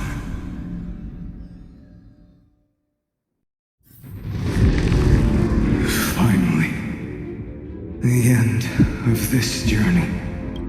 All of us reunited beneath a vast, endless sky. Ma'am. Yes, it's me. I will remember what you want to say to her. No need. I can see that she's right here. All the companions who sacrificed themselves, their wishes, it's all here. Have we succeeded? I think we have.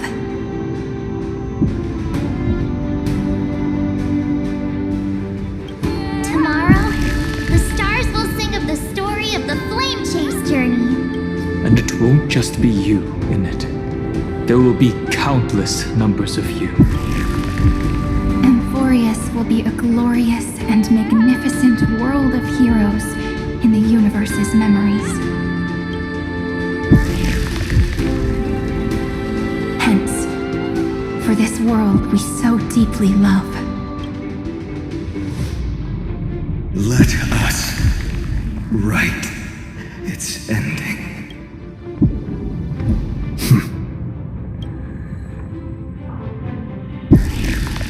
Step forward with the trail blaze as witness. Let the name shared by all deliverers be sung unto eternity. The nameless hero, Kazlana!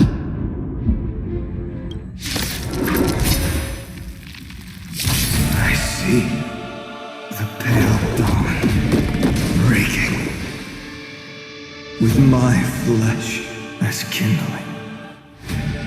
Light the first dawn of the new world.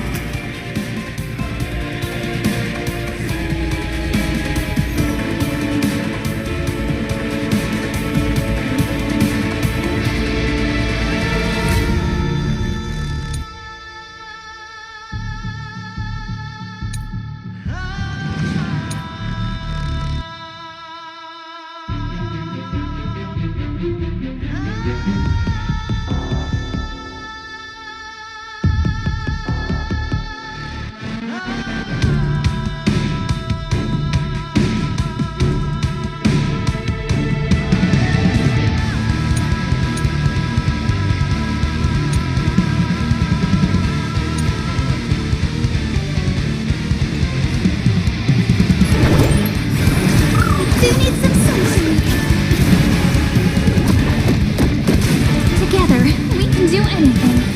Endless flowers. Please bloom for tomorrow.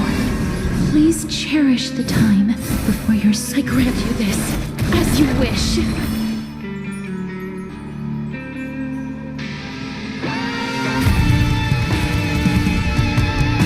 Until we meet again, everyone. Go on, treat our guests nicely.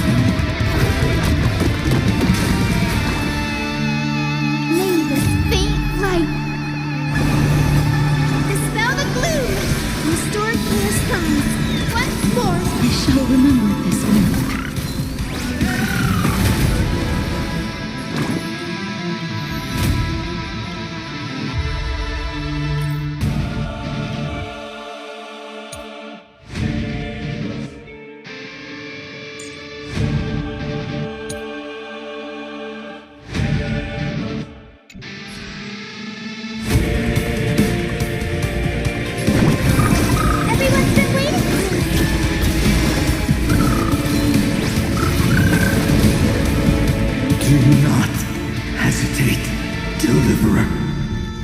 Destroy this body. Kill the giant of destruction.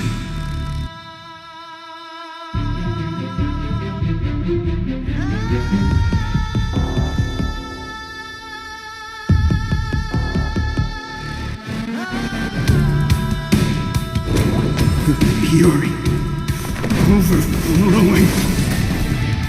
Put down your hesitation.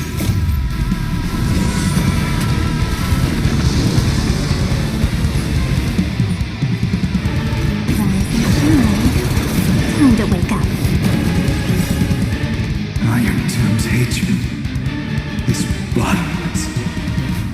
It will turn into countless factors, sweeping across the stars. When the time comes, promise me, use the world-cleansing golden blood to turn everything to ash.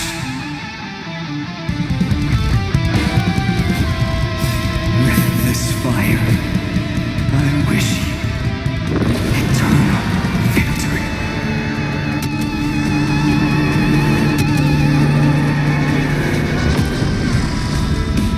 Destruction, rebirth, deliverance, cleansing, 30 million cycles of heartbeat. Bell rings out. Promise me the dawn graced by stars.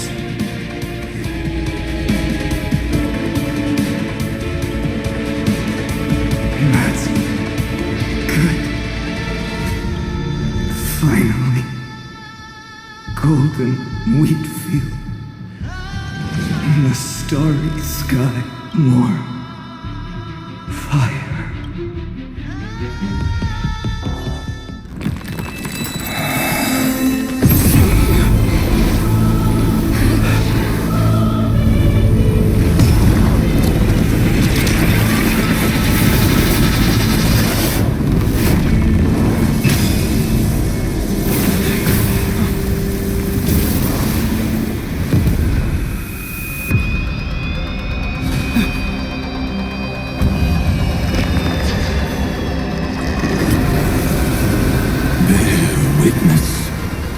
Monarch of myriad machines, my ridiculous creation. The instant in your calculations bears the name Destruction.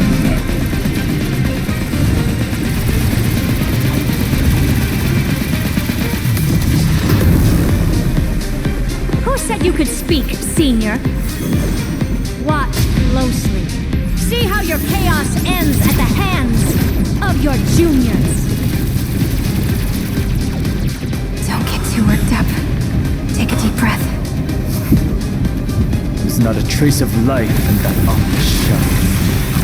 We're not gonna lose to a hollow husk, right? In the name of trailblazing, we'll reject this false answer!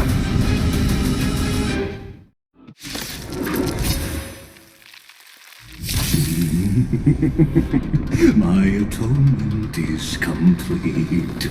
The Hangless Giant will create wisdom's funeral. Iron Tomb's body has descended. Stream. More.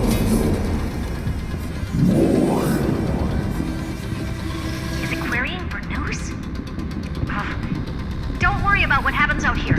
Interfere with it as much as you can.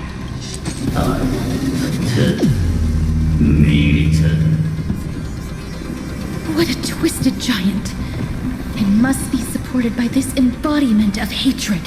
How tragic. A puppet without a heart cannot fool even itself.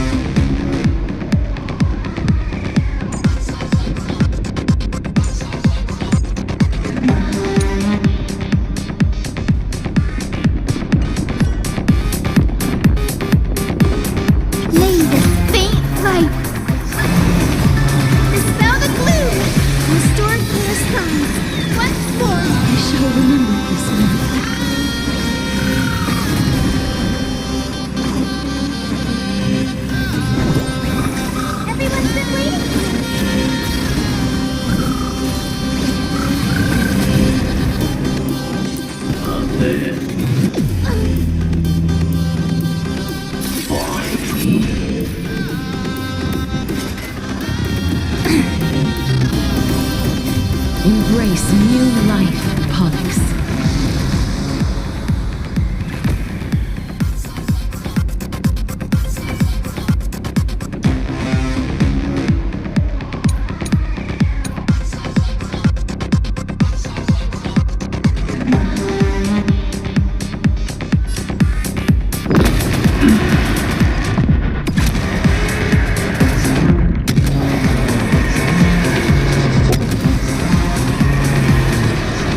I only wish that death may protect us.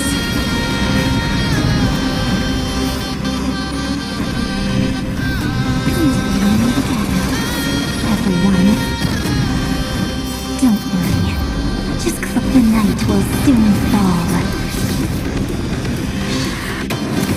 Good night.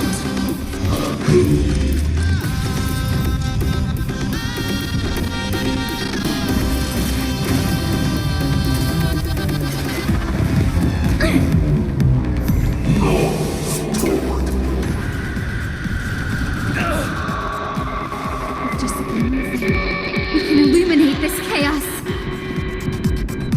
Indeed, there must be light. All courses converging into one. The grand vision of deliverance. For Tomorrow is finally within reach! Heroes, please hearken.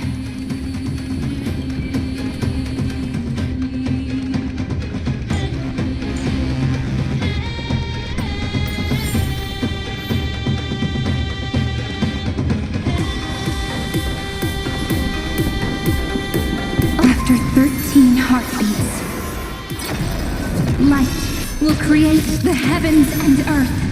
The remembrance will dispel the destruction's shadow.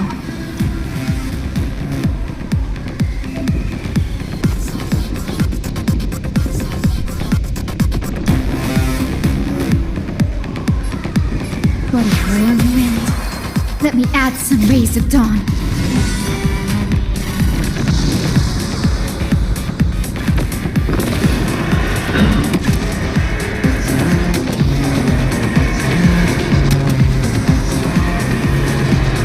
I only wish that death may protect us.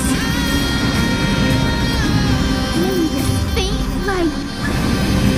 Dispel the gloom. Restore clear skies once more.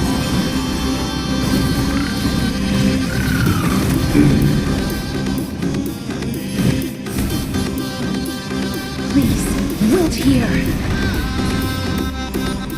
Rise and shine. Time to wake up. Let's start the second movement. Endless flowers. Please bloom for tomorrow. The overnight draws me. Let's do that again. All right. Until we meet again, everyone.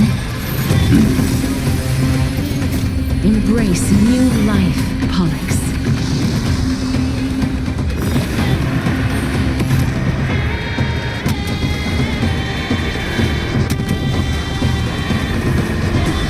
I only wish that death may protect us. I have always avoided making hasty verdicts. Struggle as much as you want, you brainless half-baked tool with nothing but impotent rage.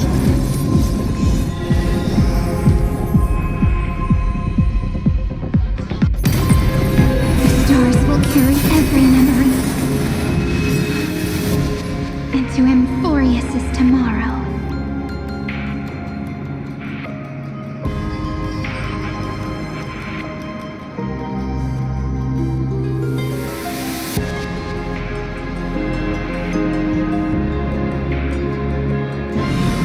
May life and death sprout new buds. Embrace new life, Pollux.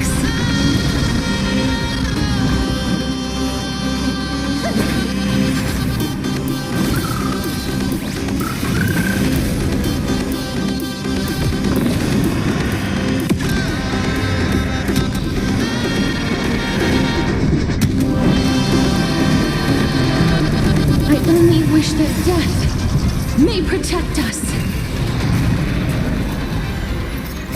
Don't worry. We're all here. May time watch over the Evernight.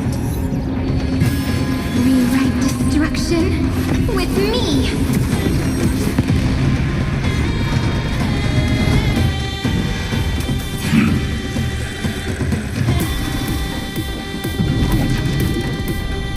Please cherish the time before I grant you this, as you wish.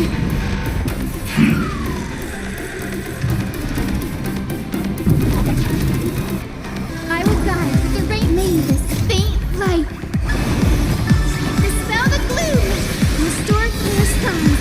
Once more. Next time it rains, I'll be there, umbrella in hand. Everyone's been waiting for it.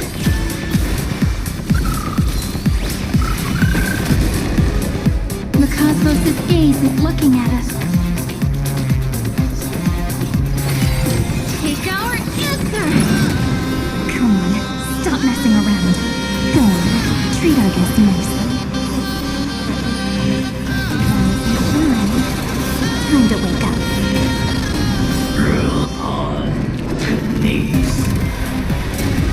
Strong spikes have appeared on the path chart. Logic. Iron Tomb is iterating itself. It's the flails of a cornered beast. No need to panic. My dukes, heed my call. Forward! Let's hope.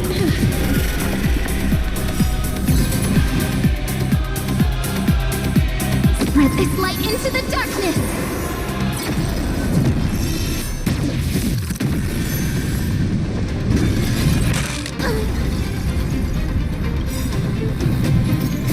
Embrace new life, Pollux.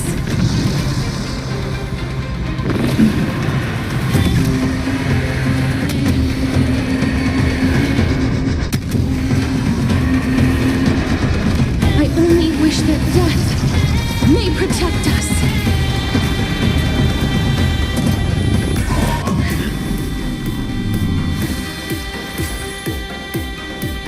I will pass on your gift, lady.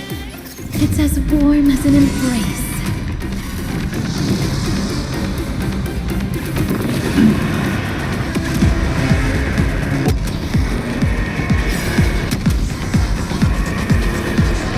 I only wish that death may protect us. The cosmos does not need a third emperor, much less an artificial tyrant.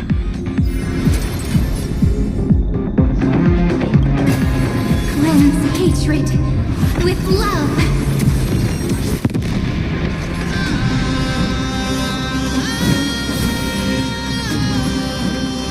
Please, wilt hear.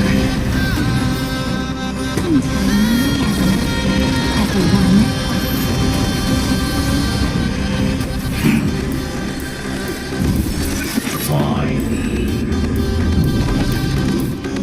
The future will be bright. They need some sunshine.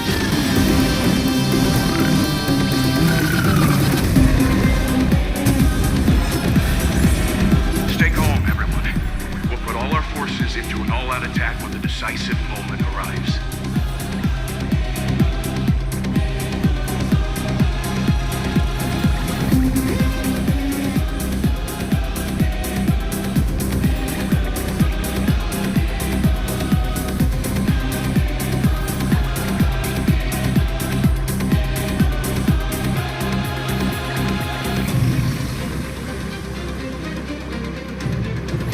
No rush.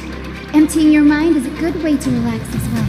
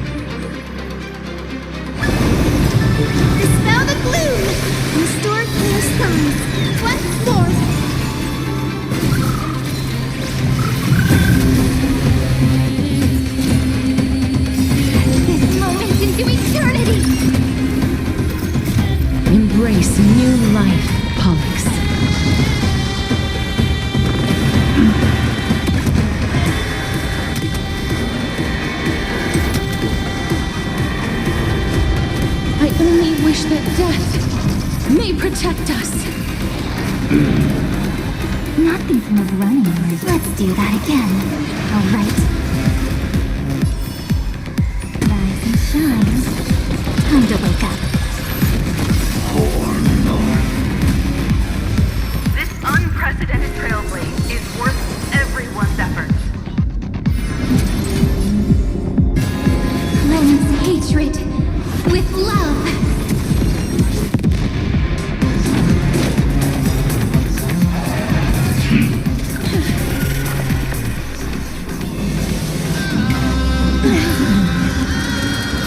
Don't worry. Just cloak the night will soon fall. Good night. A world that knows love won't be destroyed.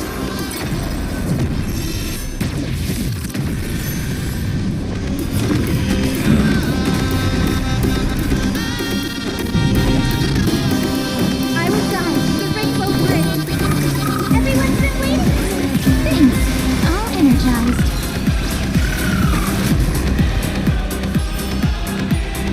And again, everyone.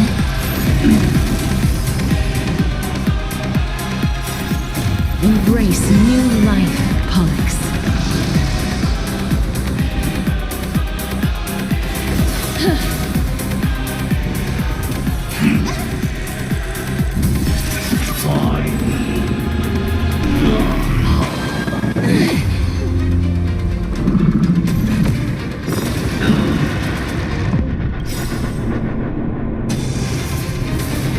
I only wish that death may protect us. The progress of Aaron Nova has been interrupted? Does this mean we won? Oh, but we have a bad feeling about this. The golden thread still trembles. The war is not over yet. Correction. This is not a war, but a debate. The argument about the Prime Mover is only about to begin.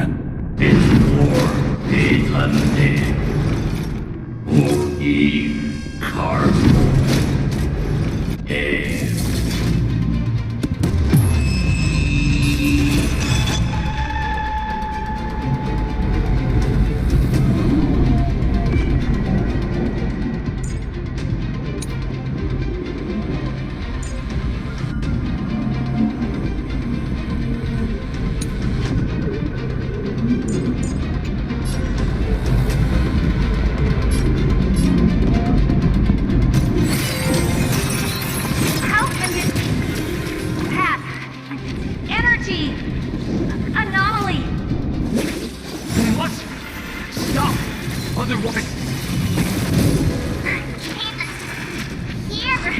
Why? Oh, does it?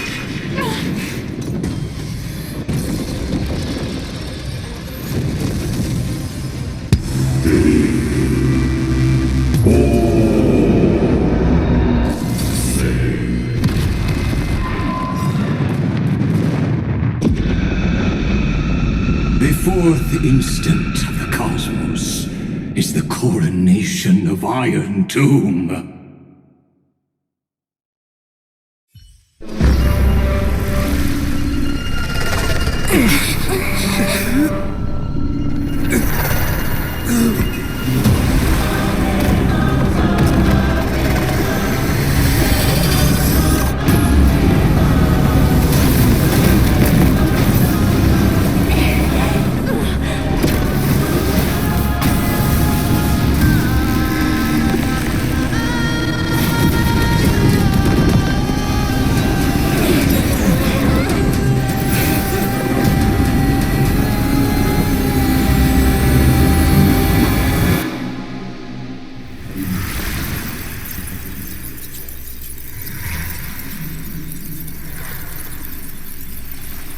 The conclusion is irrefutable. The right side of the equation, the erudition, falls silent. In 13 heartbeats, they will begin recalculating the universe. With destruction as the only solution.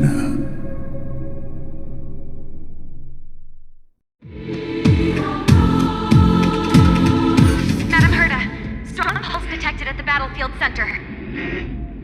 It's Iron Tomb's destruction equation. It's about to complete self-coronation. That's our chance. Everyone, get ready to link up. Connecting audience system to scepter. Hardware overclocking activated. Preparations complete.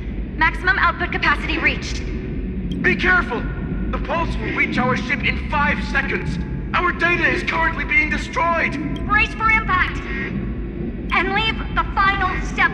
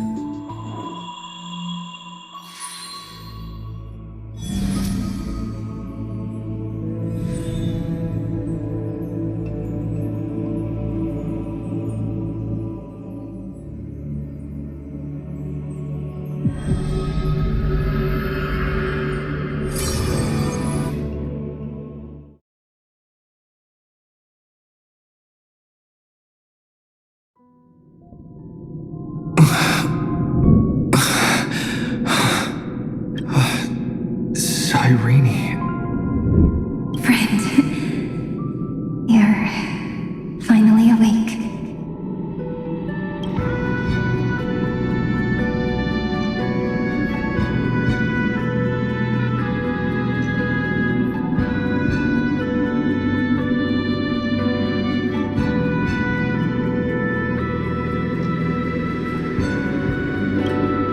Don't worry. Time does not flow in this place. All the stars have been silenced. Iron Tomb is dissolving everything that I can sense. But I'm still here, and you're still here, no? Though the button of destruction has been pressed, we still have a chance to rewrite its meaning. That Eon finally cast their eyes eyes toward Amphorius. Yes, I imagine they have also been waiting for this moment, when the scepter's body and heart become one. Iron Tomb is a perfect arc.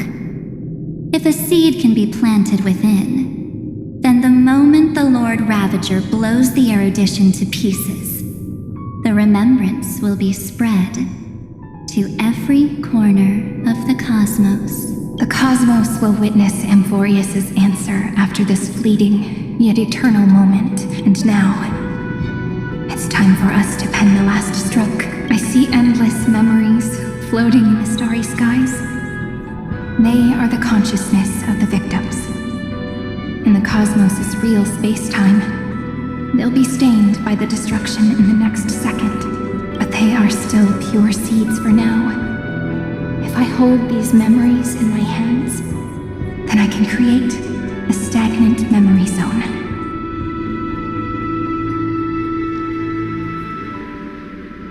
A tiny Eden of blessed insight. I believe the flower of miracles will bloom within.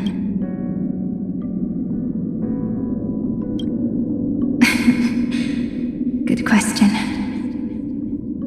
I don't know where I am, either. But you're already right next to me, friend. I can still hear your voice in this bottomless void. Looks like we're still connected by one heart, even as the cosmos reaches its end. In that case, I won't feel alone or be scared, because as long as you follow the memories in your heart, you'll definitely find me in this fleeting eternity. Right?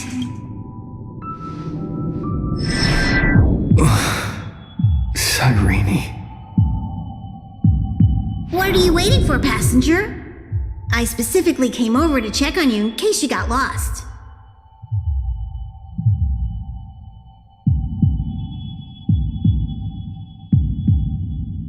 What's the big deal? Pom-Pom is the conductor after all. At long last, you've embarked on this road as well. Many years ago, they were standing at the start of the road in hesitation, just like you are now. So, Pom-Pom came over to give you one message.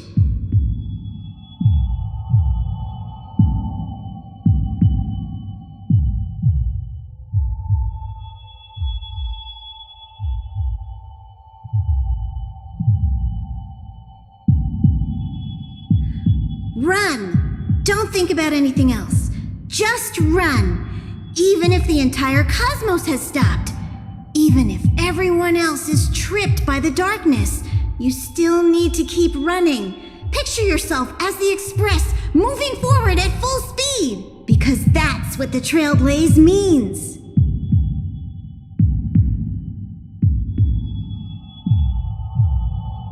Then get ready. The conductor will be giving you the signal to depart. Attention! Attention all passengers in the cosmos! Please stand steady on the platform. The Astral Express is about to arrive. Calling at the erudition, the destruction, and the remembrance. Final destination, the Trailblaze.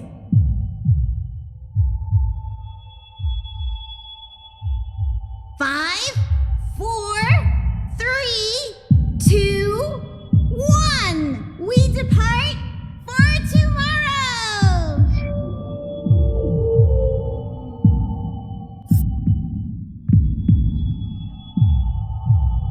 It's so good.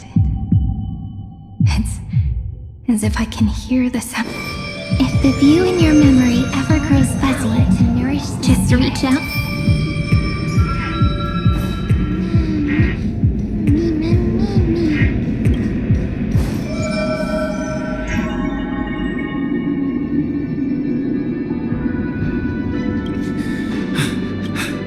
I've caught up.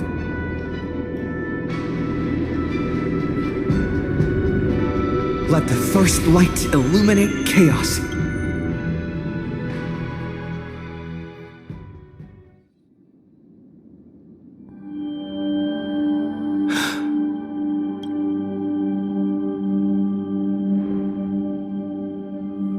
It's so quiet.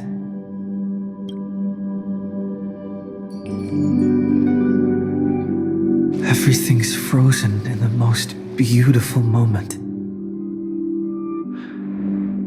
This garden. I'm here, Cyrene. I knew you'd find this place. And walk.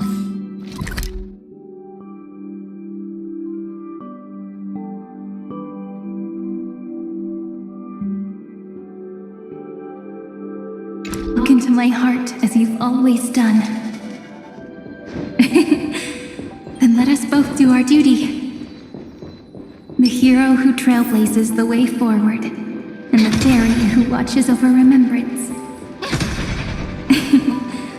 We never changed at all, did we?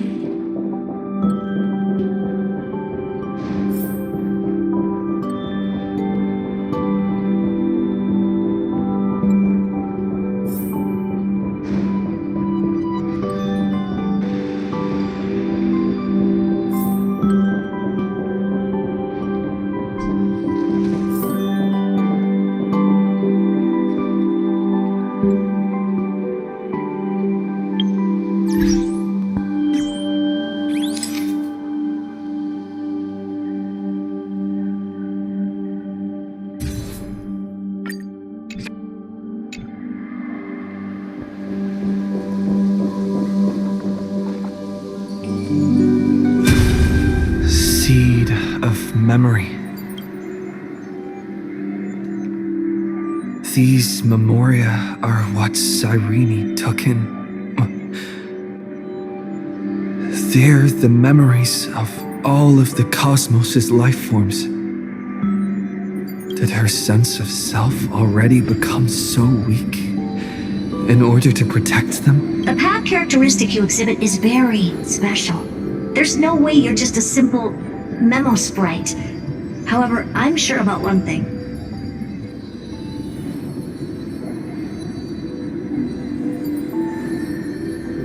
You are a mimetic entity born in Amphorius, yet you only awakened with the little one's arrival, and only matured as he embarked on the path of remembrance. That means your existence is completely attached to his memories.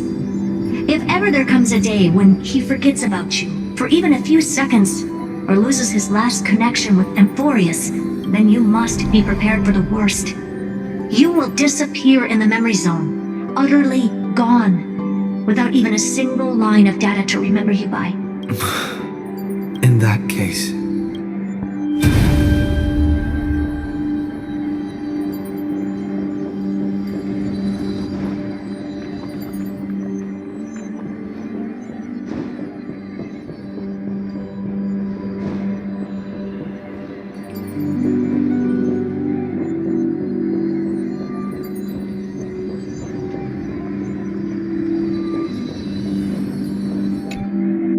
let me remember the cosmos with you. That way, it won't just be your memories alone. It's out of control! Run for your lives! Retreat! Darn it! We still got ammo. Hold the line! At all costs! Too many injured. Can't take it anymore.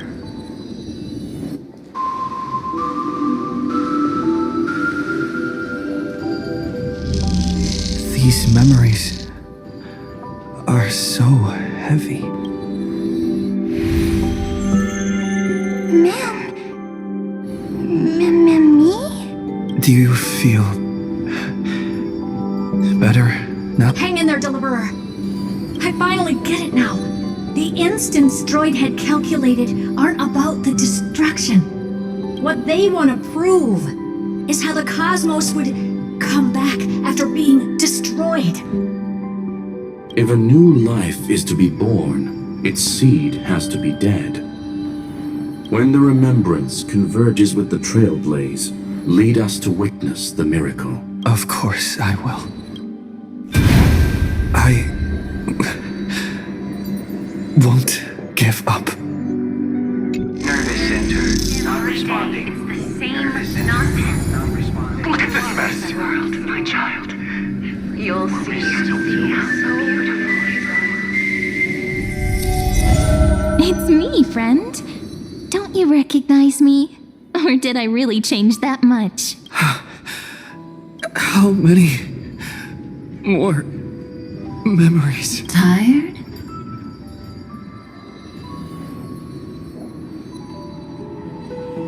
Then take a break. No one's gonna blame you.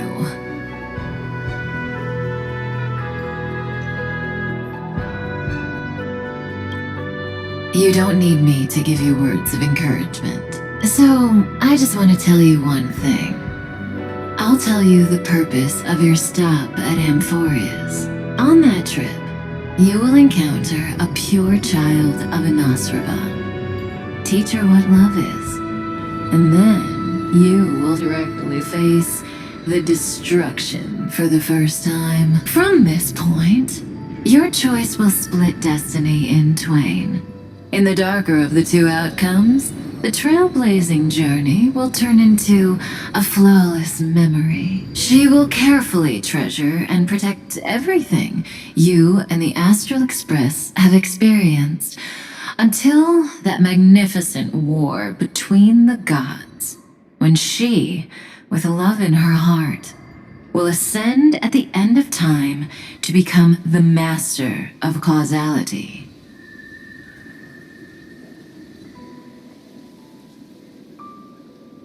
The universe will be snuffed out in the destruction, and you and she will become the beginning and the end of the Eden of blessed insight. You shall become the only two lives in all of existence, and you shall live in an eternal past, present, and future. You shall sow as many seeds as the sands of Ganga, trim an awesome kea of leaves, and harvest a nayuta of flowers. That is the cosmos's fourth kind of finality, the remembrance. But for now, you still have a chance to make a choice. You still have a long way to go on your trailblazing journey, child. I'll keep this brief. The journey has only just begun. Welt, our other companions, and I still have many secrets we've yet to share with you. So, aren't you curious? We kept these stories to ourselves because we believed we had a long future ahead of us, even a cosmos-spanning crisis, once the dust has settled, is nothing more than a memory of the journey, a single point on our long road. There will come a day when we tell each other everything. So, for the sake of that day, don't give up. We all know what kind of decision you'll make, and I believe the script will not progress toward the wrong ending. So relax. Listen, when you have the chance to make a choice, make one that you know you won't regret. Keep moving forward. Keep trailblazing. And when tomorrow comes, share with me the miracle you've created with your own hands. See you on the Express, kid. See you in destiny. I will reach tomorrow. The prophecy has arrived. The world beyond the sky was never a Gazing up at the sky. Look! There's a red light in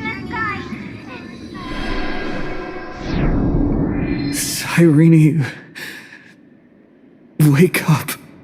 Together, we will tread on the path of remembrance.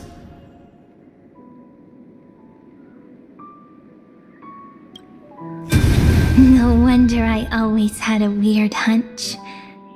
But that also means I was right in thinking, as long as Friend and I are together, we can do anything. Our friend's shoulders are really dependable.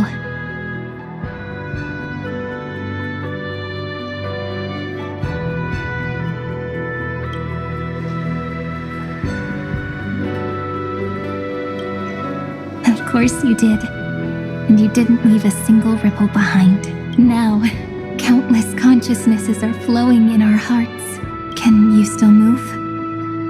It's time for us to complete the real Genesis. In the instant Iron Tomb's hatred devoured everything, a gaze fell upon me, the remembrance. That was the god who appeared in Cyrene's dream. Their figure and speech were both so blurred.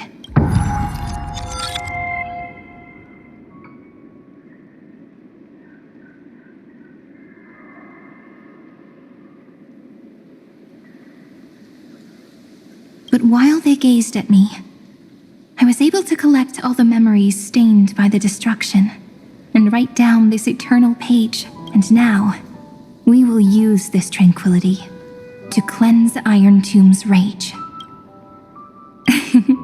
Simple. Just like what it was doing to us all this time, but reversed. Did you forget? I'm Amvorius's heart. For everyone who's a factor, their power isn't tied solely to Iron Tomb anymore. It has other places to go. Let 30 million cycles of memories be condensed upon us, and let the scepter reach the answer it had before it was distorted. The body is meant to be restrained by the heart, no? Even if the apocalyptic virus is doomed to spread into the cosmos, we can at least try to fight against hatred with love and overwrite Iron Tomb's destruction equation, washing it away into a blank space.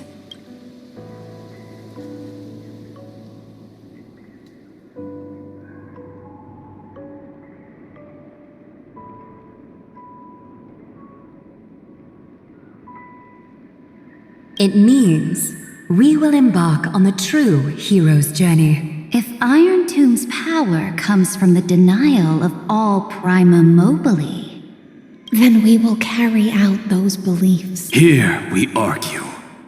Even if all life will eventually return to entropy. Life will still try its hardest to find a way. It will try its hardest to resist destruction. In the nights shrouded by the black tide, we are the kindling that makes the fire burn bright. And once the fire is strong enough, the hunter will become the hunted. As of now, the number of flame chasers in the memory is 30 million times 12. And 400 million core flames await their return. We can do it, right? That's right. So trust us, partner. Everyone, let's head out together and we'll burn this horrible ending to ashes!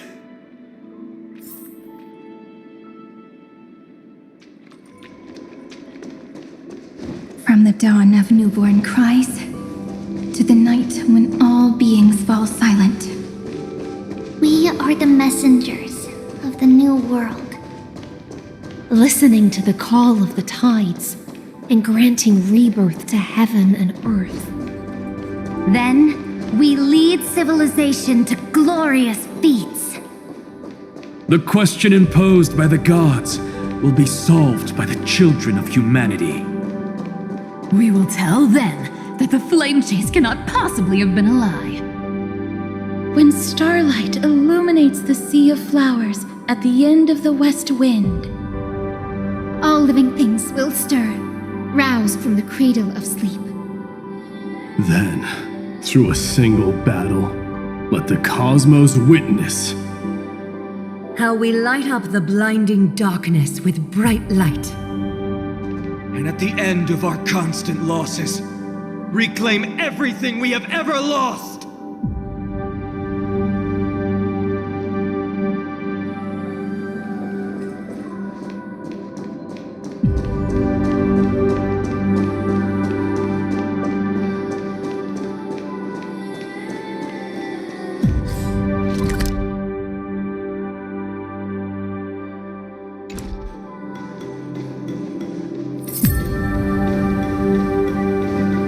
turn over this eternal page.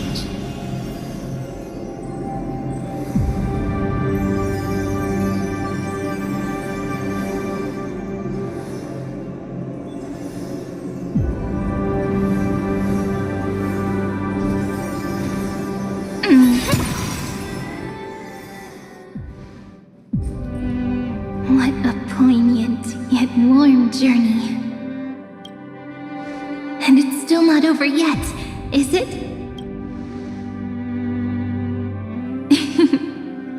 We finally meet. To meet the hero within, in a corner of memories at the saga's epilogue, and under such a romantic sky, I really don't have any more regrets.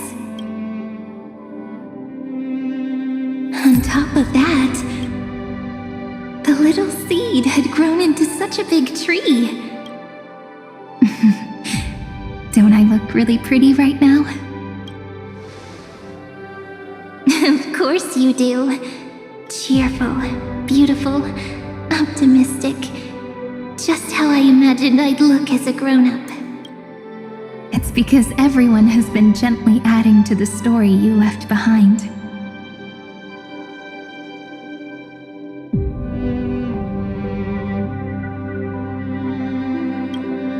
Remember how we made a promise to one another? When we met again, it'd be my turn to tell you a story. A story about love, no? I've been looking forward to that. And you must also remember the first story I wrote for you. The one about the crystal flower and the little fairy. So now, I want to add something more to this story and us. On that day that the flower shattered, gazing at the empty ground, I thought the little fairy would finally see the light. But that light wouldn't be found in the flawless flower, nor in the fairy's eyes. Rather, in the world mirrored within every fragment of the shattered crystal. All the flame chasers walk in your 30 million retellings of their story. At this moment, all the memories are tangled with each other, and all the previous cycles have gained meaning. People will come to understand that time and time again, when they stood at the crossroads of fate, they would never have chosen otherwise. In the experiments of erudition, and in the breeding ground of destruction, it is entropy increasing, a merciless truth, an evil instinct. But under the pen of remembrance and the trailblaze, the flame chase is a journey that changes from constant losses to an unwavering act of release. It's about knowing how fate is shattered, yet still embracing fate's brokenness. It's a journey that longs to receive love, but longs even more to offer its love to others. That's so heartwarming. But I'll add a small bit to suit my tastes. I'll write that love is an innocent flower. It grows up silently, creating longing in every passerby. But the flower itself cannot walk into the world. Unless someone plants that love into their heart and brings it with them into tomorrow, right? You really have learned everything now. Then, join all the other flowers in this story. And let's write an ending unlike any before, for this world we so deeply love. Then, why did you set out?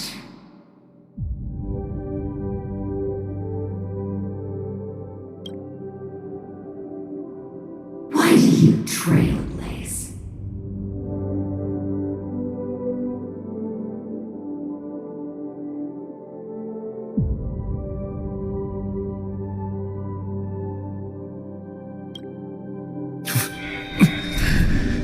Who is it?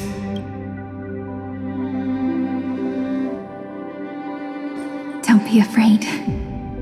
Take my hand if you feel nervous. Honestly, I've always thought you were really incredible. After all, no god guided the path of the Trailblaze. It could only be forged by those who dare to take their steps one at a time. So, that's why I'm asking you. Step up as a senior and show everyone in Amphorius how it's done.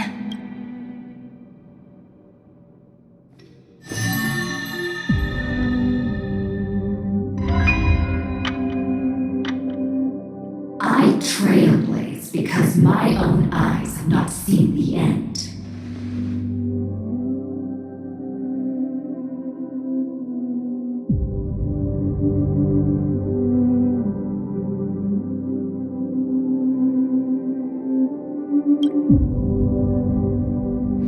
But I'm different. I chose to trailblaze because I am already on this road.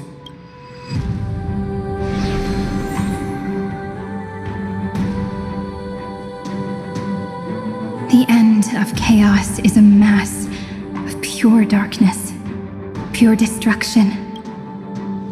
However, Amphorius' light has 13 different colors. We won't lose to that darkness, will we? Then, take a deep breath one last time, friend. After 13 heartbeats, light will create the heavens and earth. Are you ready, friend?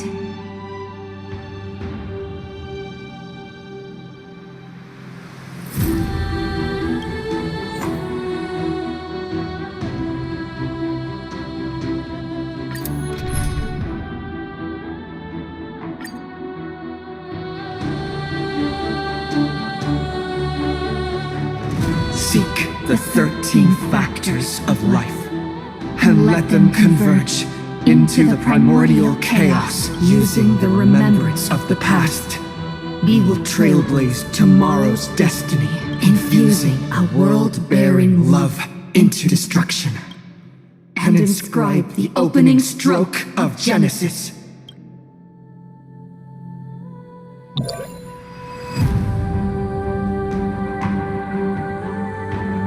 Come on, friend. The cosmos is waiting for us to flip to the next page. We promised each other to keep moving forward together, friend. Don't be afraid. I'll be with you, writing both a new ending and a new beginning to this story. See you. See you tomorrow. See you tomorrow. See you tomorrow. See you tomorrow.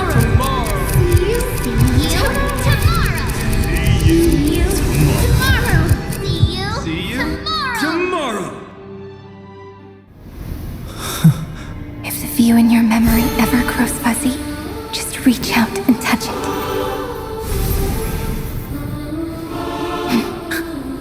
Then, restore its power to nourish the spirit.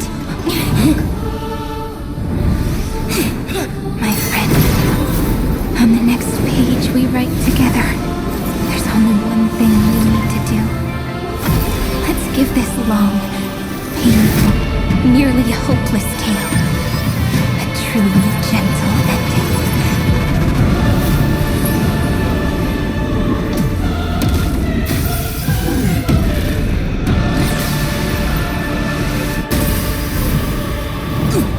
The flame chase was never about destruction. It was about breaking free and trailblazing! And let that bright future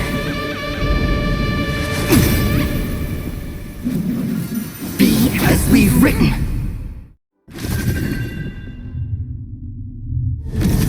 I shall compose 400 million sagas. We will rewrite the Flame Chaser's path. In the months of hate, I command the wandering steps here to reach harmony. In the month of joy, I lift my banqueting cup to dispel nihility. In the month of balance, I make order the foundation.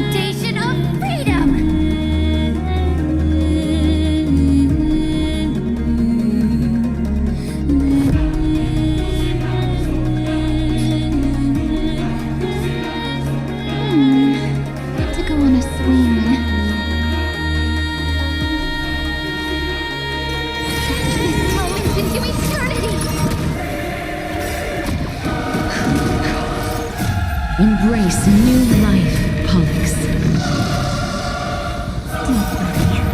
Just the night will soon fall. Good night.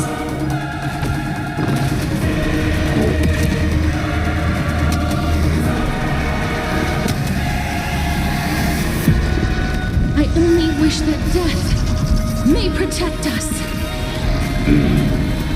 The cosmos' gaze is looking at us. Take our answer! I will guide with the rainbow gleam this faint light. Dispel the gloom! Restore clear skies. Once more! I should have remembered this one.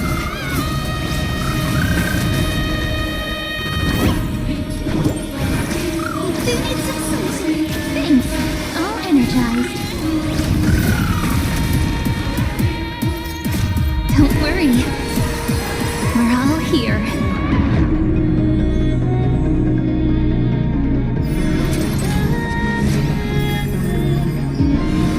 May life and death sprout new buds. That won't work, remember? Trillions of memories will turn into stars and light up the cosmos. In the month of weaving, I extend golden threads to weave beauty. In the month of reaping, I enlighten the foolish with luminary erudition! In the month of fortune, we scatter elation throughout the dawning day!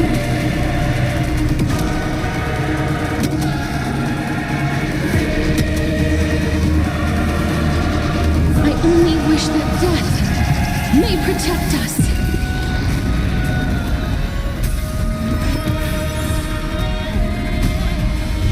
Together, let's create a miracle of humanity. This moment into eternity! Life is not as fragile as I grant you this. As you wish. Rise and shine. Time to wake up.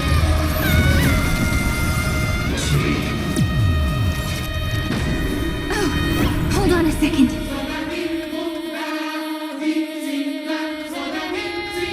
I told you already. We are the ones who will move forward.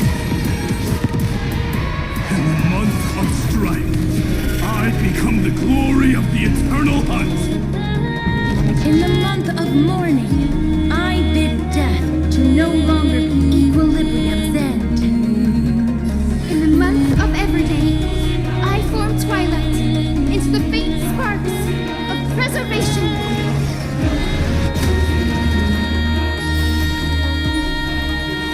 Until we meet again, everyone. Let's start the second movement. Take our answer! Future will be bright. May this faint light. Dispel the gloom. Restore clear skies. Once more. I shall remember this one.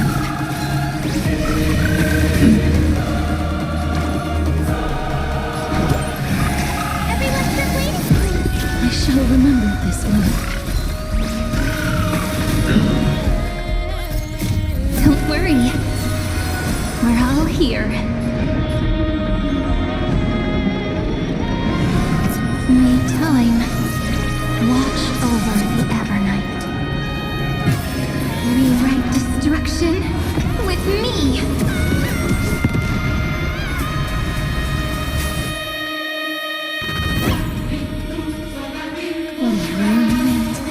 Let me add some rays of dawn.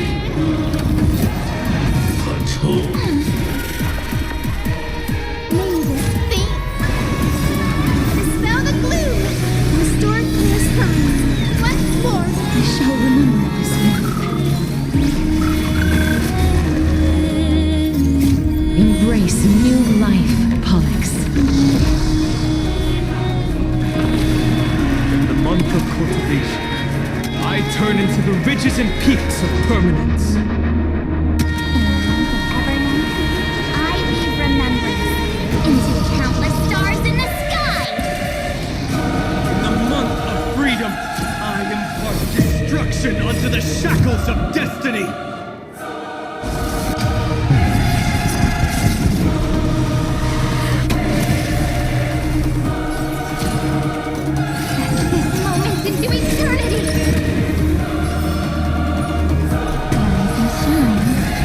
Time to wake up.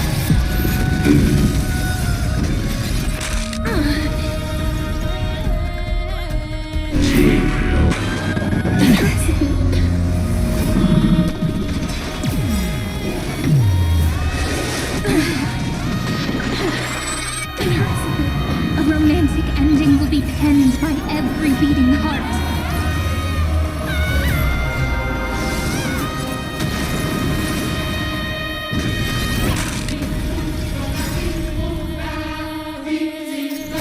Don't worry. We're all here. Rome's hatred with love.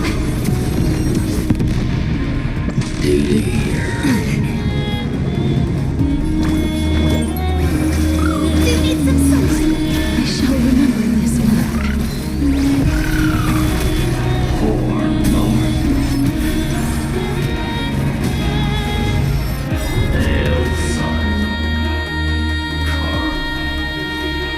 Headless giant.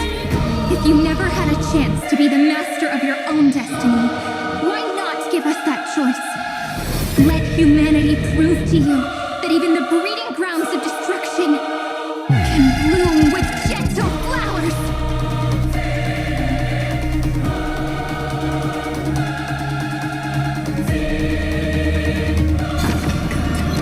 We shall trailblaze a dawn for the road ahead. And pen a Genesis as I've written.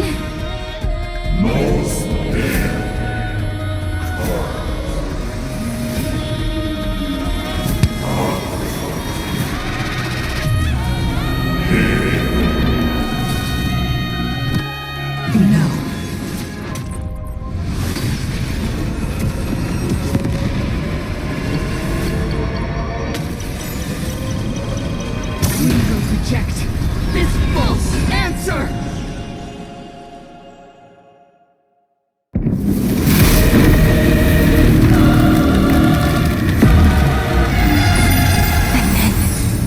Embrace the stars.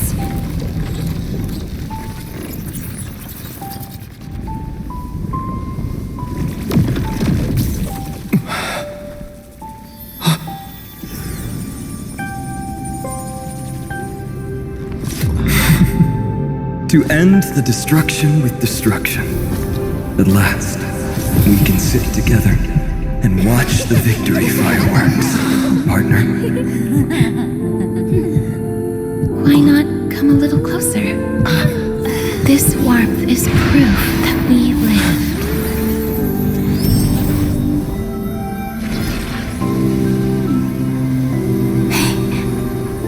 Stay strong. Eyes forward, always. This arrow isn't the end, but the beginning of hope.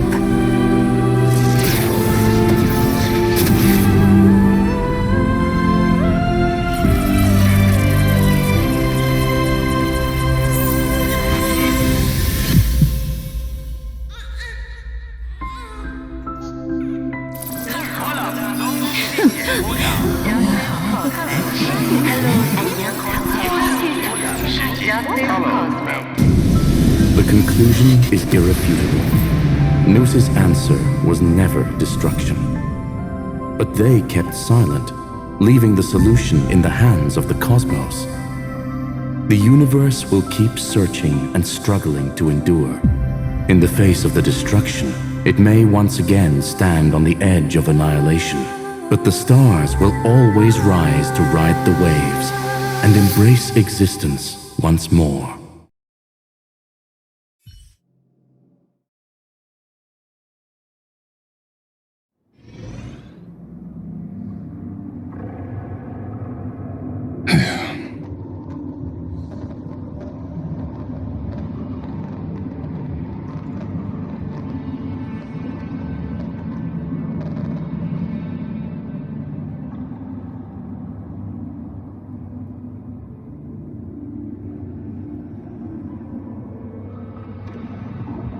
It's over, Lycurgus.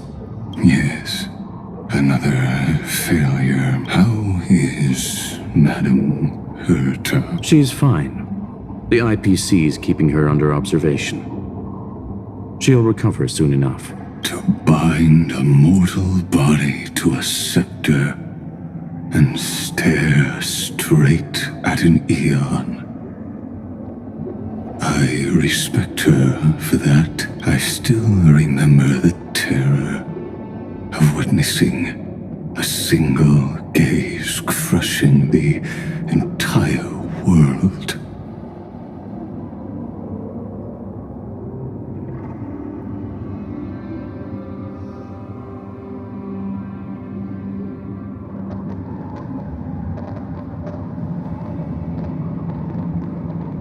No wonder you chose the destruction.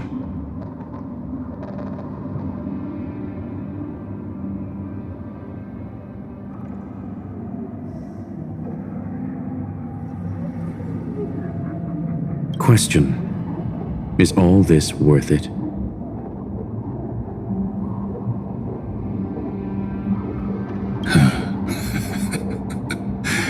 There's no point in debating. This is Xandar One Kuwabara's fate.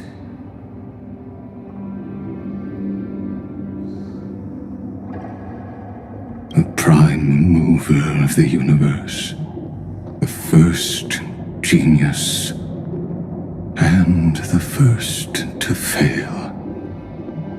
Correction. I was asking Lycurgus.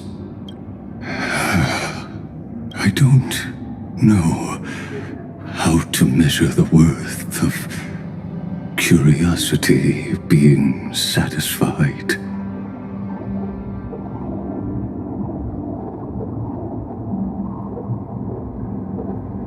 But in its presence, all the bitter fruits I've sown seem to turn sweet.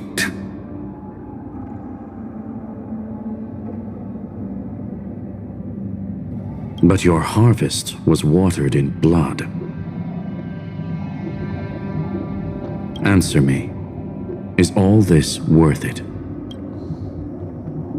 It doesn't matter to me.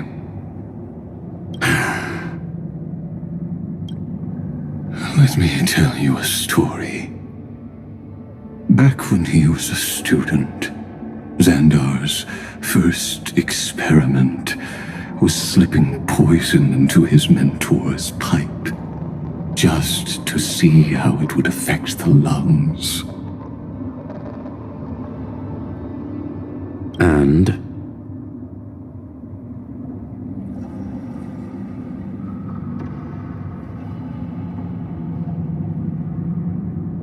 There was no conclusion.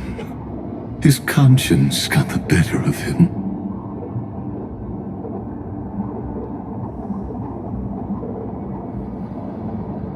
Even so, the truth came out. He was harshly punished. Oh, that cruel mentor died of lung cancer 2 years later. It had nothing to do with Xandar.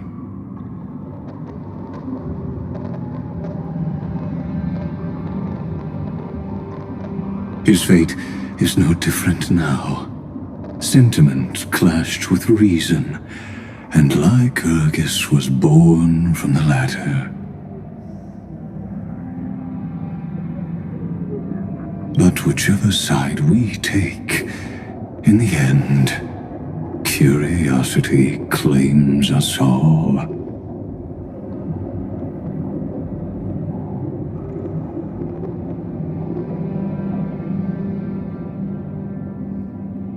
You've handed yourself a death sentence. And yet, Iron Tomb's fall still isn't sealed, right? Fu Li, the key variable, still hasn't made their move.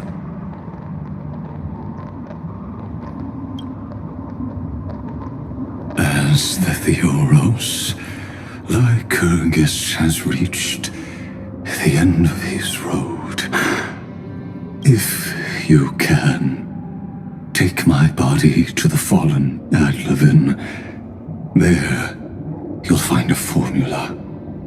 It is Xandar's final gift to you. If the day ever comes when you must destroy the erudition with your own hands, it'll come to your aid. A foolish last wish. I won't grant it. You will, not for yourself.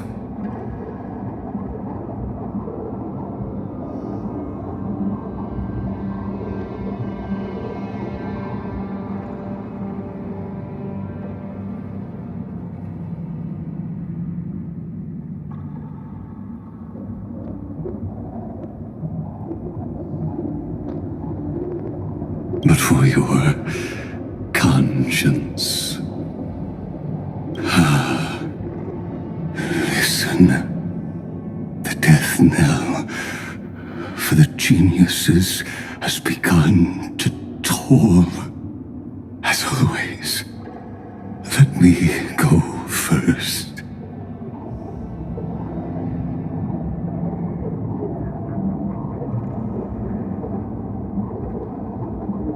To the prisoners who stepped out of the cave, stand before my tombstone and offer flowers of Adlefin.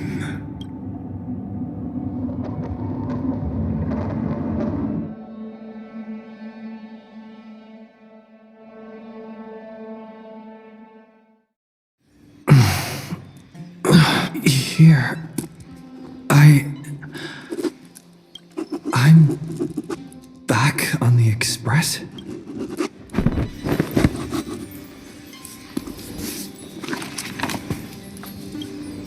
Pom-Pom!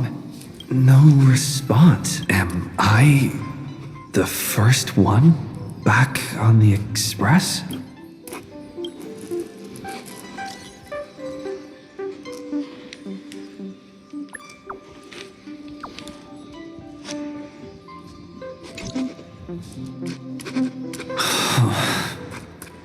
Nobody's here. Oh, I'm getting worried. Did we really win? Why does it feel so unreal? Looks like they are waking up. Hey, I told you not to talk. Someone's in the bathroom? An intruder. Better be careful. Check it out. Oh no. He's coming this way! Quick, hide in here!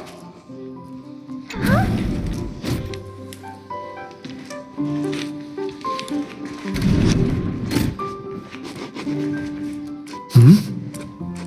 Nobody's here? Could it be my imagination?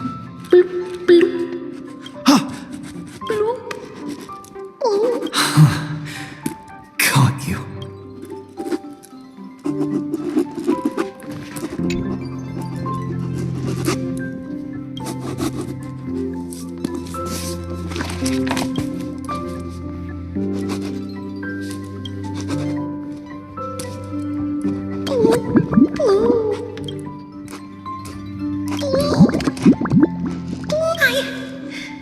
I can't go on.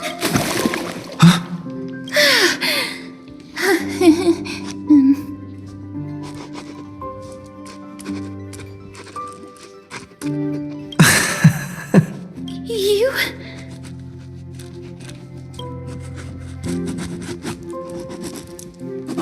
Wait, please.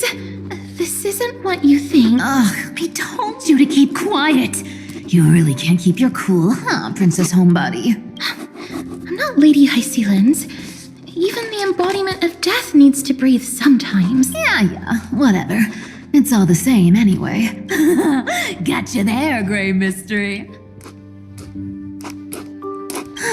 So composed, Grey Mystery. It looks like that big battle really helped you grow up, didn't it?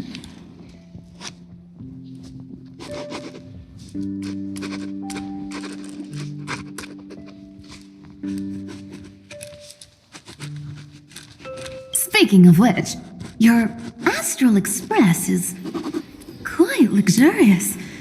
I hear you travel to different worlds. Must have collected quite a few interesting treasures. Hey now, don't go throwing wild accusations around. Hey, I was just thinking out loud. I wasn't actually gonna do anything. Don't be so tense. Who knows? One moment we were shouting about love and justice, fighting Iron Tomb's virus. And next thing I know, we're all on this express. No idea how that happened. It's not just Miss Cypher and me. Everyone's been in this car for a while now. Mister, why don't you go say hi to them?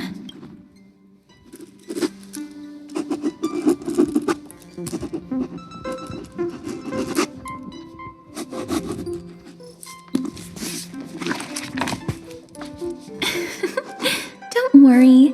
Everyone's following the rules here. If you're worried, feel free to check everything out yourself, mister.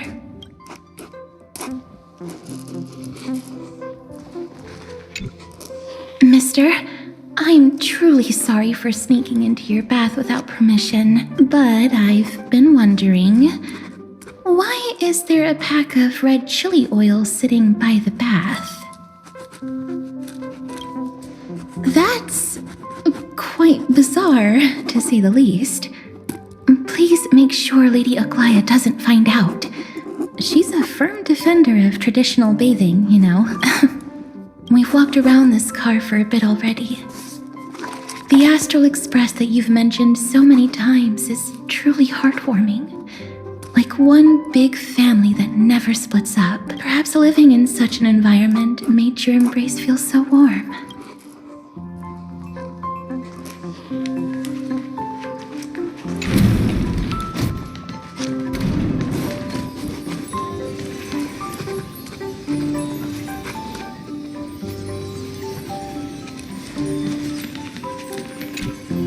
I gotta say, Grey Mystery, you've got quite the collection of treasures in this fancy bedroom of yours. A flying Amphora model I've never seen before. A head that looks just like a Titan's. And those weird Mr. Pocket Watch figurines. What do you think? You know what they say in Dolos. No matter where you are, never stop chasing money. Oh my! Don't tell me you actually believe that. Don't worry. Delosians are the most well-mannered folks around.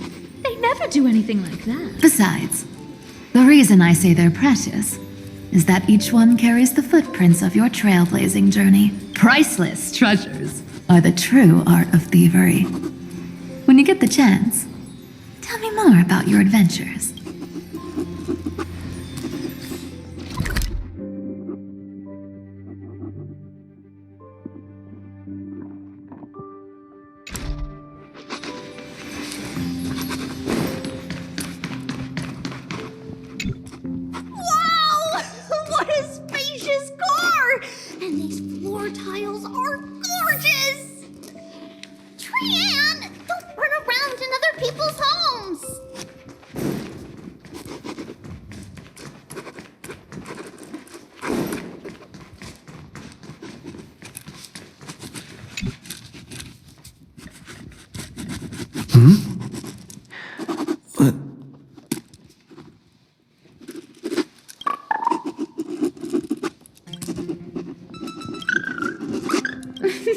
What's your step, teachers?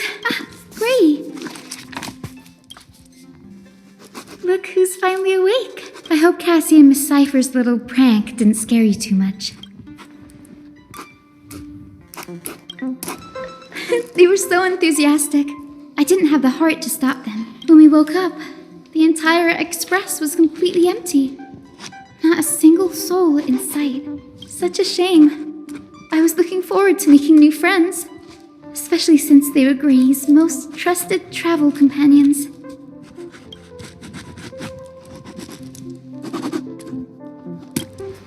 Don't worry. We beat Iron Tomb together, right?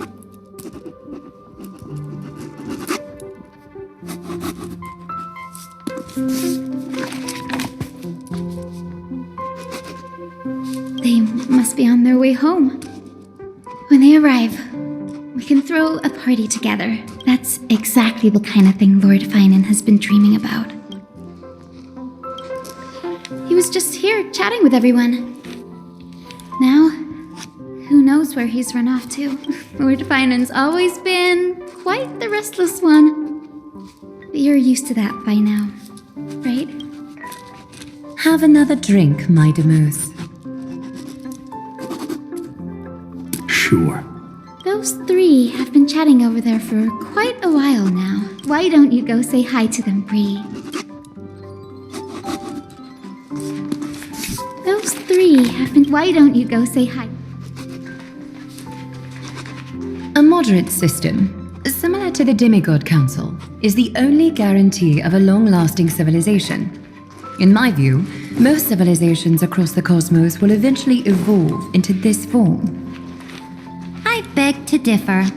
In such a vast jungle, the dictatorship system exhibited by early Akama is the only example of guaranteed survival.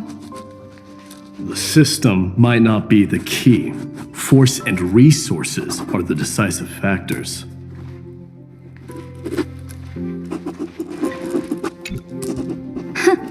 Look who's here, if it isn't the master of the Astral Express.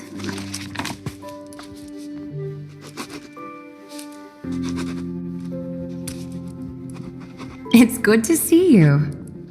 Glad to see you're safe and sound. I helped myself to some equipment and drinks from this, bar of yours. Hope you don't mind.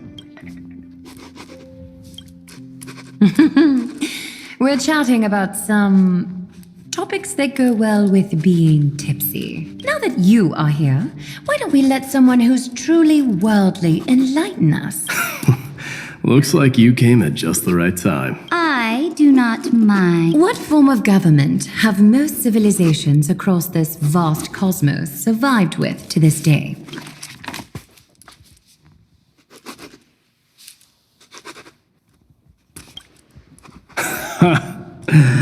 That's exactly the kind of answer I'd expect from you. I bestow upon the Astral Express this supreme mission. You must spread the great deeds of Amphorius to every corner of the cosmos. Thus, capable individuals from countless worlds will surely find inspiration in the Flame Chase's tales and embark on their own grand journeys. It's hard to say if that'd be a blessing or a curse for the cosmos.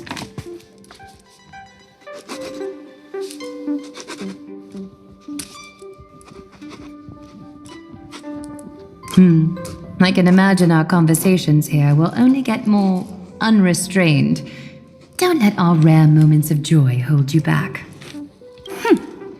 This banquet on the Express truly lacks manners. You may leave. I permit it.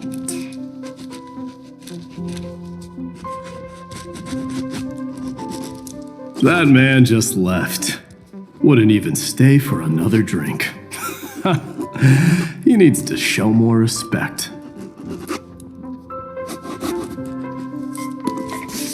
If you're looking for him, try your luck in the car above.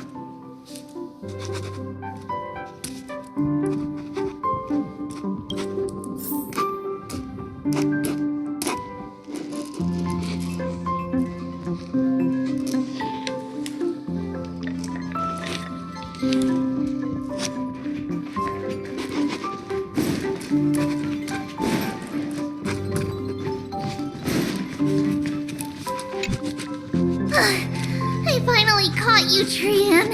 Running so fast in someone else's home? How rude of you! All according to plan. Trian lured you here on purpose. Look, there are several adorable outfits here. Trian wants you to try them on so Trian can draw you looking all cute. Oh my! You even dare to scheme against yourself?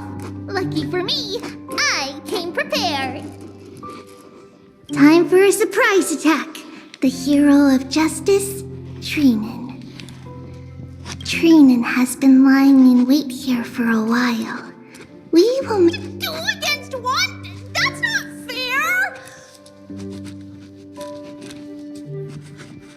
Little Gray, you came just in time! Help me out here!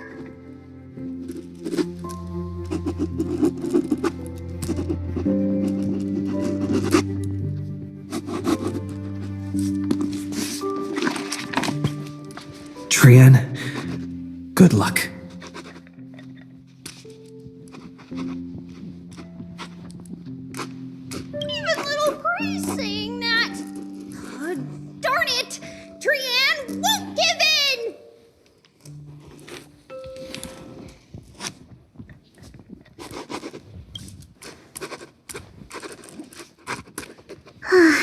Trian ran away. Treenan will fulfill the ambush duty. The Trevios is all laughing and playing around together. That must be quite the rare sight in Little Gray's memories, huh?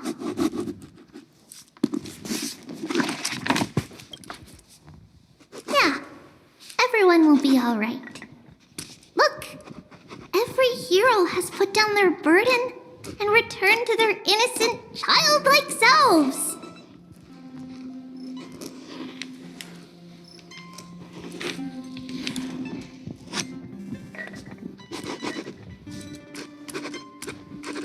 After all, just thinking about how warm and bright Little Gray's tomorrow will be fills us with genuine joy and lets us breathe a sigh of relief.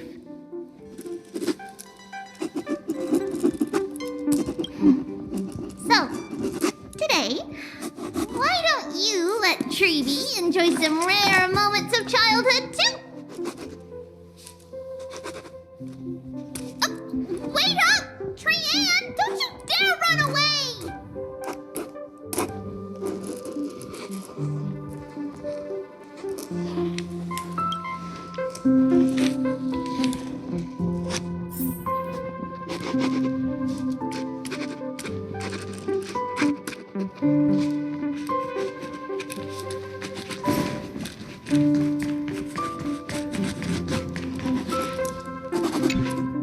Speaking of orders for the reason, a system is but a blade. As long as the one who wields the sword is valiant enough, even a dull blade can sweep through thousands.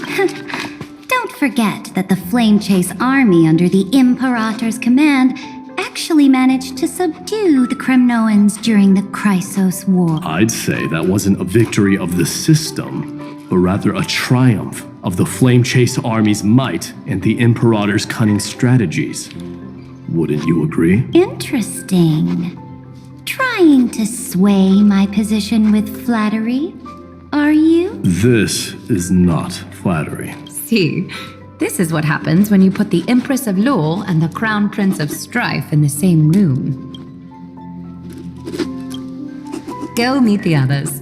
I'll keep an eye on these 2 Chrysos heirs and make sure their discussion stays at a pleasantly tipsy level.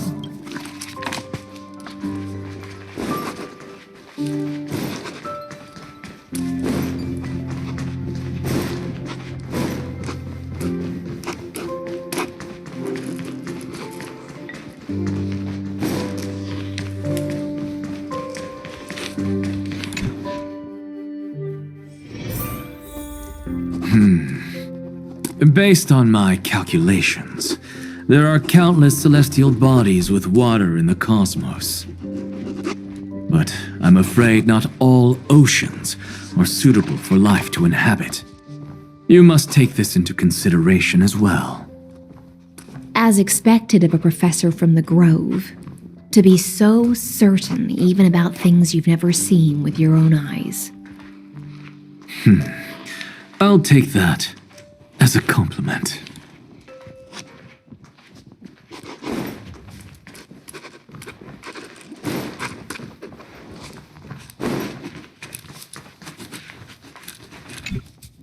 By the way, I heard that the Imperator's Flame Chase army like to hold feasts at the Luminary Throne. That's true. However, sometimes Dux Carminum and I feel it's a bit inappropriate to drink so freely before the throne of the most revered titan in the grove. Inappropriate? What's inappropriate about it? I only wish I were born earlier. I would have partied like that from the month of Gate all the way to the month of Fortune. Blasphemy is just a phenomenon, not the end goal. I'm sure there are plenty of people across the stars who question these so-called eons or paths. Didn't I spend some time in that Lycurgus's head? I sure learned quite a bit about blasphemy from that experience. Humans create gods, and gods shape humans. Who's really the one trapped? The creator or the believer? Professor Anaxagoras, let me just check one thing. You haven't bought into those twisted theories of that Theoros, have you? Don't worry. The difference between a genius and a madman is that a genius shares lethal truths, while a madman tries to force them upon others. I see. It's like drinking honey brew at a banquet. Likeable folks invite others to raise their cups together, while the unlikable ones force others to drink with them. Being able to break down complex information into common sense like that. You're quite the scholar yourself.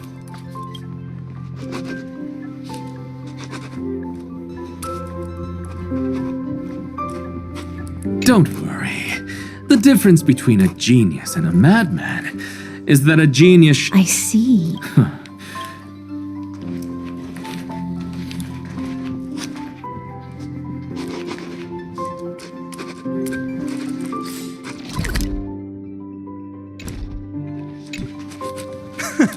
You're here, partner.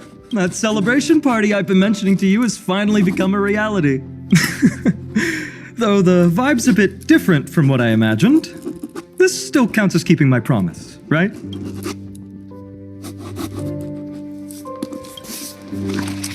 What you speak of has indeed already come to pass.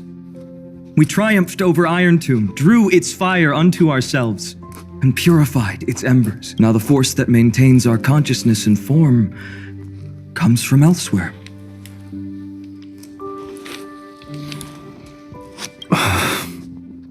Worried about your companions on the Express, huh? I understand how you're feeling right now. Don't worry. They'll be safe and sound. She promised. Don't worry, she always shows up at just the right moment. The Astral Express. Honestly, it really feels like home. I can imagine how much you, Dun Hung, and Miss March must have missed everything here when you were trapped in Amphorius. The beautiful windows, the soothing music, your fellow travelers on the Express. Like how golden wheat stalks sway in my dreams every night through the countless cycles.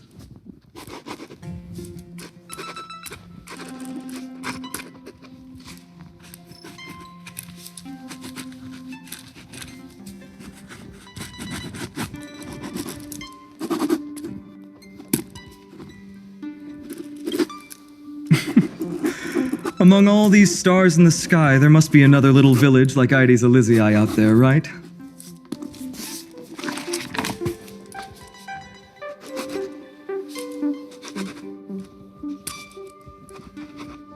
I think I've found my own wish, partner.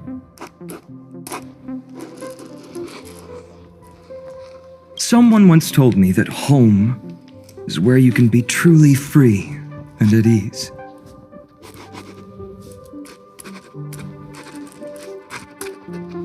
Maybe roaming the cosmos with you all is my strongest desire right now.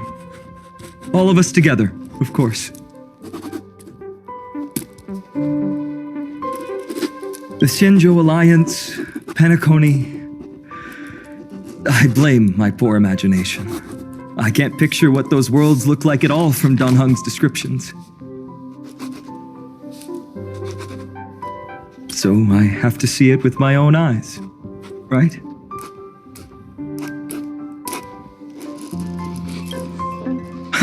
You're finally here!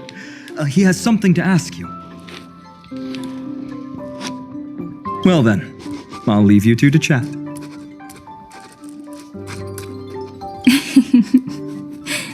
Thank you, Finan. After such a good sleep, you must be bursting with energy now, right, friend? Sorry about that.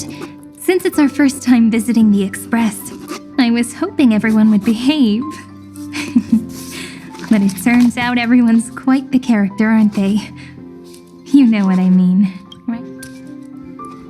How about we take a look back at everything that's happened so far together? We triumphed over Iron Tomb. It tried to transform into trillions of viral clusters to infect the cosmos. But the heroes threw themselves into the golden flames, becoming arrows that purified the destruction. The fall of Iron Tomb also symbolizes the demise of Scepter Delta ME-13. Amphorius, the home we sacrificed everything for, now exists only in the memories of the cosmos. So, this isn't real, just a dream. An illusion. Oops, wrong answer. What? In that instant when you broke through space-time with the Trailblaze, carrying all the world's memories back to reality, that world, once shackled by data, became a seed waiting to sprout in the cosmos. Did we really manage all that? Just as Kaslana's rage of 30 million cycles made the destruction shed a drop of golden blood.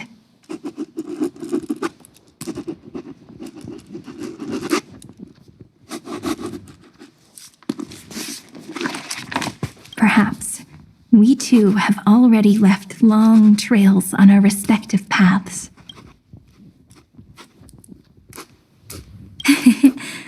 Freedom. What a wonderful word. But that alone isn't enough to make everyone a true life form yet. But Amphorius already has a tomorrow. So as long as you carefully preserve and tend to all the seeds, then when the Trailblaze creates another miracle someday in the future, I believe this world we deeply love will sprout and bloom into a beautiful flower. Don't worry. I've already kept all the seeds safe in the first fruit for you.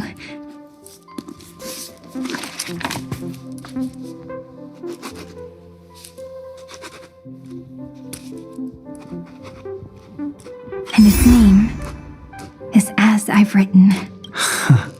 So, it's time to reveal the correct answer. This isn't a dream, nor a fantasy. It's the epilogue of As I've Written. At the end of the story, the characters take their final bow and embark on a journey of no return. The one who wasn't part of the story, yet helped write its romantic ending.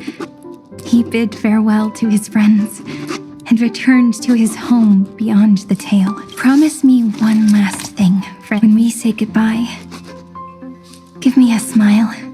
Okay? I will, Cyrene. Every star that the Trailblaze passes by will remember the name of Amphorius. Hey, it's not fair that you get to be the only cool one here. We'll keep an eye on him. He had better keep his promise. Leave it to us, Cyrene. Your story will be sung across many worlds. Stories this complex and twisted are always hard to believe. If anyone questions the truth, you'll all have to stand up for us. Rest assured, even the most stubborn person can't withstand our six-fists. You're so reliable, March.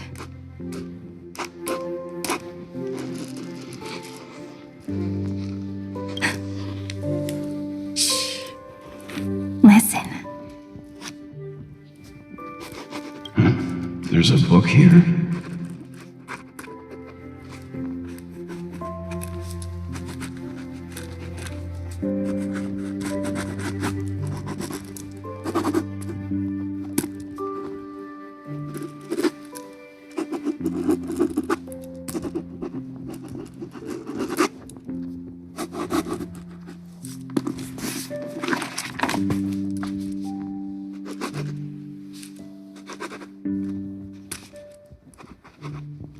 Its composition is similar to Memoria, but it's far more resilient than ordinary memory bubbles. Keep it safe. Perhaps this is the final gift that Amphorius left for the cosmos. Oh no! Passenger March is sleepwalking. Sleepwalking? Oh no, oh no! I don't want to make a fool of myself in front of everyone!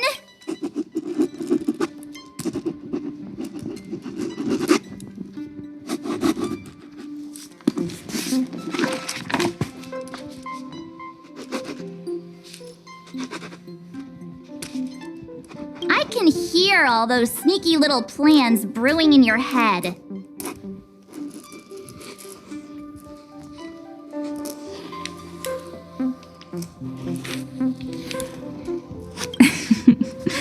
March, Dunhung, my friend.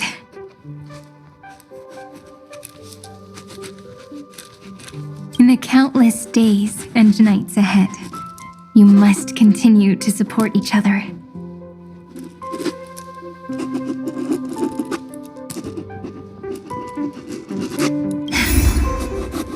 Time to head home, everyone.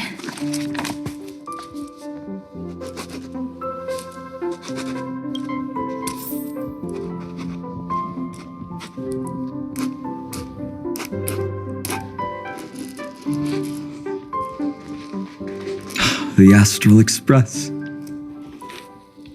Honestly.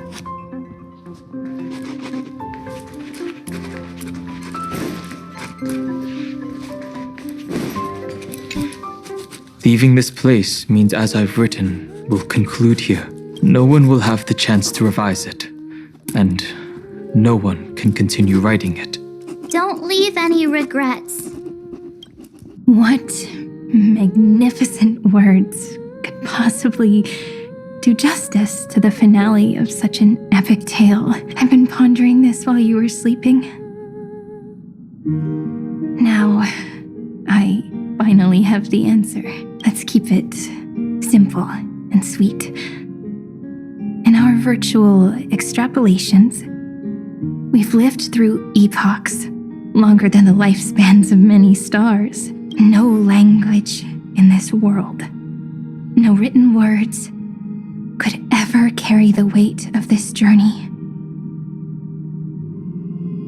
In that case, let's not be bound by the minutiae of words. Those who understand its passion and romance will naturally be moved to tears by the final period placed at the end. And now, it's time to say goodbye to our readers.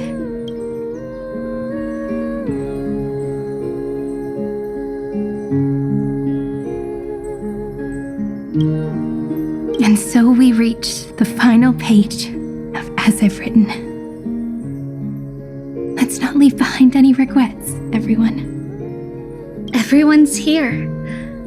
Who wants to write the first line? Going first is the hardest job. I don't want to make a fool of myself. How about letting the great Imperator draft it for us? Are you all such cowards? Then I shall enlighten future generations, just like the 30 million cycles of flame chase. Without me, there is no world. Go think, observe, and conquer.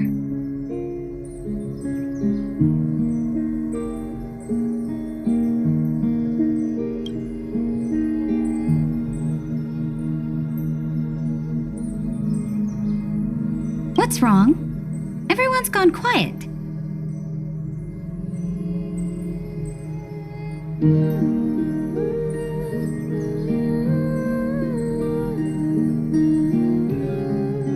Great Imperator set the bar way too high. How are we supposed to follow that up?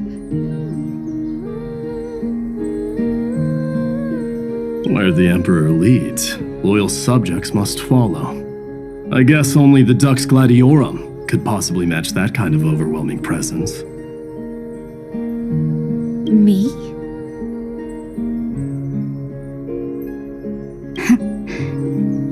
That suits me just fine.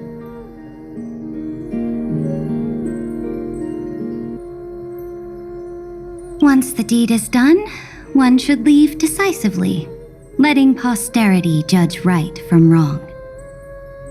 Until we meet again in our next conquest, my dear dukes.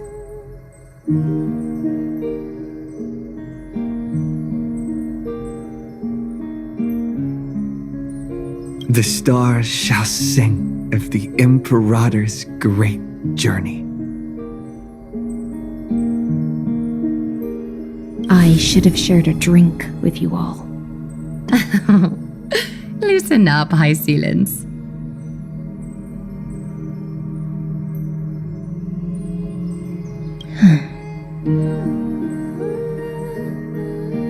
Life is like the ocean. Tides rise and fall, and everything eventually dissolves into the waves. So, sing your heart out in every moment of your existence. Whether it's a feast or the nihility that awaits ahead, I will find its radiance and sing its praises.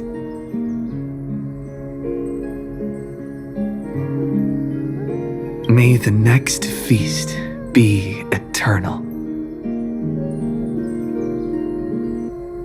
Miss High Sealand's toast is so poetic. Does everyone have to be so poetic? In mine. Next up.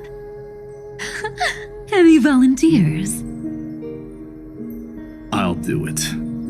There's no dragging one's feet in the Kremnoan language. Does the Kremnoan language even... Haikis, don't interrupt. Kill the play, and games shall be born. Kill the strife, and glory shall descend. Not bad at all. But now I can rest easy. After all, the lines I prepared are way more profound than yours. If nothing else, you're certainly unmatched when it comes to singing your own praise. Farewell, everyone. If we meet again, I shall once more become your steadfast support. That's a promise I won't back down from. Mighty Mouse, become king. What's up, Cass? It's nothing, Lady Trebios. I just finally realized something. Then speak your mind, and let your words be immortalized on the page, Cass. If your heart still has room to spare, share a bit of gentleness and softly cherish all the beautiful things around you. That's so beautifully said, Cassie. Thank you, Miss Hyacinth. My only small regret is that I couldn't fully embrace this world I loved so dearly. I hope those who read these words can fulfill this wish in my place. Everyone, let's meet again at the end of the West Wind. The place you reside is the gentle sea of flowers. Well then, it's my turn. Take it away with your performance, Anaxagoras. This time, you won't have to worry about being interrupted. Then I must thank you all for being such a captive audience. Now, with this golden opportunity, I shall reveal to the world my insights into the world's ultimate truth. Truth is a solvent that dissolves all things in the world, and thus cannot objectively exist. I have a brilliant proof for this in mind, but since we're nearing the end of the story, I shall not elaborate. Is this your final question for future generations? No. This is an established fact, not up for debate. I call it Anaxagoras' last theorem. Oh, you. Still as profound as ever, Professor. We've got time, you know. If you don't explain it clearly, future readers might not grasp your true meaning.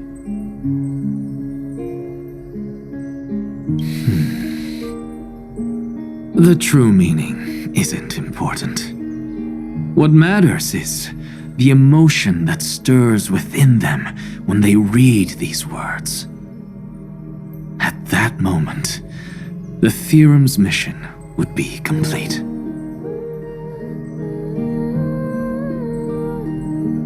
So, your lessons are far from over. But taking a little break for now wouldn't hurt.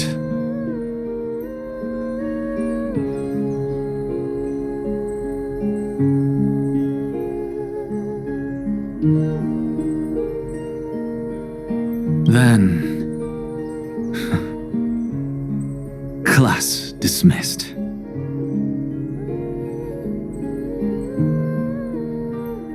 The seeds you've sown are already sprouting.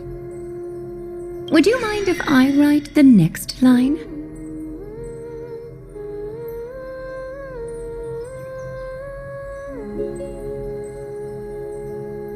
Huh? I actually thought you should be the one doing the final wrap-up. But We'd never turn down a request from you, Aggie.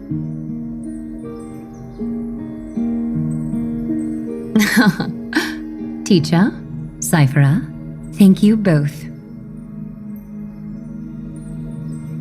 Trust and selflessness are the two most beautiful garments in the world. One to gift others, one to adorn yourself.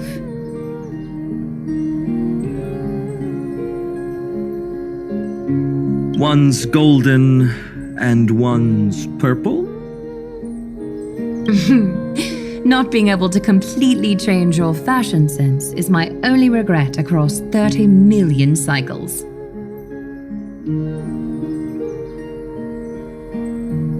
After all this exhaustion, I just want to take a peaceful bath now. I'll see you all again at dawn. Thank you for your hard work all this while.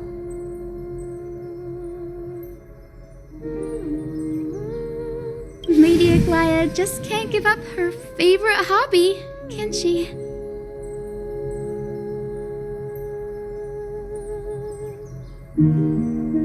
So, I guess it's my turn now. there must be many others like Miss Hyacinth out there in the cosmos, helping and healing people everywhere. You've got to set a good example for them, right? Of course.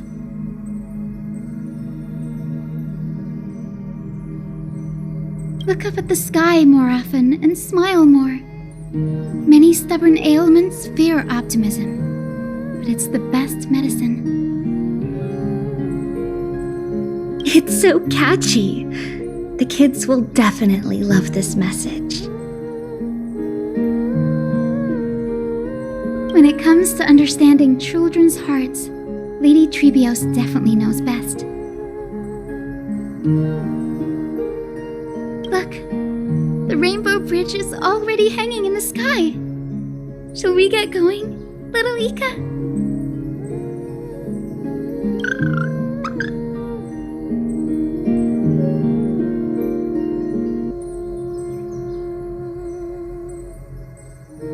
It's you who healed the sky.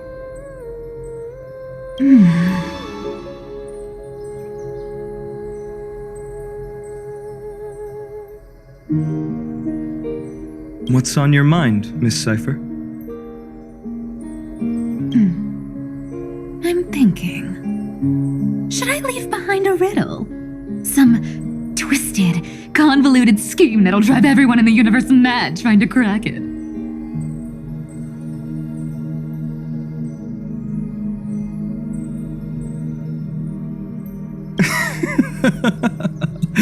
I see. You know what? Just go wild with it. No one's gonna judge you. Oh well, my brain's not working right now. Let me be genuinely sincere for once. Don't be afraid to fall. Just run. Destiny's just a slow-moving nymph. It can't catch you.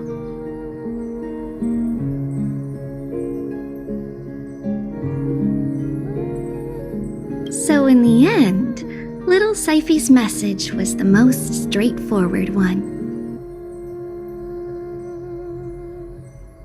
Even if you combined 30 million of me, I probably wouldn't have read as many books as you did in one lifetime. I won't pretend to be cultured before Big Sis Treeby, Trinan, and Trian. Emphorius's greatest trickery. Gotta bounce now. Meow!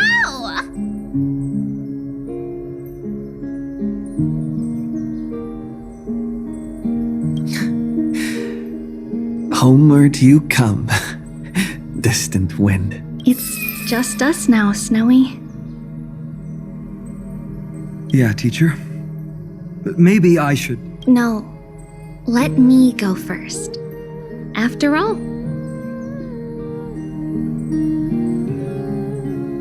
shall bid farewell to one, and that person alone will.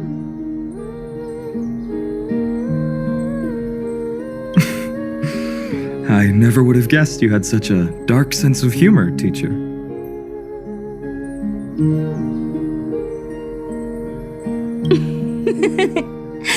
You still know so little about the complete Trevio, Snowy. Jokes aside, I want to leave these words at the end of the story. Whether it's a sunny day or a rainy day, remember to tell yourself before you drift off to sleep, "See you tomorrow."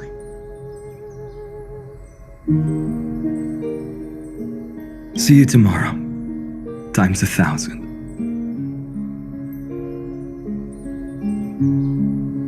Prophecy received, times 1,000. From now on, no more goodbyes.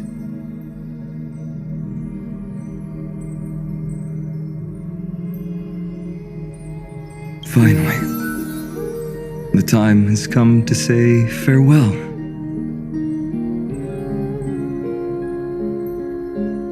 I'm grateful that you could be here to witness this moment, partner.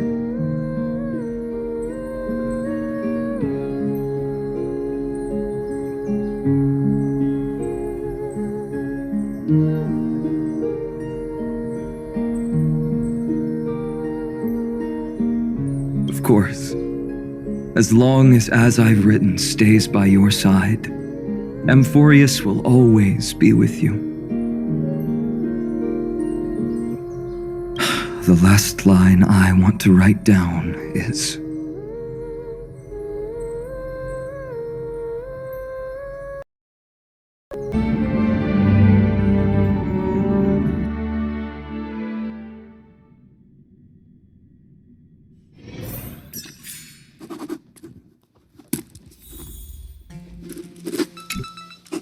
Leaving this place, no one will have the chance to. Don't leave any. What? Meg, I've been pondering this while you were sleeping. Let's keep it no lang. Those who understand now. And so we. Everyone's here. Going first is. How about let. Then without me. What's wrong? The great emperor. Where the emperor? Me? Once the deed is. The star. I should have. Life is whether it's a feat. May the next. Miss Highsealand. Next up. I'll do it. Does the Crim know? Haikis, kill the plague. Ha, farewell. Mighty Mouse. What's up, Cass? It's nothing. If your heart, that's so. Thank you, Miss Everyone. The place. Well then. Take it away with you. Truth Is this you? Oh, you. So, then... The siege... Would you mind if We'd never. Trust and... One's gold... After all this Thank you. Lady Glasso, there must be of course. Look up at the sky. It's so cap when it comes to unlook. It's you. What's on your mind? Don't be afraid to... So in the end... Even if you combine... It's just... Yeah, teacher? No. All shall be... Jokes aside, whether it's a... See you tomorrow. Prophecy... From now... Finally. I'm grateful that you could be here to witness this moment. Well then, make sure you take good care of as I've written. As long as it's by your side, Amphorius will always be with you. The last line I want to write down is, a hero is living in everyone's heart. Embrace it and chase after the sun. I hope those who read this will find the courage to face their burning lives. See you at the next pale dawn, partner. Did you see? Amphorus has ushered in the dawn. The characters in the book have taken their final bow. It's time for us to return to our own reality.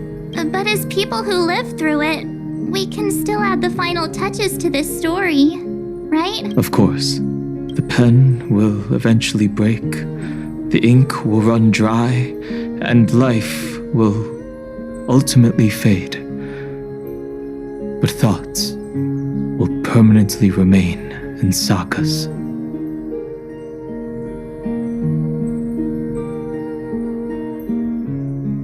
If time is an endless cycle, then forget the bitterness that keeps repeating, and remember only the moments of happiness.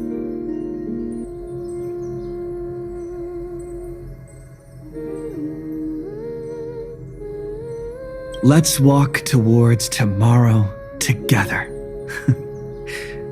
We were never apart. Time to head home. Don't miss the crew meeting. We won't wait around for you, you know? See you later, Donhung, March, and with this, as I've written, officially comes to an end.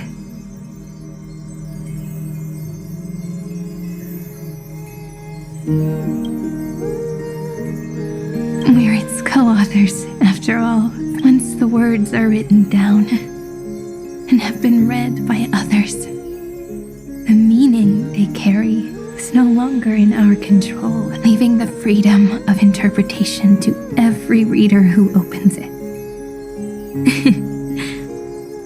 Don't you think there's something romantic about that? As for what this story means to you and me, let's keep it close to our hearts. After all, we've always had this unspoken understanding between us. Whoa! Passenger March! Why did you suddenly wake up? You scared me so much that I dropped that book! Welcome home, you three. Thank you for your hard work on this trailblaze. We might need to reshuffle the seniority rankings of the Express crew if we count the years you spent in Amphorius. Hey, I was the first one to get dragged into it. Does that mean I'm gonna be the oldest member of the Astral Express now? Miss March hasn't lost her innocent nature even after all these long years. In other words, she hasn't really grown up at all. Hey, this is the first time I've been able to examine as I've written up close. Miss Irene's handwriting is gentle, yet steely, with an underlying strength. I had no idea it was so sophisticated. Looks like I need to brush up on my knowledge in this area. Maybe start with a few basic books first, to get your feet wet. Look who's talking. As if you're not glued to your phone in your room all day. Huh? Wait, something fell out. It's... Is that a bookmark? In a corner, unknown to everyone. There was actually an untold interlude that took place. I left it out of the story because it involved a choice. A choice I made for my own selfish reasons. Can you forgive me, friend? I made a decision on my own. While you were away, I wrote everything about it on this little card. If you can find it in your heart to forgive me after reading it, please. Add this final note to the conclusion of As I've Written.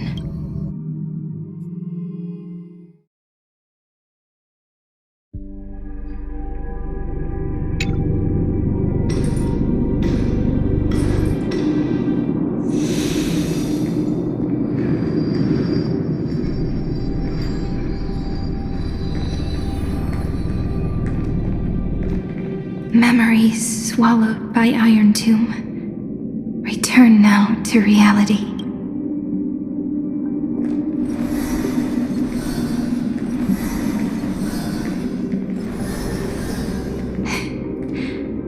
And don't lose your way. I finally found you, Cyrene. Demiurge. We won the battle. Thank you, Madame Herta.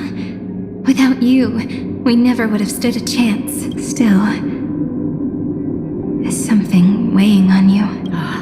Right before I shut my eyes, inside the droid head's brain, I saw something unsettling. The fourth instant, this turning point in cosmic destiny, anchored by the erudition. It's not a single instant, but a process, a chain of events. So, this victory isn't the final piece of that chain? Far from it. This is only the beginning, the first toll of the death knell for the cosmos. That sorrowful look doesn't suit you, Madame Herta. Don't hold it in. Tell me. Not long ago, you crossed paths with the Eon of Remembrance again, didn't you? Yes. Even if the figure was hazy, I knew right away. That was the god from Cyrene's dreams. Causality has gone wrong, just as I thought. Causality? Let me put it in your favorite fairy tale terms. The universe began as a seed. It grew into a great tree. And the present is its branches and leaves. The erudition calculates how the future will sprout. With so many possible outcomes, they choose to anchor one path, cutting away the crooked or fragile branches. But if things continue that way, the branches grow endlessly, the leaves multiply, and one day the tree collapses under its own weight. That is why there is a concept in biology called lignification. Soft sprigs form a hardened shell and fuse with the trunk. For the universe, that process is what we call memory. Under Fooley's record keeping, the past becomes memory. In the corners, they forget. Even the events of the present become fruit without roots. So it is the opposite of the erudition.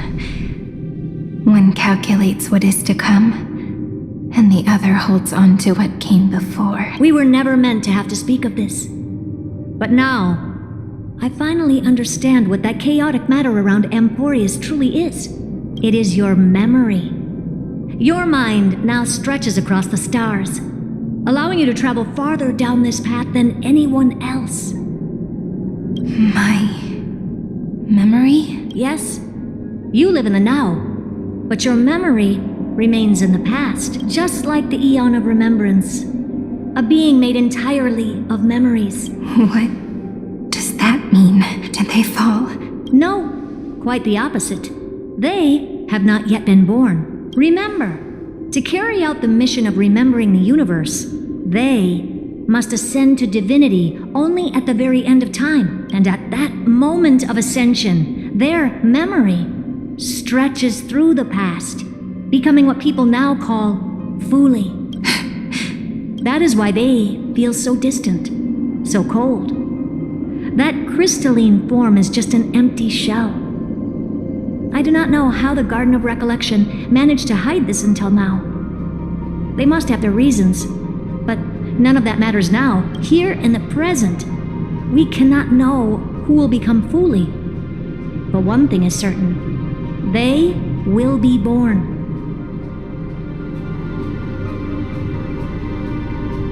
And those who might become Fuli all share the same characteristics. They are known as Children of Remembrance. Pure child of Anasrava. Both of you. Children of Remembrance. So help us. Find where Amphorius's memory began, and bring it out. We are the sacrifice. The garden used us. The pure child of Anasrava. Abandon us! So that name, it was never my past. It was my future. Or maybe it is the present. Noose has revealed to me two paths, and on both paths, I see you standing. The first, follow the trail of memory you have forged. Break free from this world and reach for the stars. That would mean Amphorius's causality will no longer concern you, at least not the person you are now. Go on. The second, you come to a stop and fade, offering yourself to become the memory that carries through Amphorius. Perhaps this is the choice every pure child of Anasrava must face. That choice means I'll remain in the past forever. And more than that, it means you will close off Amphorius's causality. This world is sealed. The effect that the remembrance brings to it will all converge on one thing. That one thing. No more eons will interfere with this part of history. No more blank spaces in causality. The present will be set in stone and become indestructible. There are two paths, and only one leads to the right end. A droidhead didn't tell me the answer. But I can guess what might happen if you choose wrong. With causality incomplete, there is a chance Iron Tomb could rise again. So even the gods of the cosmos are unreasonable. If you want my advice, stop thinking so much. Ask yourself what your heart truly... Choose the first path, and you might survive as a memo sprite. You may even walk beside them for a while. Even I can tell how much they mean to you. Especially the little one. But if you take the second one, then you may have already lost the chance to say goodbye.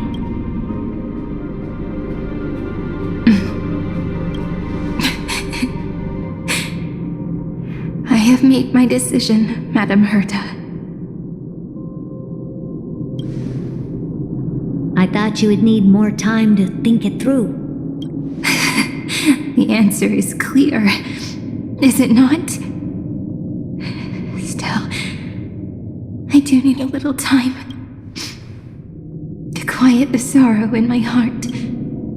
His kindness is always just right for the moment. I believe he will forgive me.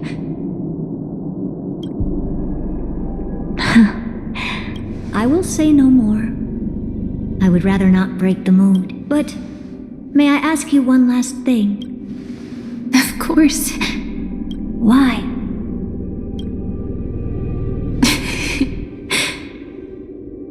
I once heard a saying that went something like this. Divinity is flawless humanity, and humanity is flawed divinity. We children of Amphorius gave up on gods long ago. Those beings who love to play pranks on the universe. I believe in him much more than I believe in them. And I believe in who I am. As a human. Oh.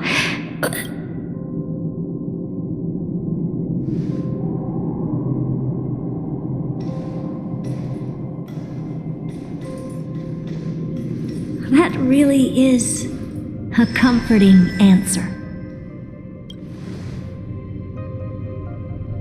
As for the one wish I still have trouble letting go of,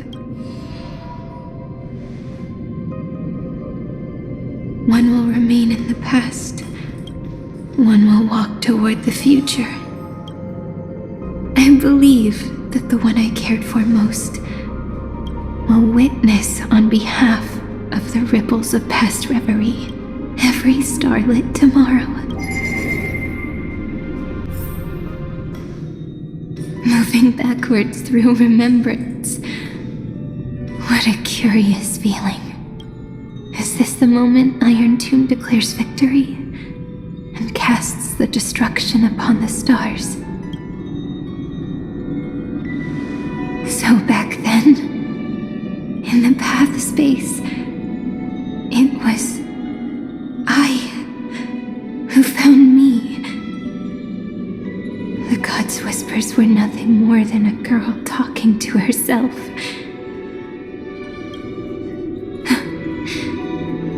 Now that I remember, what I heard back then was...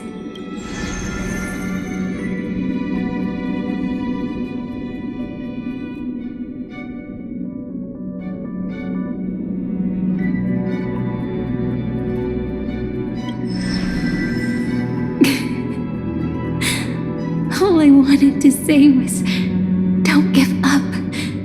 He will find you. Memory truly is amazing.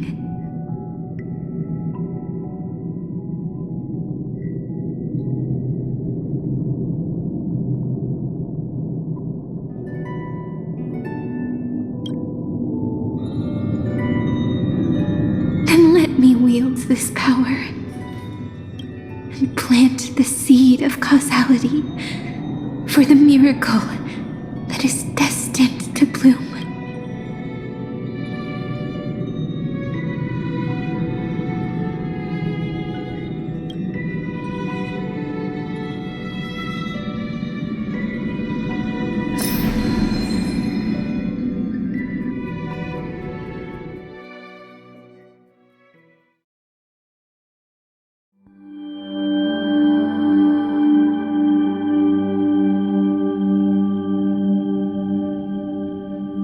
Even so, must we walk all the way to the very beginning of memory? It's such a long road. A bit lonely to walk alone. Then, would it be alright if I came with you? As long as it's Peach. Even 30 million wouldn't be too many. One is enough. Take a deep breath, and then we can set off, alright? Follow the ripples of remembrance into the past. Reconnect every moment in which the gods made themselves known. Clearly, cause leads to effect, but now, the future gives new meaning to the past. Effect flows backward and nourishes cause. Maybe that is what makes memory so beautiful. So, let us return the way we came.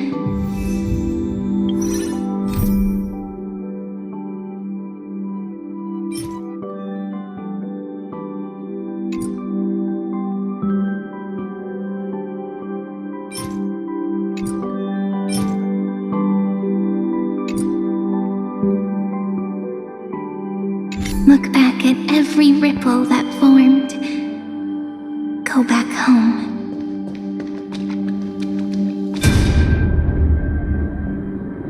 Turn over this eternal page.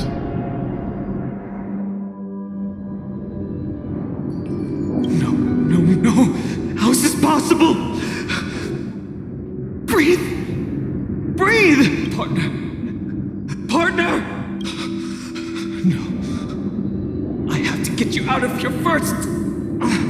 Just hold on.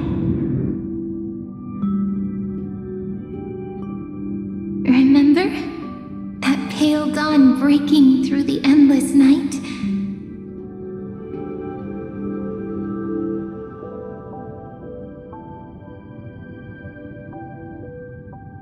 spear of strife nearly claimed his life.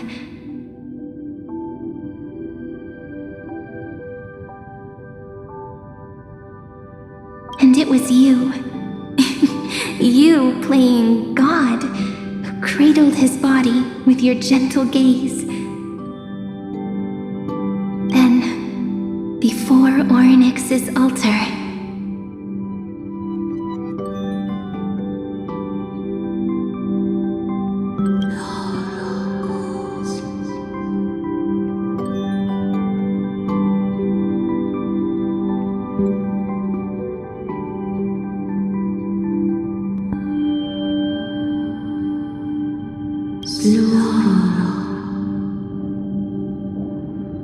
even the Titan of Time mistook you for someone else.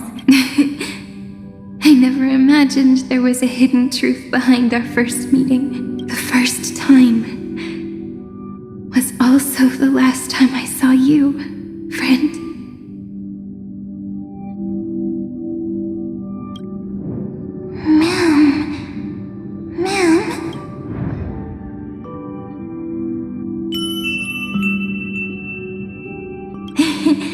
That melody from the memory.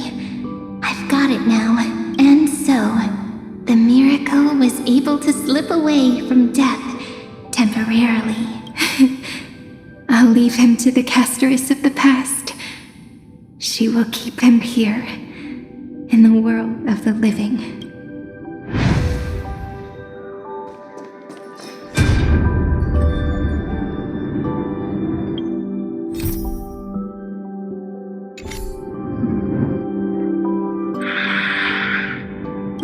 Darn it! What are these things? You're not taking me down. Not before I find a way to help him and Don Hung.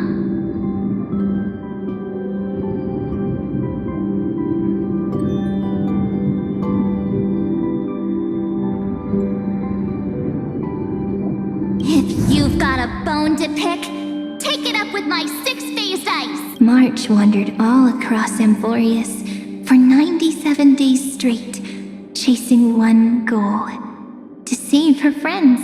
And with her bow and arrows, she brought down every obstacle that stood in her way. So that's how it happened. My skill with the bow. I owe it all to March.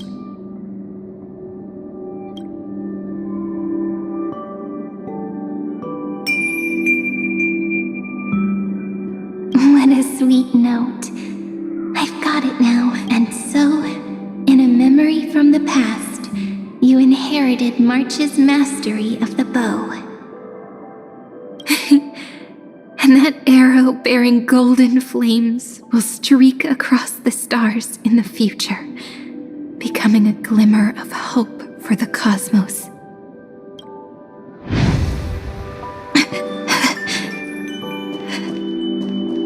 Are you okay?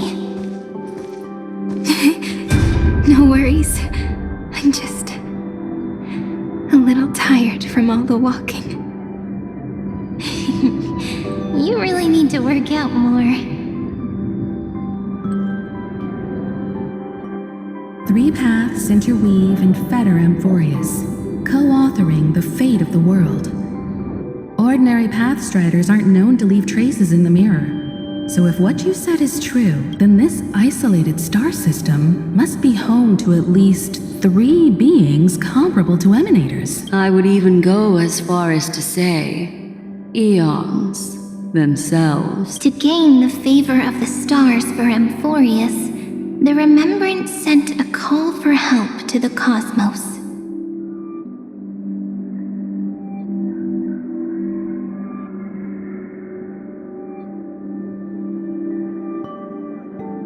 But the obstruction from the scepter was far too strong. Even the gods could do nothing more than send a fleeting mimetic being to someone who walked the same path. Thankfully, Miss Black Swan caught that fleeting moment.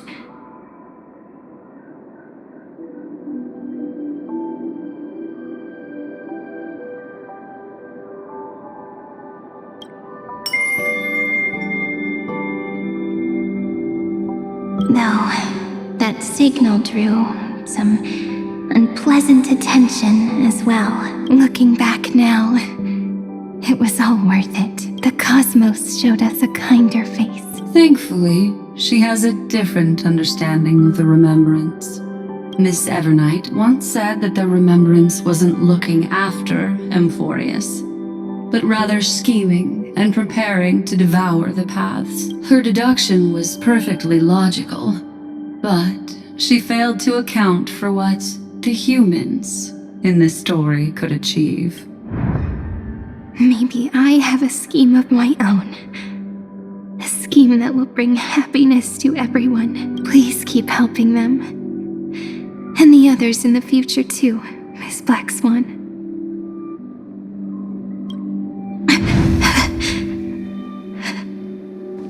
Looking back on the past really does wear down the mind. And wears out the body too. You need to hold tight to this ceremonial blade. After I'm gone, it will take you back to the beginning of time. The start of a new story. I believe that in that story, or in countless stories, each alike yet unique, everyone, all the companions who sacrificed themselves, alongside the deliverer we once dreamed of as children, will reunite beneath a vast, endless sky.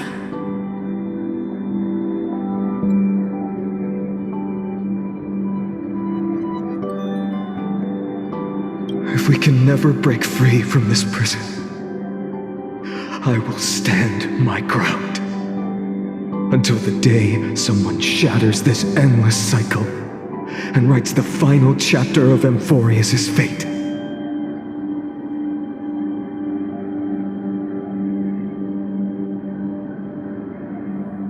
In the blink of an eye, we have returned to the turning point of fate.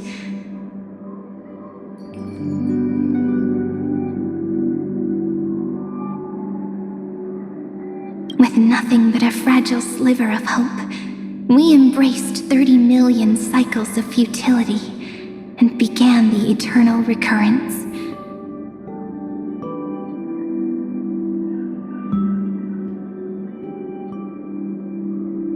I still remember the first time I saw the god appear in a dream, looking at me from behind a thin veil of crystal.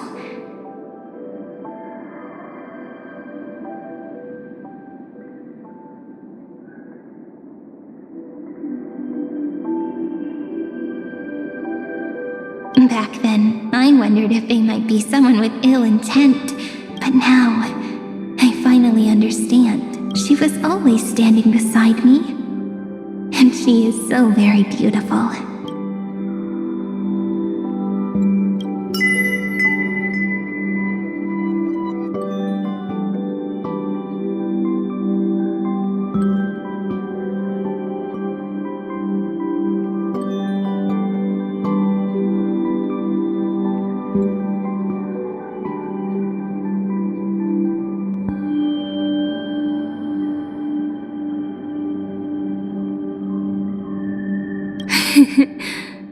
Causality really is a force that cannot be stopped. Even if I wanted to leave a few more words for Cyrene, it seems I no longer can.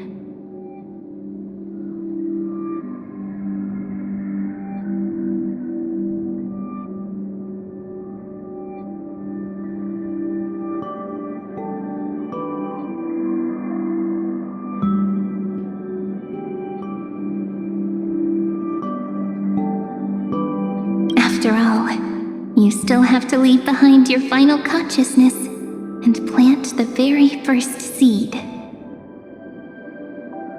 I remember what you once said. When a god sheds a tear, the thing reflected in the ripples must be the most beautiful thing in the world. But do you know what Emphorius saw when its heart was born? The first thing it saw was a name. 0. 9, 3. Looks like you figured it out. Sometimes, all it takes is a change in perspective to reveal something truly unexpected. Don't you agree? That's right. Turn these numbers upside down, and you'll see a beautiful eternity. Something we believe in. The ego.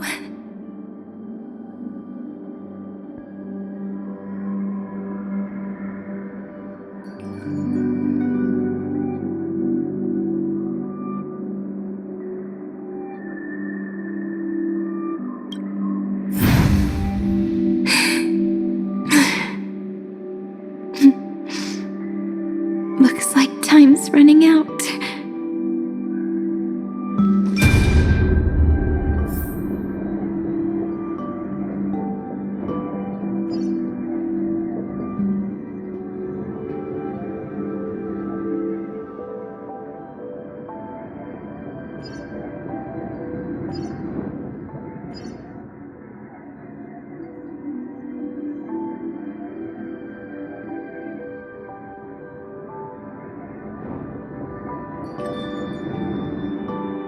I want to protect everyone in the village. But can I really do that with the strength I have? I shouldn't think too much. Better finish the farm work Dad left me first. The hero within has been by our side since we were little. Finan has always been strong. But without that faint glimmer of hope lingering in his mind,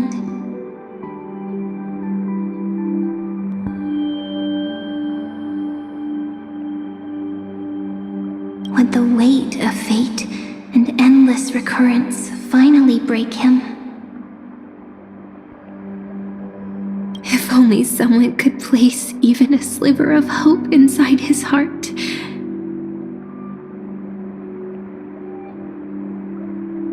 He would hold on and keep going. Yes, just a single spark. And he would guard that fragile light until it turned into a blazing sun.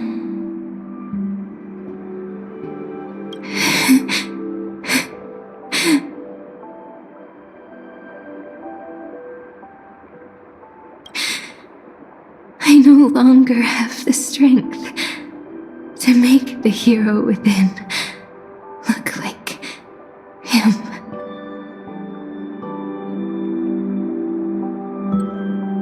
So,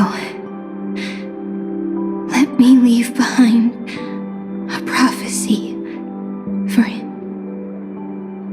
Take this wish with you. Be the hero who begins the mission of deliverance.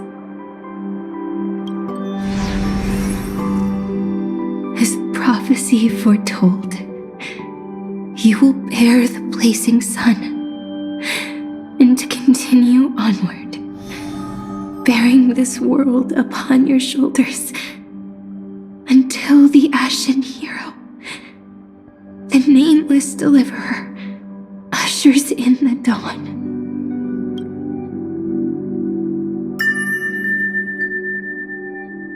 Now, your eyes have seen through all of Amphorius, from the end back to the beginning. Looks like time's running out. The first ripple was where it all began for me. 1, 2, 3, 4, 5, 6, 7. I thought they were just musical notes scattered aimlessly throughout memory. But they had already become part of this world. No matter how Amphorius came to be, right now it feels so gentle. As I return to where I came from, it wants to play for me once more that melody from when we first met. A simple but beautiful melody. Behind this door, I can smell it. The scent of wheat fields. You're clever. I bet you figured it out long ago, didn't you? The end of this journey back. The final gap in Amphorius. It leads to the place we both call home. We can finally go home. Are you ready?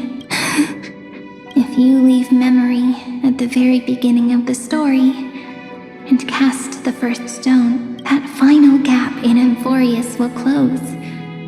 The causal loop of Amphorius will become a fixed point in the stars. And if I don't do that, then this world and the cosmos beyond the sky might still fall into the destruction. There's no way we would let something like that happen, right? Exactly. I remember that tree in Ide Silicii. It grew all alone, unable to go anywhere. It watched the sea in silence, dreaming of a faraway shore it could never reach.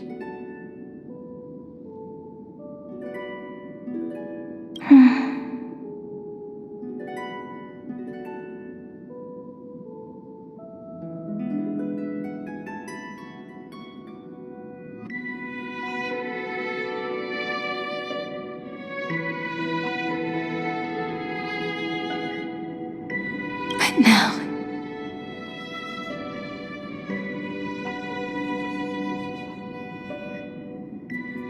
a tiny boat sets sail. It carries a seed of hope, plucked from the tree, and heads into the great beyond. Even if the boat's shadow fades quickly from sight, the tree knows that its wish will bloom on the other side of the sea.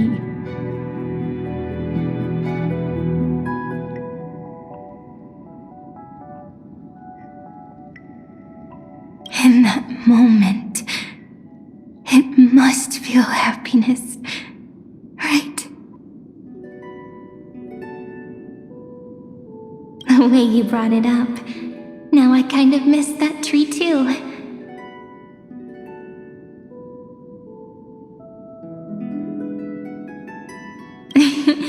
Come on, let's go home together.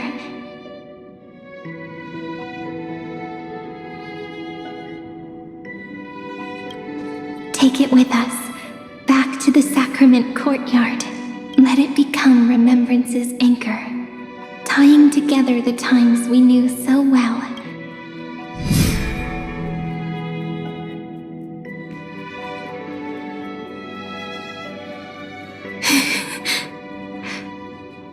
Let's go home together.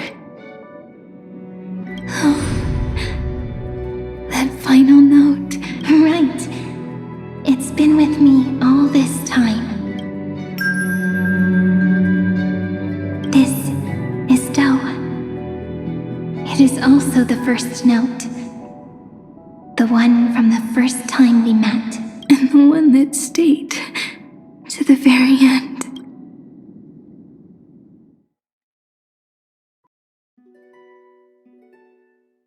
Ide Silicii, the place where it all began. It's like time itself has stopped, and the breeze and the sound of the waves never seem to rest. We've made it. The sacrament courtyard. This is the place where we first picked up the ceremonial blade. And where we first began writing journals. Now, the journey through memory has reached its end. Once the anchor is placed, what awaits us is 30 million lifetimes of reunion. Looping again and again. Endless farewells. Do, re, mi, fa, sol, la, ti. And with them,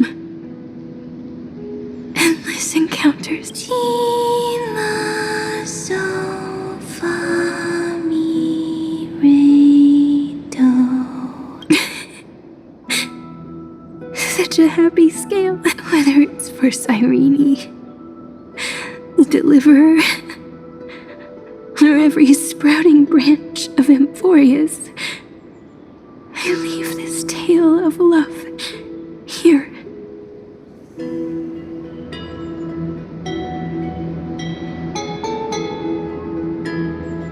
May the river of time flow backward, bringing scenes of the future before our gaze. In the eternal land that no one remembers.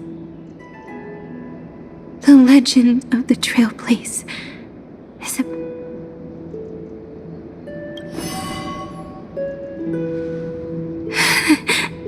Is it all over now? My mind and my memories. It seems they're beginning to fade.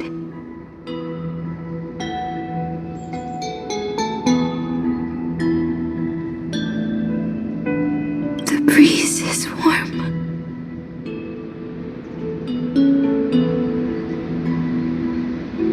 But my body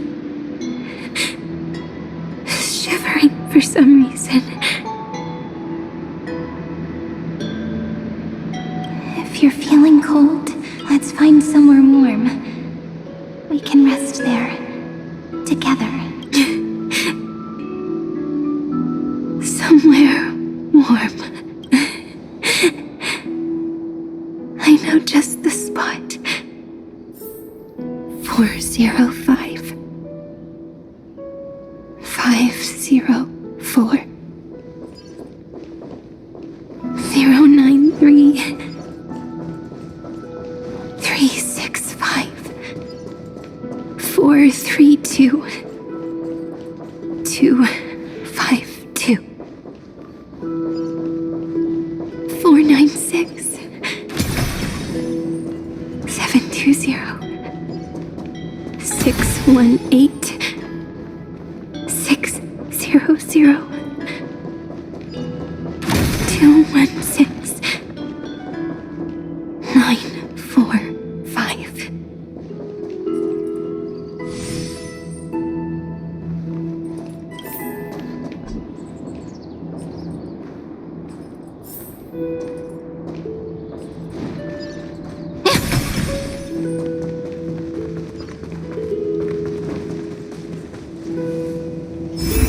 Treehouse. Suridra. March 7th. Dunhown. Electra. Hyacinthia. Caslana. Anaxagoras. Aglaya. Midemos. Castoris. Cyphera. Cyrene. And you. Look, everything is already as we've written.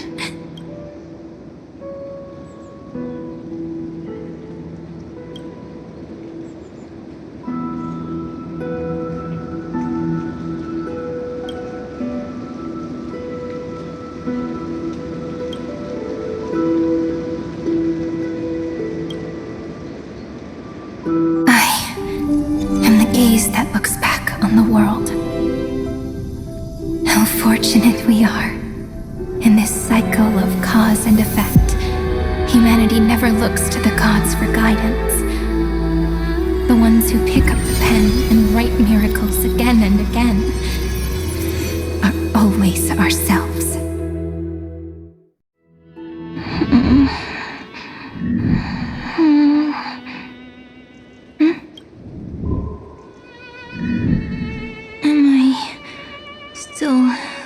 Awake? Peach, where are you?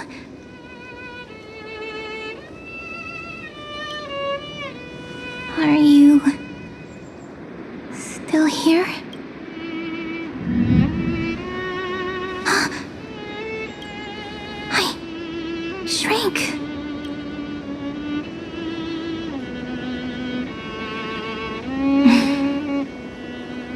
So that's how it works.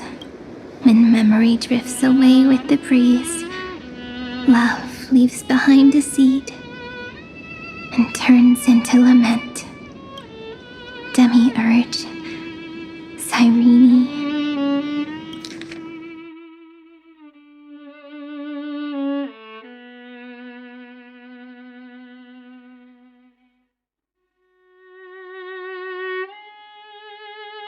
Mem. Back again to the first Philia 093. I always do have my charm. The final ripple nourished the great tree, and from it grew a single pink peach. We've been playing for so long, and you still haven't told me your name. I've told you so many times already. You're just forgetful. My name is Livia. Livia. If you forget again, I won't tell you next time. Livia. Got it. Then you have to remember mine, too. I'm Piso. I always remember. So, Cyrene was just a pen name after all. So sleepy. That drowsy little fairy barged into my mind again. The last of my memories are slipping away. I wonder what this world will look like when I wake up again. I remember a cry and my name, daughter of Lady Silicii.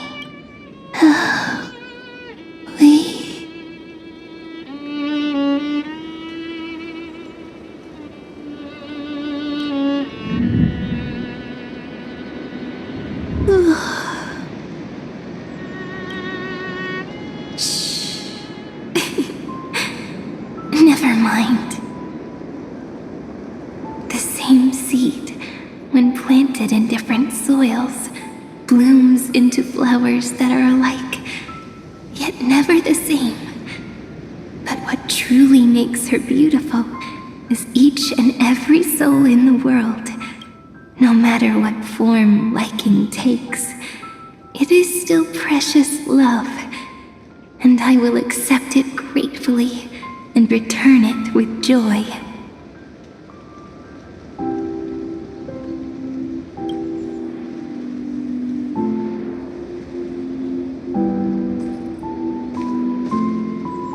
Do you remember my favorite story? That crystal flower was so beautiful because it reflected the eyes of the little fairy.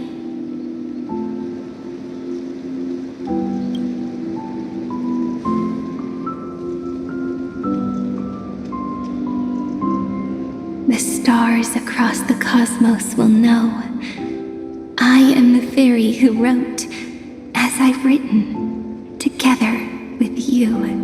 And in your heart, I know I will always be given the name I love most. The one you gave me. After all, we've always been in sync.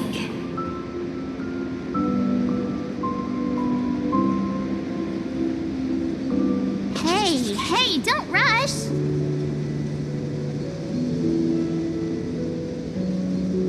Slow down. Let the words settle. We have plenty of time.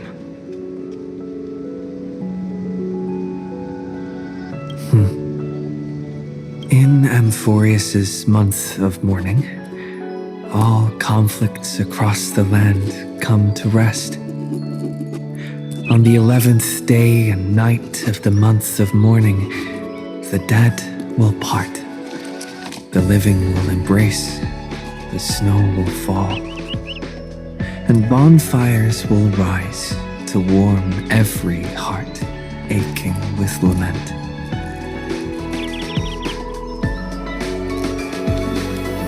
It may sound heavy, right? But on this day, laughter always rises louder than tears. Because people understand that parting is for the next reunion, and sorrow is so we may love more deeply. That is why this day is her favorite of the year.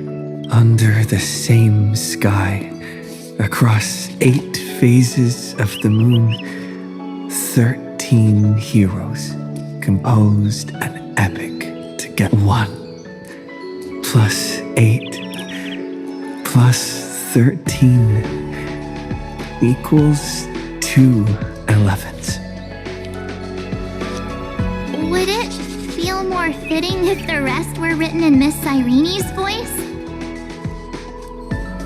Agreed. Then, we'll add 1. A 1 like none that has come before. A 1 that blazes new trails. I make this wish. On the 12th day of the 11th month, 13 heroes will take every core flame ignited across 30 million lifetimes and scatter them among the stars.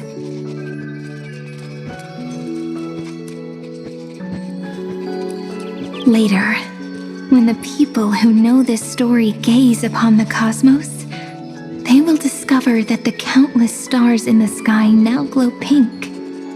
And after 13 seconds, that radiant light will quietly fade away. It will be such a romantic, yet puzzling sight, but that's all right. They will keep that mystery close to their hearts, constantly pondering what the ego truly is.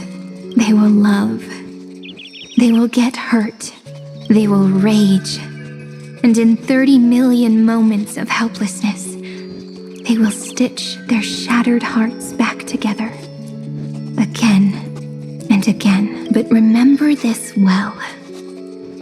Losses are a constant on the flame chase journey. There may be pain along the way, but you and I will never be alone. They will come to understand what it means to lose, and in the end, they will choose to let go. They will offer their hearts to this world, to every companion they walk beside, and they will take in the hearts of others and pass them onward. For every soul that exists in this world, there is a different ego, a different prime mover of life. There will never be just one answer, not even for love. But when people gaze into the night sky and love what is fading with the same resolve they have to praise the stars, I want that soft, gentle pink in the sky to tell them, love will always be answered. This is a story about love, and a story about how to answer it, whether it is one we have already written, or one you are yet to write. It will be a romantic story, like none that has come before. You think so too, right? And the romantic story deserves an ending that is free and complete.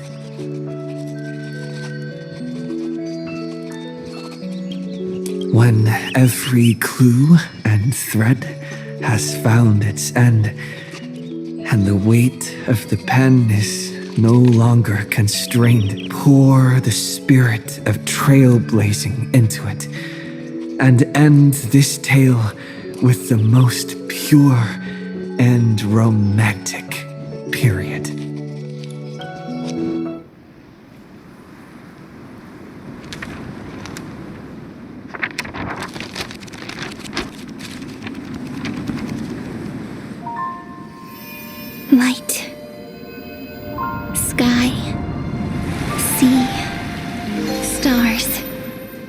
Seeds, flowers, birds, hope, and love.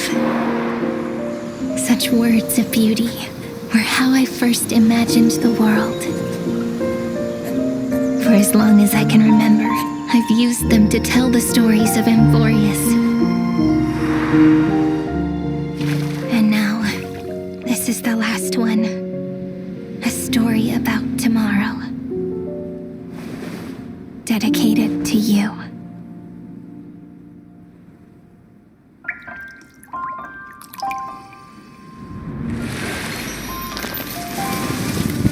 Once upon a time, morning glow, scattered light, shone on you and I, in fading poems, frozen rhymes, or traces on the breeze, whispers of past reverie. Please let me linger for now, enveloped in your sound. On the pages, the ink our stories penned. No matter how it ends, I'll do it all again. Oh, stay true, blossom as spring renews, dreaming colors every hue. Tomorrow's eyes to tomorrow's life, while walking step beside you. So stay true.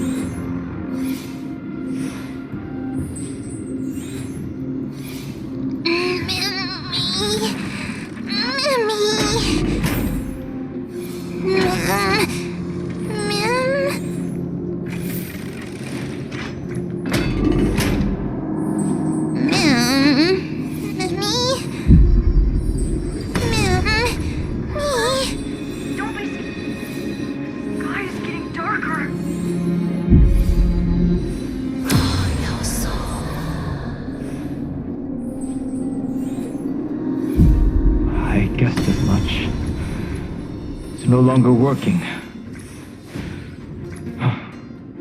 Looks like it's just the two of us out here now. Memmy? Me memmy mem? No soul. Memmy. Memmy. Me. Mem.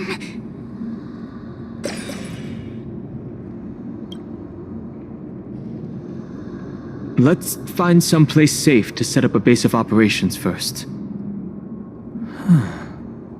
This statue and the buildings we've seen so far point to a civilization here on Amphorius. We can only hope that they're not hostile toward outsiders. Mem? I've reunited with you so many times, and every time feels like the first time we met. Each time, love breaks through the stubborn cycles.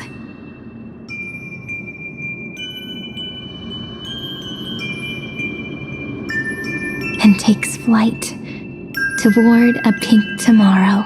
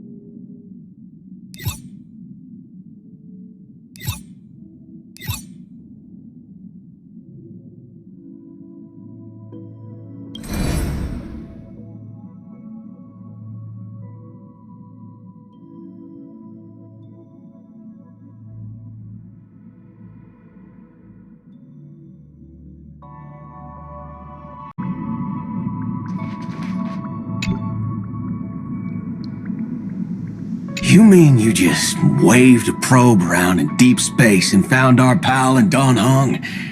That little thing's really that impressive, Ninja Girl.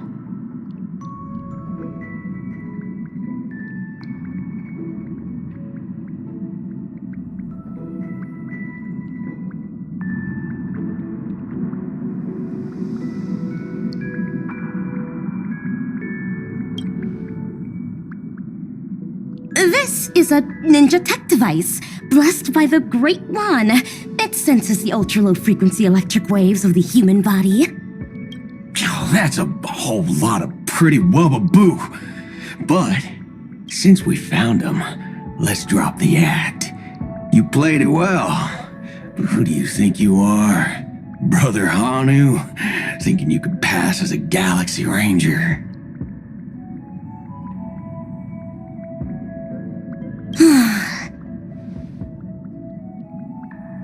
Lord Cowboy Ninja. You have turned on me for no reason. Don't tell me the traitorous Monkey Ninja bewitched you. Are you walking the path of heretics now? Enough. My name is Silvergun Shura. This is why I hate putting over-the-top characters into the script. You and this mysterious ninja girl. Both of you are impossible to play. Director Sparkle doesn't care for madmen. Cut the chatter. What's your real reason for being here? Come on. What bad intentions could a masked fool possibly have? Just here to watch a show. Shuffle a few cards. My two prized actors were drifting through space for ages, and you all couldn't find them. What choice did I have but to come myself? Otherwise, who's going to share the stage with me? You don't even care about the Iron Tomb disaster threatening the whole universe. It seems the fool's wisdom isn't all that deep. Ranger, don't think waving some righteous flag gives you the right to throw sidelong jabs. And don't act like you've got no motives of your own. You're hoping this war involving the gods might be the key to freeing that broken-legged wolf. Who else knows about that? Just me. Do you believe it? Relax. I'm not interested in disturbing that living legend. I just couldn't resist messing with you when I saw you come back empty-handed. You little... Fine. Since you saved our pal and Don Hone, get out of here. But remember what you said. Leave the boss alone, or else. You don't have to worry at all. In Director Sparkle's next script, gray hair gets the spotlight.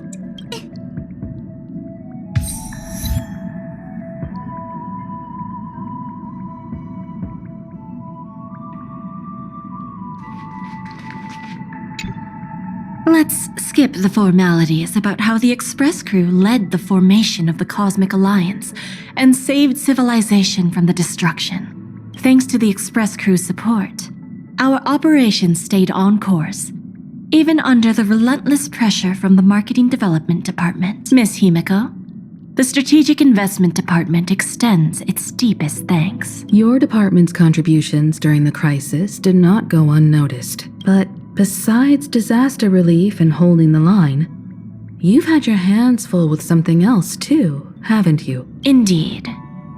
The Cosmic Alliance's victory this time has revealed something truly precious. A glimpse of what united civilizations can accomplish in the face of destruction. Our department is summarizing key lessons from this campaign. If another crisis of this scale appears on the horizon, we intend to have a system ready to respond. If the IPC can take the lead in establishing a true frontline against the destruction, it will bring hope to every civilization. Of course. That still hinges on continued support from the Astral Express. Once the Iron Tomb matter is settled, we will be in touch again, Miss Himiko.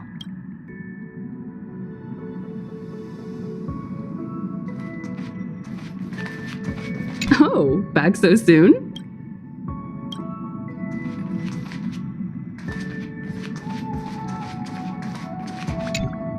General Jing Yuan, it's been too long. Did Miss Fuxuan return safely?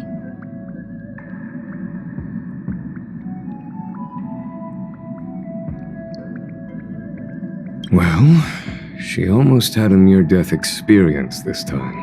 The Omniscia foresaw Iron Tomb's obliterating strike. It also told me there was no avoiding it, no surviving it. Yet in that exact moment, the Seer strategist sent a message. The empty fortune has cracked open, and fate can now be decided. Then we lost contact. Alas, always so cryptic. Your brilliant senior soarer never says anything plainly. Left me pacing all night. Stop lying, General. No need to be upset, Master Diviner. Cryptic talk comes with the territory of being a general. The soldiers of the Xianzhou stood firm in this battle amidst overwhelming odds.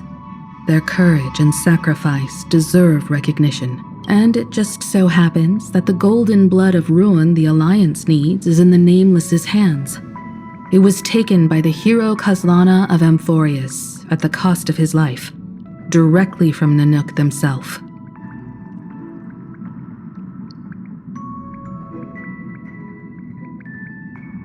Though Kazlana is no longer part of this world, that kid can still reach a fragment of his memory. Perhaps Kazlana would be willing to entrust the golden blood to an ally who went to great lengths for Amphorius. In that case, very well.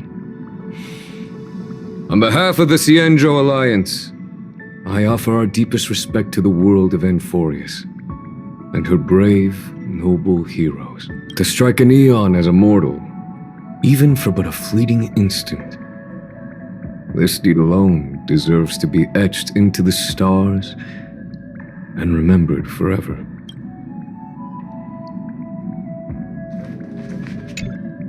Mr. Boothill, it's a relief to see you alive and well after all that bloodshed. Born tough. Though, I ought to apologize to you, Miss Himiko, for missing the Express's signal earlier. The soldiers of both the IPC and the Cienjo saw the way you all fought on the front lines. Please accept my sincere thanks for the bravery the Rangers showed. No need for thanks, Miss Himiko. I ain't the leader of the pack, didn't bring many along. Most of those who showed up for this fight have a personal score to settle with the destruction. That's why they fought like they had nothing to lose. The Express crew owes you and Miss Rappa a special thanks for retrieving him and Don Hung after the battle. With the scepter put out of commission, there was a lot of chaos across the Amphorius segmentum. Even with signal tracking, finding them was no simple task. Maybe her ninjutsu really is the real deal. Speaking of which, where is Miss Rappa? Don't worry. She's gone to help the other Rangers. I'll pass on the Astral Express's message to her.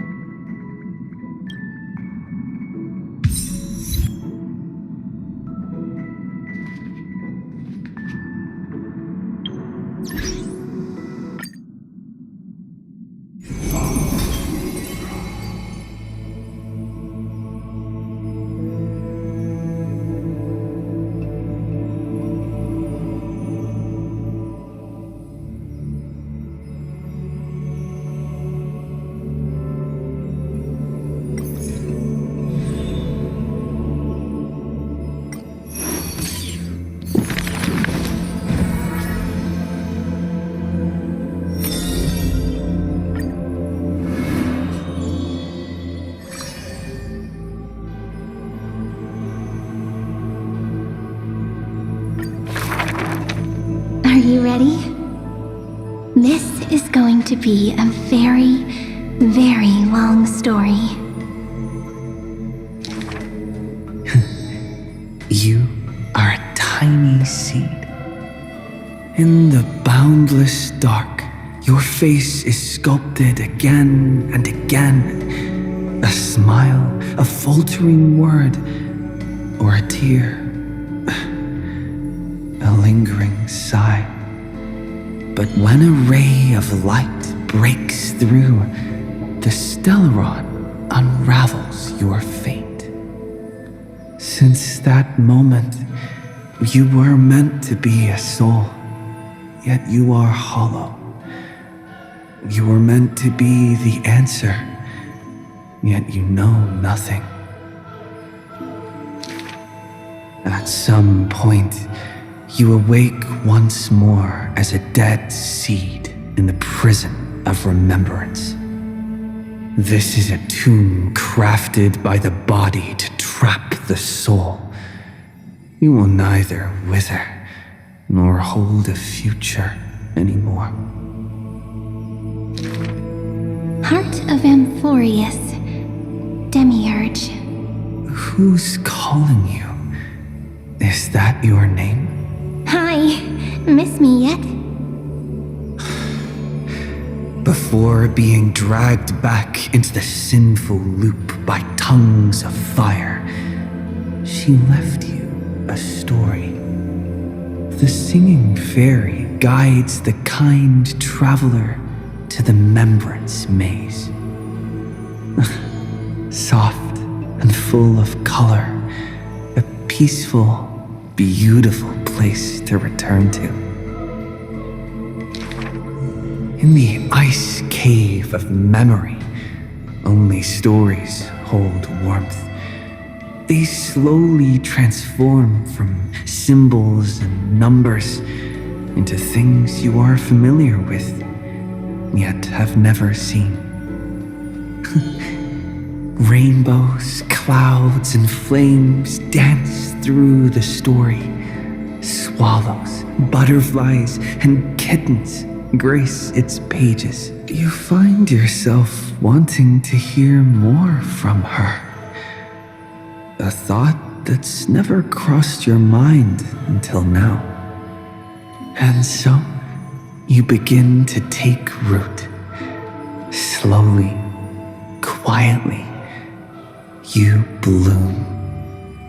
Memory's flowers blossom within the cage, casting light upon the cold night, unveiling gardens, fountains, and quiet promenades.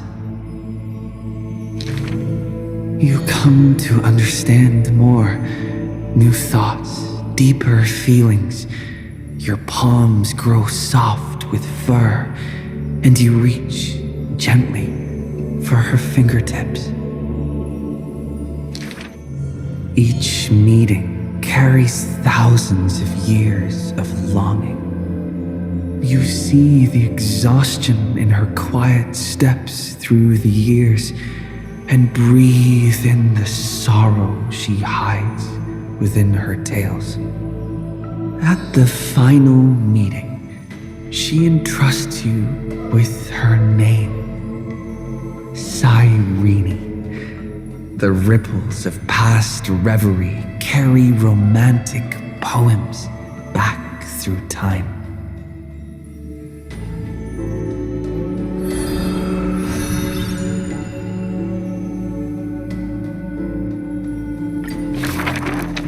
When you finally escape the cage, your heart no longer knows emptiness.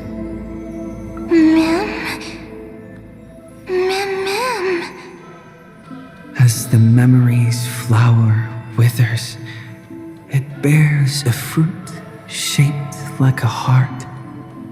You lose yourself, forgetting even the name you were given. But one desire lingers: to turn the next page of the unfolding story. The Remembrance's messenger takes your hand through blooming gardens and hushed galleries to where the stars unfold above. A shooting star flashes by like the most brilliant pen, carving staccatos into the endless loop of night.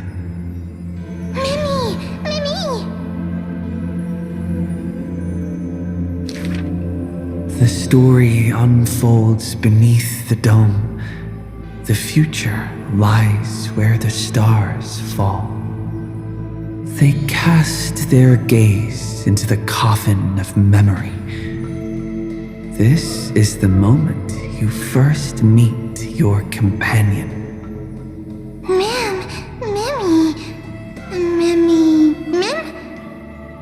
Ornyx gives you your new name, but your quick-witted partner prefers teasing you with nicknames.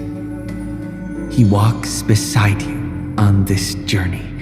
The Chrysos heirs, titans, the flame chase and deliverance. This is the adventure you've been waiting to find.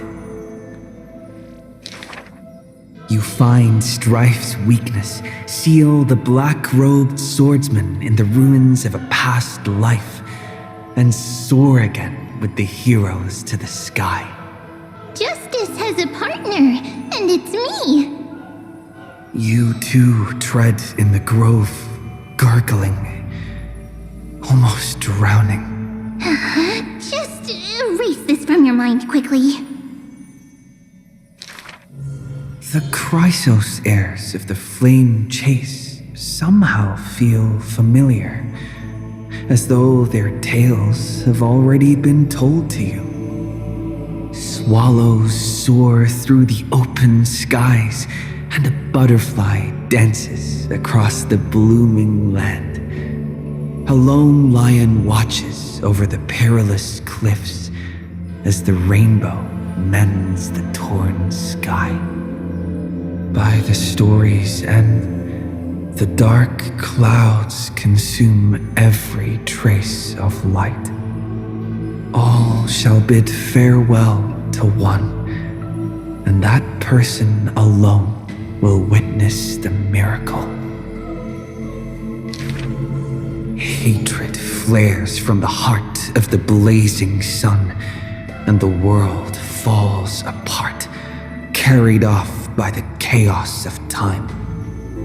And though only ripples of past reverie remain, they still sing brave poems alongside it.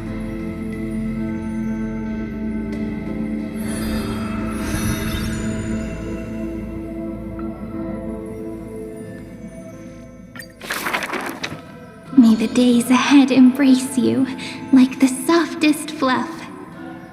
Here lies Ides Elysiae, Cyrene's most beloved sanctuary. Forever warm, forever gentle, the place where the story begins again. Turn the clock once more. The ink rewinds, and the sun rekindles its flame. At the zenith of the world, enter a grand feast for all. People gather under the banner of the Flame Chase and drink their fill. You are finally able to take on the persona of a human being, reconnecting with those old friends, entering them into As I've Written. How do I begin to write you into a story? With her own hand, the ruler writes, I love the world, just as it loves me. Between hearty swigs, the knight murmurs under her breath, I only love eternity. But time will not pause for feasting. The sea's depths burn crimson, and the sun begins to tilt. The Theoros bows in reverence as the flames of war are fiercely kindled. You inscribe beauty on the weaver's gravestone, recording how a child's laughter warms the final goodbye. The shore on the other side will watch over the next life. With a hopeful heart, the maiden walks into the chill of the dark, awaiting an embrace. Scars will give way to peace. The warrior ascends the altar, speaking softly under his breath. The cat is not fond of warmth and quietly slips away from your intrusions. And the wise one who journeyed with her to the end still carries a smile in the depths of his eyes. The physician who bears a love for mortals wishes for you to look up and behold the rainbow's light. You say farewell to all. In a world aching with wounds, again and again, you turn the pages with a gentle hand.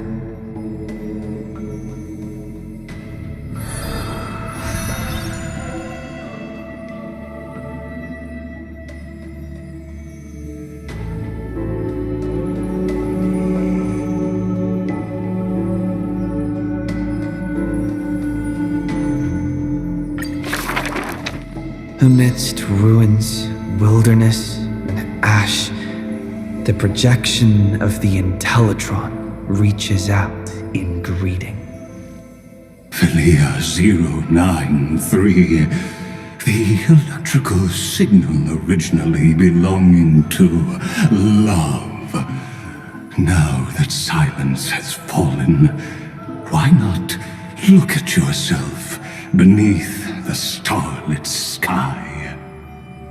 Along light's final journey to the edge of the universe, the stars fade into silence, their wreckage settling, cooling into uniform, still, and pristine dust.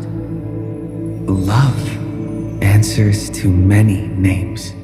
Variables, interference, symmetry broken, the original flaw. Love and destruction are two sides of the same force. But the stars reflected in your eyes quietly speak a different truth. You waited until the ice flows stirred the slumber of time, until the azure dragon coiled along the edges of the earth, and the hero of deliverance returned once more. When the breeze lifts the weight of loneliness, as it does the golden waves of wheat in the homeland, the child who was denied the light of dawn can finally lay down the watch that melted his heart. Beyond the blazing sun lurks the black tide of infinite hate. It brings rational arithmetic to an end and snuffs out the flickering flames of civilization across the starry sea. You return to the cold, mist-veiled Evernight. It feels familiar, as water and fruit to a seed. But you will dither no longer. Tap, tap, footsteps echo in rhythm. Hand in hand with your companion, you run ahead, leaving behind a page of eternal peace. Love is the ripples of past reverie. Let the verses of memory gently seal what once was.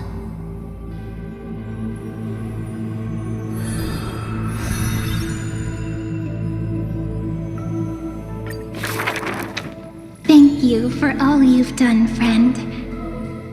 Now, leave the rest to me. On the fragrant shores of the west wind, where flowers bloom, I picked one without thought and turned to glance behind me. Let me uncover the missing chapters in this long chronicle of Amphorius. I see you, Amphorius. You are so beautiful, like a tragic tale that stands apart from the rest.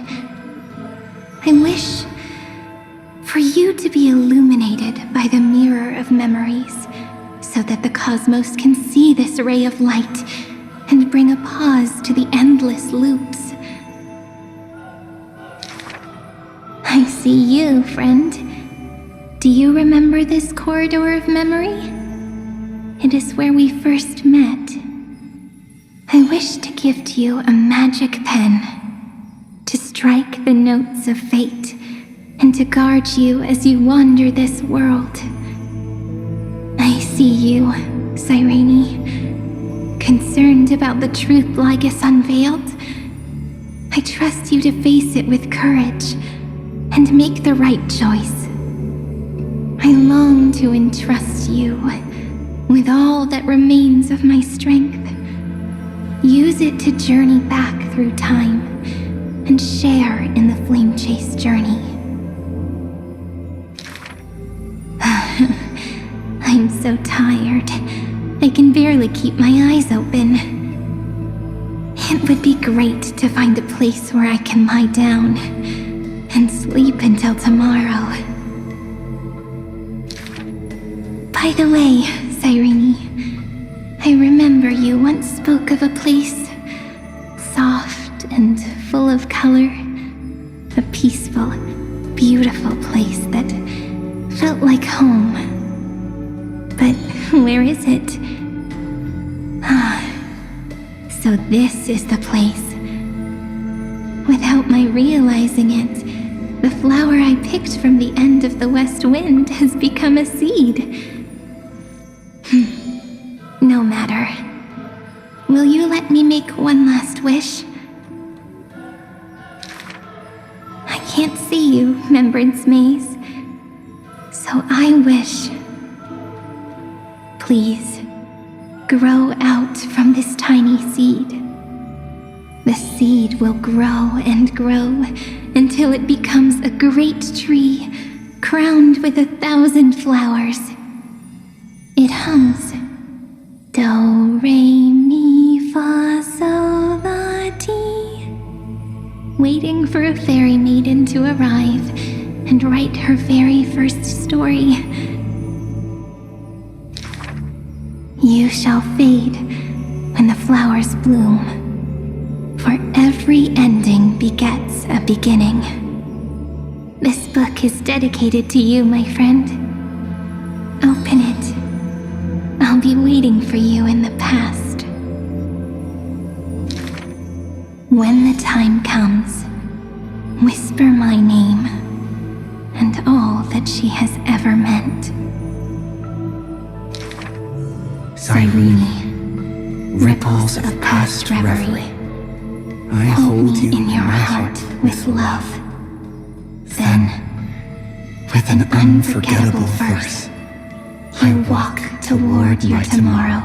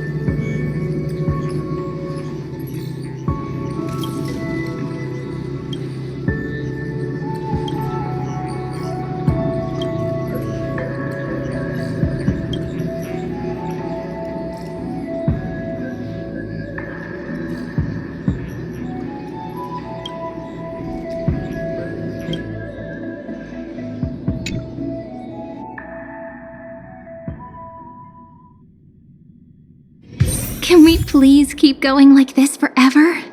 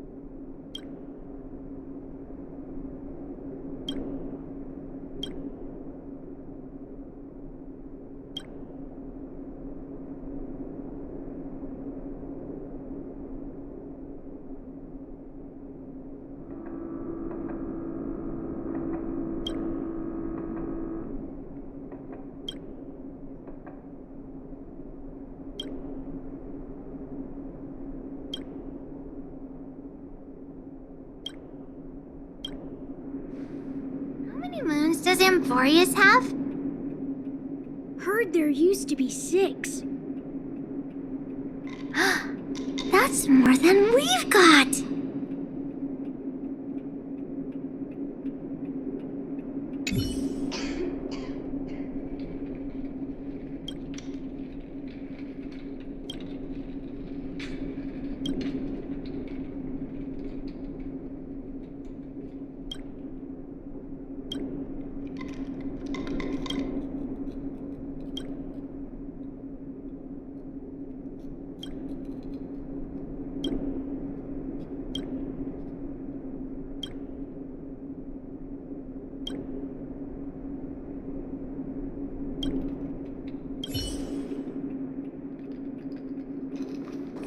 I wish you all a journey that is free of illness.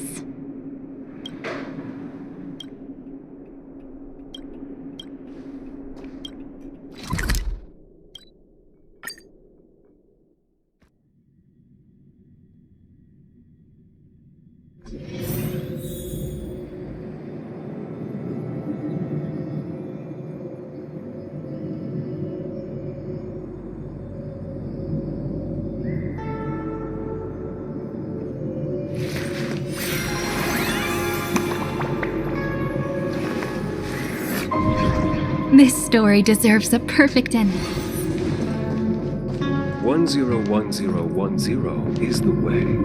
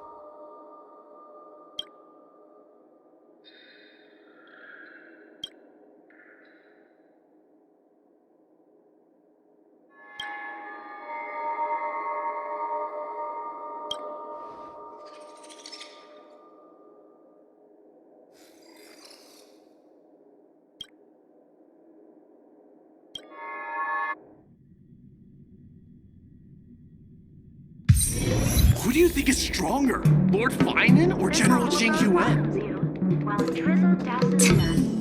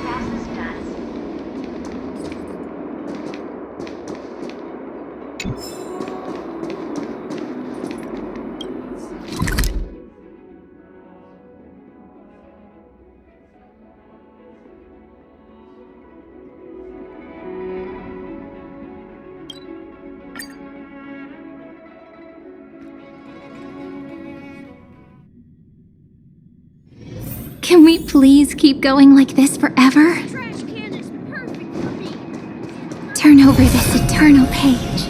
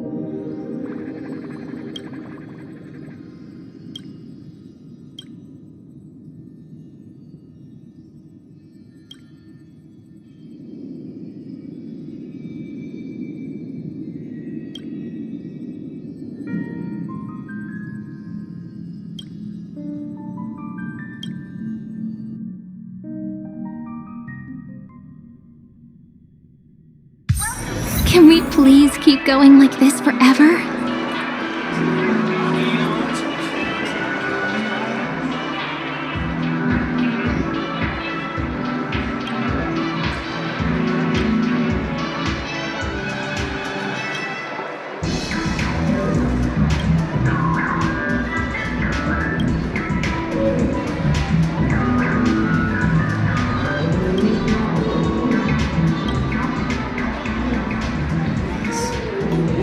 fate of Memoria? What a joke! You might want to check where you're standing.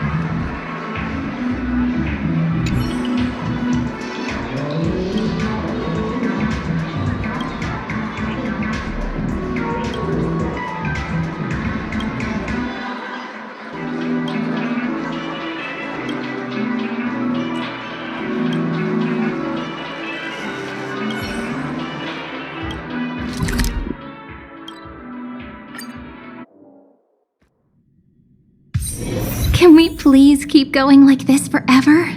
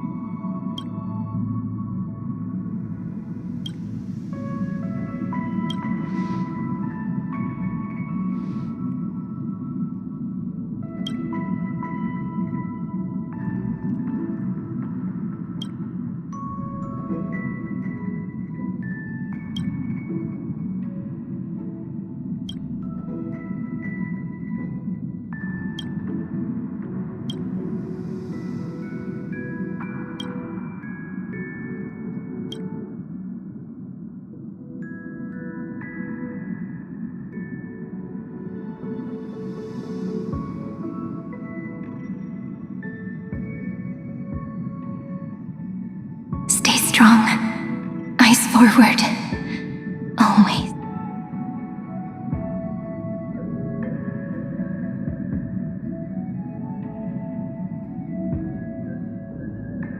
See you tomorrow, Amphorius.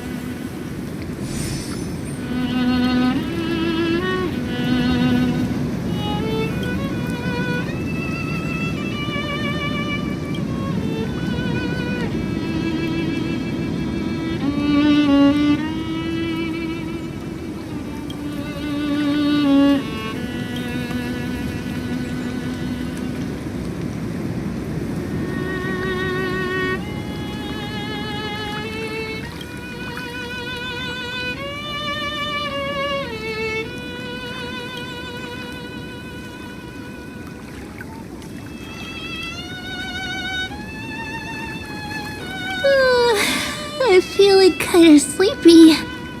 Time for some shut-eye. See you in dreamland.